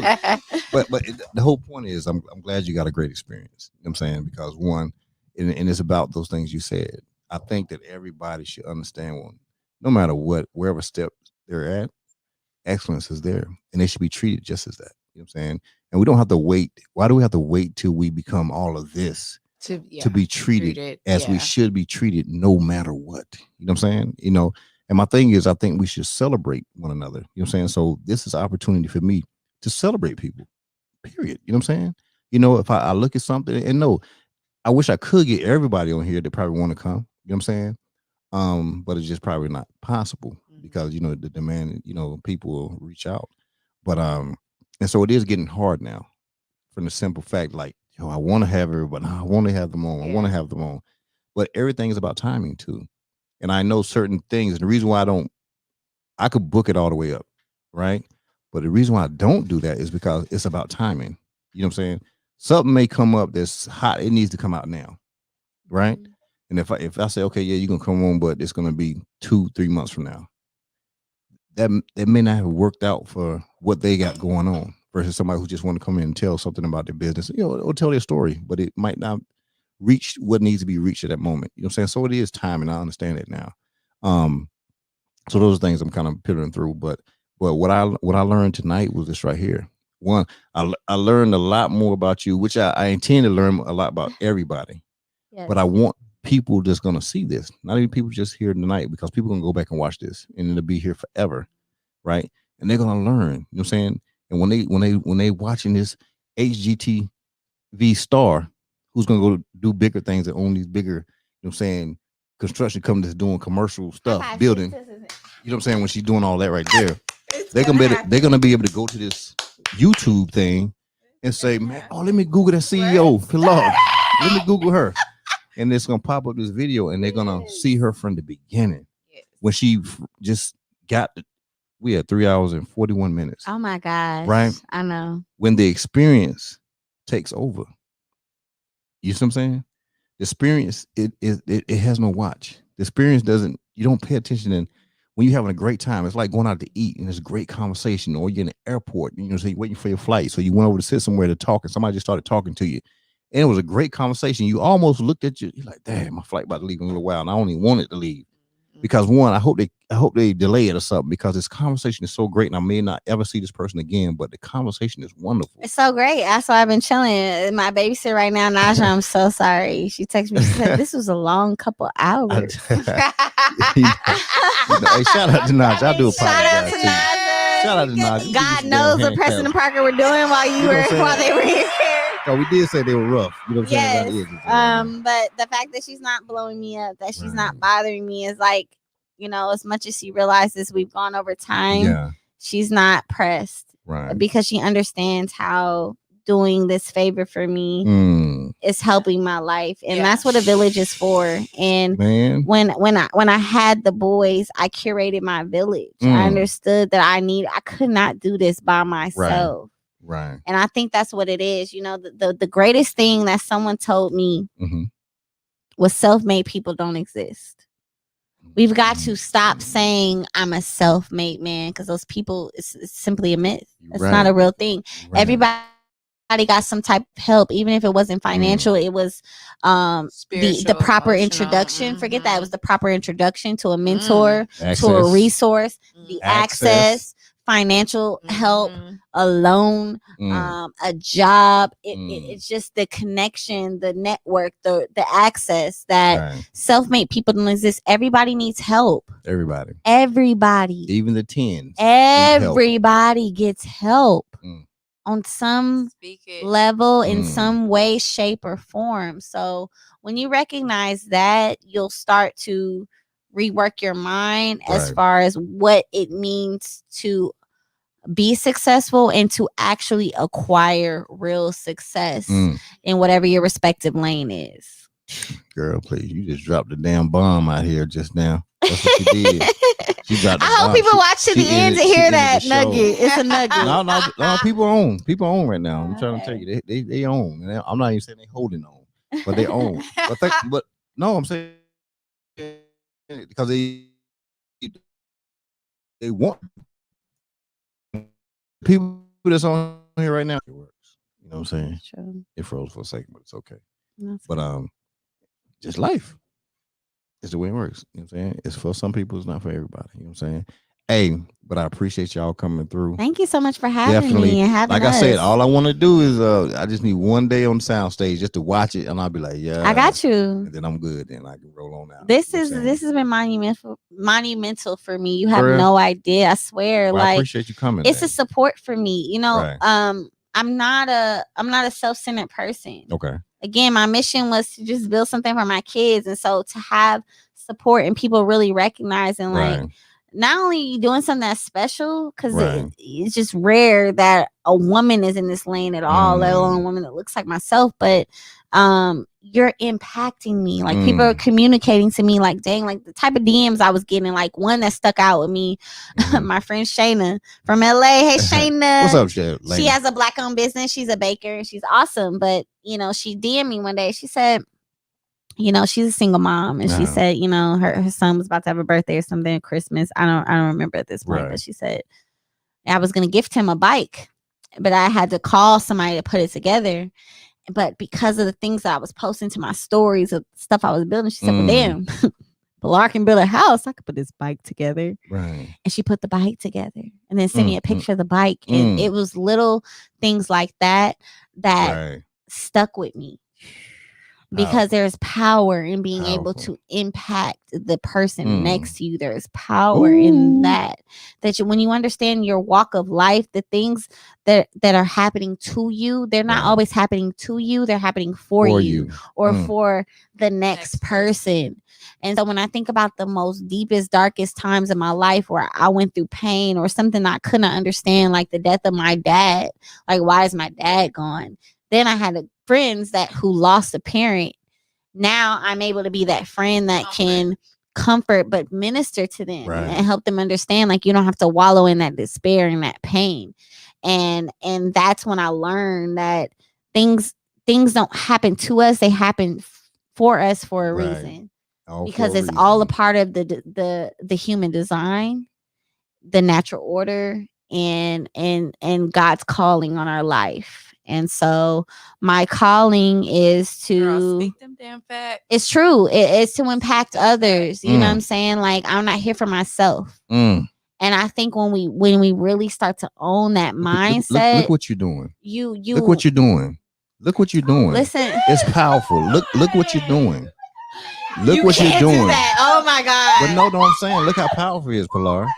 Look what you're doing. It's real though, because we're not here for ourselves. Like, we weren't designed to be by ourselves. And when you understand that, and you understand your power as a human being, fellowship is real. Right. God is in this room right now. Y'all can't see it, but you can feel it from what I'm saying right now. It's not by accident. Right. It's not by accident. I've been on Clubhouse long enough, but hello, Houston, whenever I was in that room with him last week, it was the first time I was ever in that room.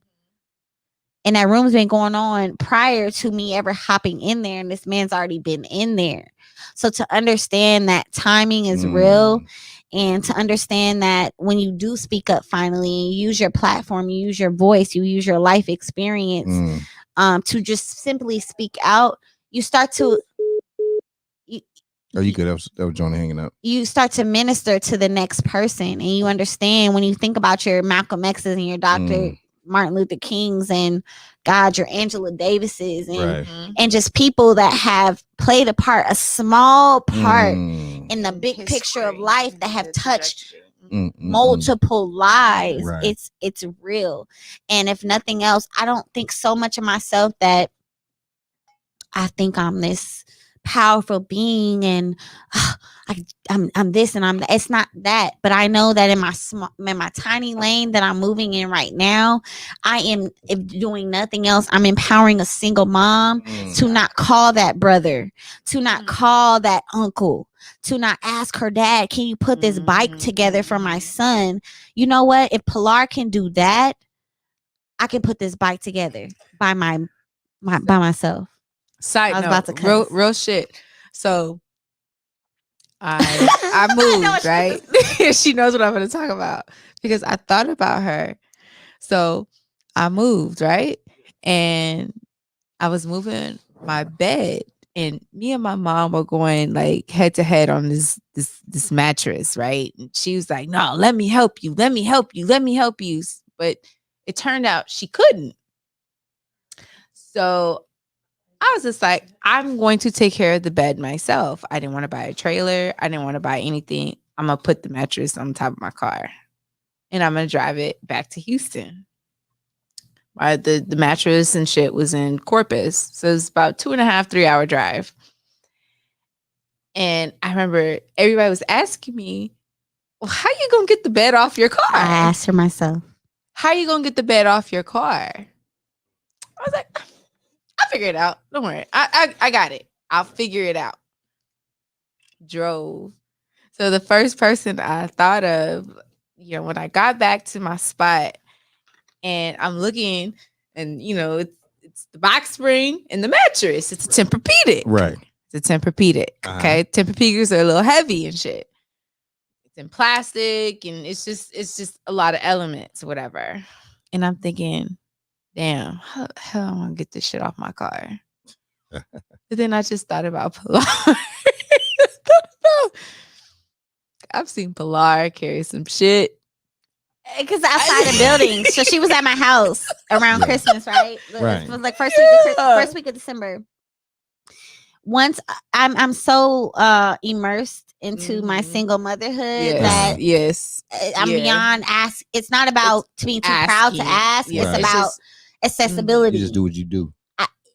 I don't have time to wait for somebody to come and help me with stuff. Right. You figure it out because it's just you. Yeah. What am I gonna do? Ask Preston Parker? No. They're not bigger than me yet. Yeah. You know what I'm saying? So they're not even taking the trash out yet. Right. So the Christmas tree. I like a fresh Christmas tree. Yes. I don't have an artificial tree. I go to the nursery. I get a real tree. Right. It smells great. Right. It smells like Christmas every time I walk into my house. Mm-hmm. I mean, anyway, she was just she was at her house. So I said, well, okay, meet me at my house. Like, let's hang out. It's friends. We drink some wine, we chill, we hang out, watch movies. And so okay, meet me at my house. So I pull up with the tree. She, let her in the house. Okay, I'm coming downstairs to help you. So she was putting on her shoes again. She comes. Pilar's up the stairs. I'm already up the stairs. I didn't come in the house from the tree. And she's like, Pilar. Well, I mean, normally you're not here. Like, yes. The tree has to get upstairs. It's not. I don't have this thought process. Like I have to ask somebody. Right. Wait. I figure it out. Yes. So if that means I gotta wrap my hands around all that trunk and that tree sap, that maple. And she had a little jacket on. She had a fresh. I was cute. But she had. But I had to do. what I have to do for my sons to create that And they were experience. so happy. Right. And so it's just funny because these are things that I've been doing for the last 4 Christmases that nobody sees. Yes, but there she was in that moment because she happened to be there, and these are not things I publicize. But she's like, "Damn, this is not normal, Pilar." Yes. Let me take a picture of you because yes, and she had that tree. Look at you. So funny. And brought the tree up. What am I gonna do? Let it sit on the car all night? No. Happy. It was. They were just happy. So funny because she was so little, and this tree was so freaking big. And I have this mindset. I just thought of that. Yeah, the mind is so powerful. If you can Isn't dream it, you can do that. You can actually do it. You can Right. do it. Yep. And I think that's what we're not taught. Mm. We're taught in schools to be worker bees. Mm-hmm. We're taught in schools to be uniform. We're taught in schools to conform. Right. Conformity. Talk about it, sis. Conformity erodes the soul.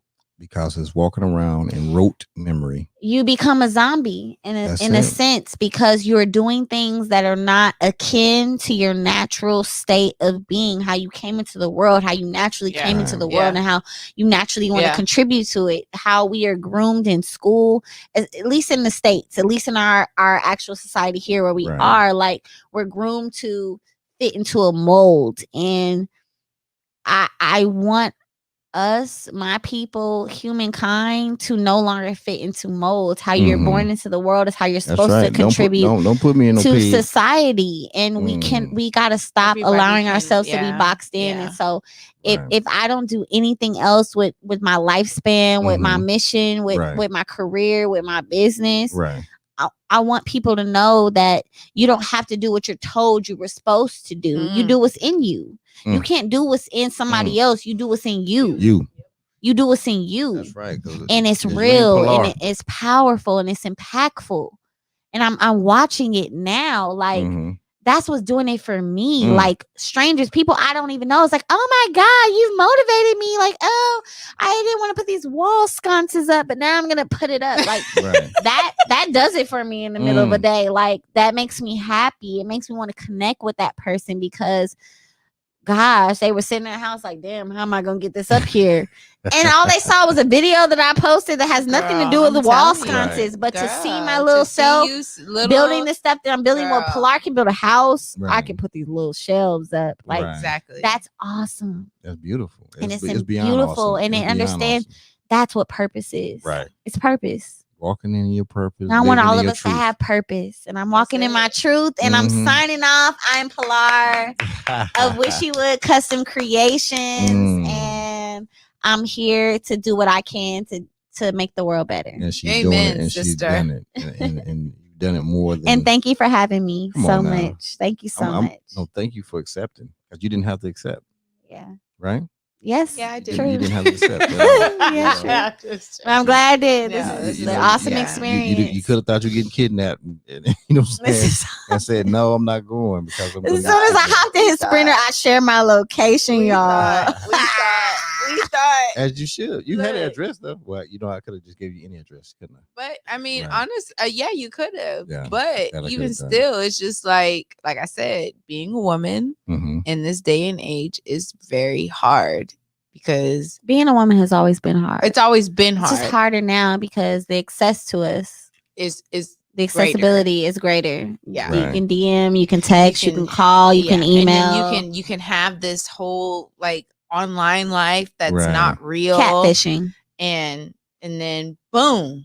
And boom. So we're dead. I appreciate you. He is the real thing. His podcast is real. The ambiance is great. He has laid out the red carpet for me. No detail goes unnoticed. And I enjoyed my time here. And honestly, when I do get that a million, okay, I'm coming back. That's what I'm talking about. Okay. That's what I'm talking about. You're doing things. I'll be right here in my little shack right here. Just, you know what I'm saying? Bringing people on in, and I'll be right here. I'm proud. Okay. Can I give you your flowers? Oh, go ahead. Yeah. As we close out. Go ahead and throw something out there. So this is special. Okay. This man not only used gas to pick me up, I'm a sprinter. It's a sprinter or A beautiful sprinter. It's a beautiful. Okay. Yeah, It's Beyonce playing. Yeah, Beyonce playing. A Dave Chappelle show was playing behind us. There was music on the radio. The leather seats. The decor. It was beautiful. The decor it was of gorgeous. the sprinter matches the decor of the interior gorgeous. of this room. And he was professional.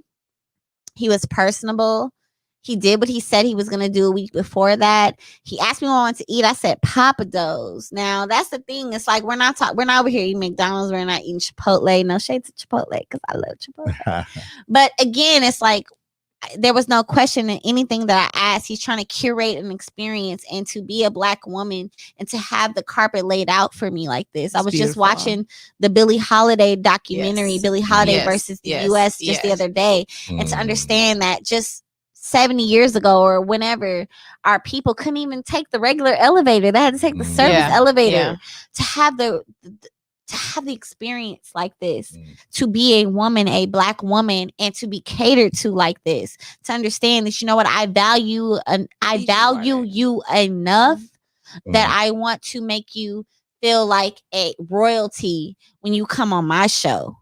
And this is awesome. And I see great things for this platform, and it's great. And this man is using his own money, his own resources to curate an experience for Black business owners. Is so dope because, again, naturally in our community, we don't share resources. We don't share information. We don't share time.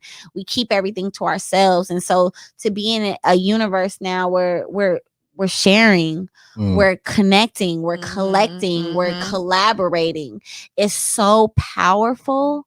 I want to continue to live in this world. And thank you, G5. Hey, no problem. For recognizing what I'm doing, for honoring me, for giving me my flowers, for making me feel like I'm already Oprah. Okay. Hey, yes, you're there. You're there, Sissy. You're there. Okay. I appreciate you and thank you. Hey, no problem at all. And I appreciate you once again. It's really, I appreciate the compliment. I appreciate it. I do it for the people. And Mom, hey, no problem at all. You know what I'm saying? We gotta keep your baby safe. Mandy, you still watching? Girl. She in California, right?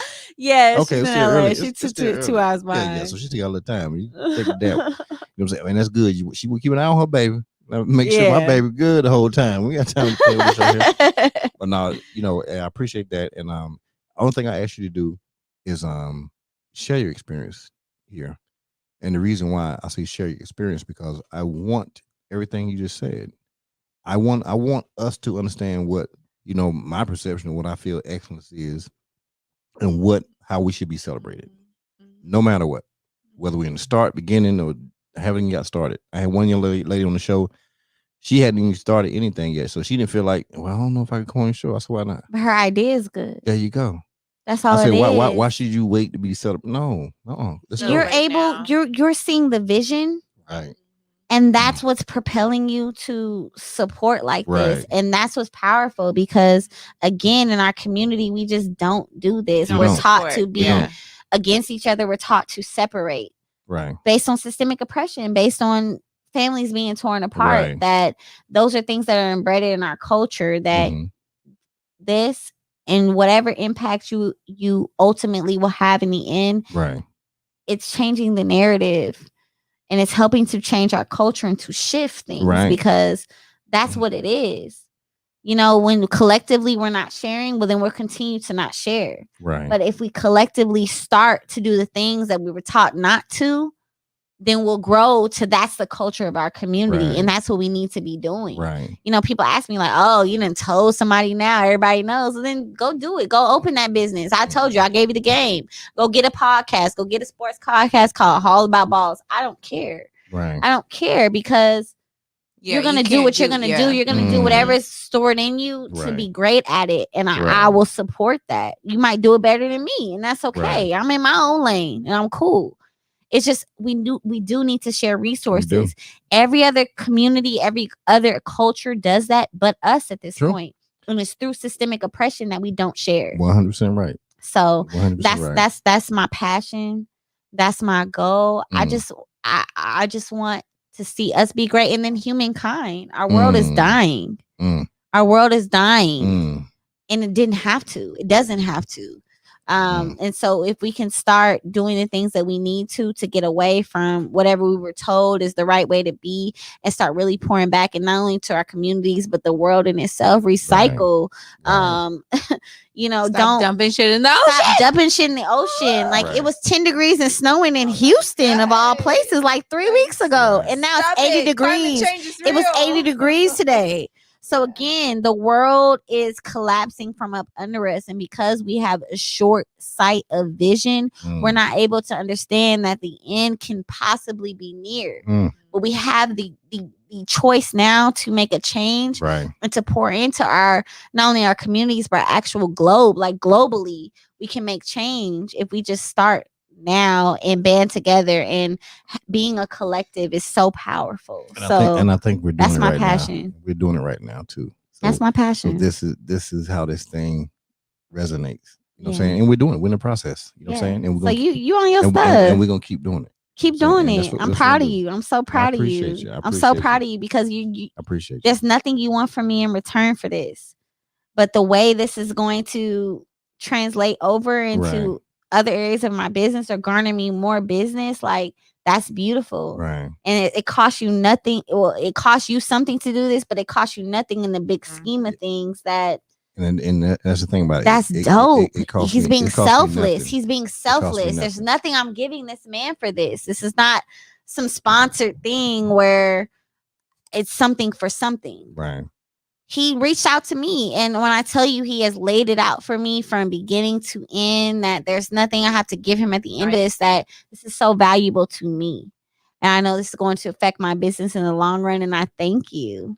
Thank you so much. I know we're running over. This is so late. Oh my God. Well, I mean, it's only running over because you babysitter. You know what I'm saying? not because of anything here. Well, your other ones were like 2 hours. So this has been longer. You say what now? The other ones are like 2 hours. No, that's the shorter ones. That's like 2 hours. The shorter ones have been 2 hours. Yeah. This is normal. I told you that's why it's one of those things. It's not a time thing. And I even kind of tell people that. You know, they ask me, what was the time? I said, listen, there is no time. And they can think, they'll say, oh, okay, now I'll be done in about an hour. I laugh inside. Because once they get in here and once they start having a conversation, you know what I'm saying? And we know it's going to be a great conversation. You know, it's not just going to be a good conversation. It's going to be a great conversation. And that's what just happened. A great conversation. And the conversation you had tonight, it won't be duplicated. Is what I'm saying. You know, you'll have great conversation, but it won't be this conversation. You know what I'm saying? Yeah. You'll talk about some of the things you talked about, but it won't be this one. You know, and to the point where that's what the 5 Cast experience is all about. It's been a great experience, and I thank you for having me. No problem. And I just asked you this right here, and this one I ask you, along with that, being on soundstage one time. So once you get that big call and you work those deals out or whatever, and before they make you sign something, you know, I'm just asking you, and I'll say that it can be on Saturday. I don't care what it is. You just come in and have a 2.0. So a 2.0 is when somebody's already came on the show before, and it's almost like an update, or it's just something significant happen, and they come in and they're like, gee, I'll be like, yeah, come on in for the 2.0. Like I have a 3.0 going on tomorrow. So I have Jay Rich. She's the queen of trucking, you know, a beast. She's a beast. Then I got Chastity Dion, you know what I'm saying, who owns Declared Marketing, a beast. And they both are from Houston. They both come from the area called Acres Homes. That's where they both, that's where Southside. That's where they come from. You know what I'm saying? And that's where Megan Thee Stallion to comes see from. These she just women, got a Grammy. To see these women, millionaire companies, doing it big, and they're both gonna be here. They both been on the show or individually. Jay's been on here a couple of times, but they're both gonna come in here. You know what I'm saying? I'll be sitting in the middle, and you know, one will be on my left, one will be on the right. When I tell you this 3.0 is gonna be fired up because they both bring so much to the game. You know what I'm saying? With Chastity and marketing, Declared Marketing, they handle business. Jay, she got the trucking game locked down. You know what I'm saying? For a female to do that, and this is part of me just celebrating people, but at the same time, you know, they're women and they're doing it big. They ain't even doing it small, they're doing it big. You know, so it's just one of those things. And shout out to Jay Rich, you know what I'm saying, because she's doing great things. She just started her own academy, you know, she's the first female to start an academy, a true trucking academy. That's dope. You know what I'm saying? And it's about a phase process that she's doing. So she just started her There's so first much money phase in that as well. last Friday. She just did this. And when I tell you the response has been overwhelming. I can imagine. Throughout the US. Amazon is giving out real life contracts to people with their own trucks. Yeah. Well, she got contracts with them. She already. Yeah, but I'm just saying, she has like, contracts with. That's the start, and there's JB so much Hunt, other stuff. There's never Prime. nothing that needs to be hauled or trucked somewhere. And she's telling people this. She's giving them this game. She's giving it to them. And that's what I think it was free to join her academy. We were taught to be stingy because we were taught that only you can amass this, and it's like no, we need to share resources. Right. It's room for everybody. There's no reason why I can't share what my plans are. Right.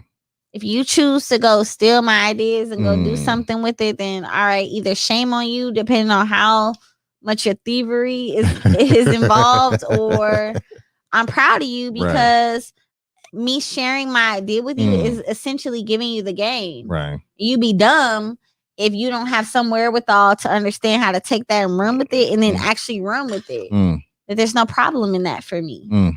And that's where we got to get our minds out of it. And we're the only community on this globe that operates like that, where we just got to be just one for all and all for one. No, it's room for everybody. There's room for everybody. Let's make that room. Let's make that room. And so I'm proud of you for creating this platform. This is dope. That's like, what I'm talking about. I want to come again. Oh, you're going to be here with your 2.0. What Tony M say?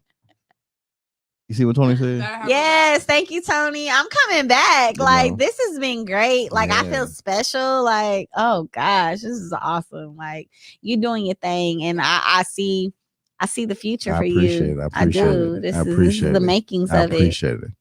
All right, hey, I need y'all to join me tomorrow at 7 p.m. Central Standard Time. Like I said, we're gonna have Jay Rich and we're gonna have Chastity Dion. I appreciate you once again. You know what I'm saying? You'll definitely be back for your 2.0. And look at it. She over there getting busy over there. She finishing it off right there. That's what I'm talking about. The salad great. Papa those make a great salad, don't they? You know what I'm saying? With the crab and the shrimp in there. Come on, we did all of it. They say, what you want in there, shrimp or crab? I said, man, put all the seafood in there. Let's make it happen. Thank you. Let's do what we do. Thank you. Hey, we'll be seeing y'all tomorrow. Hey, thank you again. We're going to close out with some J Will. And I holler at your Mars.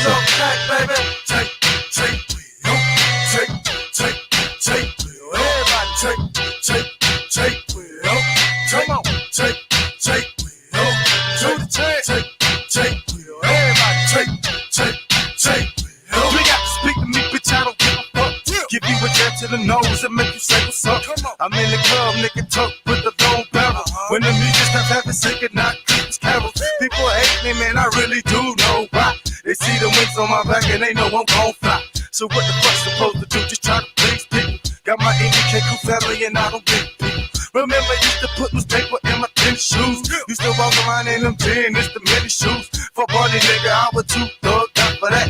Never told all my enemies I couldn't be a rat. But niggas told on me, nigga, they got it in return. Now ain't they mama's living room in a nice urn. Fuck you, your whole crew, bitch, cause you gon' get caught. Blow your brains out in your lap, now hold that thought. Motherfucker, stop pretending of a new era. Say we're getting it poppin', nigga, cause I'm so clever. You can love me, you hate me, nigga, but I'm still ready. G5 legacy never ending, bitch, stop pretending. This is the beginning of a new era. Say we're getting it poppin', nigga, cause I'm so clever. You can love me, you hate me, nigga, but I'm still ready. G5 legacy never ending, bitch, stop pretending. This is just for my killers who just straight up murder. Leave you in the sewer dead just like a ninja turtle. I got connections with the real fucking black mob. And I'm trying to get it right with my man God. So anytime I don't believe me, that there's no problem. Niggas will torture your ass, you wish they fucking rob you. Menace to society, that's my favorite one. Desert Eagle 50 caliber, that's my favorite gun. My name's J Will, and yes, I'm gunning for your fucking dome. You the homie kid, cause you always running fucking home. MBK got a boy, your house, we'll clap it up. I run my mouth like a big booty bitch, I can back it up. Try niggas on pickups just like they did in Jasper. Keep fucking around, your new friend is gonna be Casper. You gonna be in the casket, people trying to coffin on you. But so many hoes ain't taking can play golf on you. Motherfuckers stop pretending of a new era. J Will getting it poppin', nigga, cause I'm so clever. You can love me, you hate me, nigga, but I'm still with it. G5 legacy never ending, bitches stop pretending. This is the beginning of a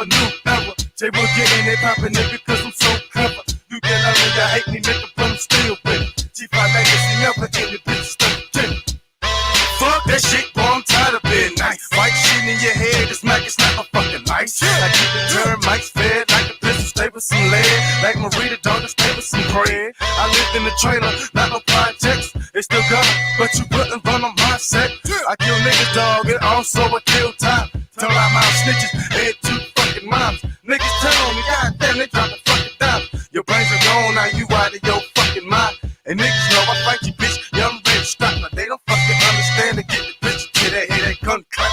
This the beginning of a new era. Jay will get in and pop a nigga, cause I'm so clever. You can love me, you hate me, nigga, but I'm still winning. G5 legacy never in the bitch stuck again. This is the beginning of a new era. Jay will get in and pop a nigga, cause I'm so clever. You can love me, you hate me, nigga, but I'm still winning. G5 legacy never in the bitch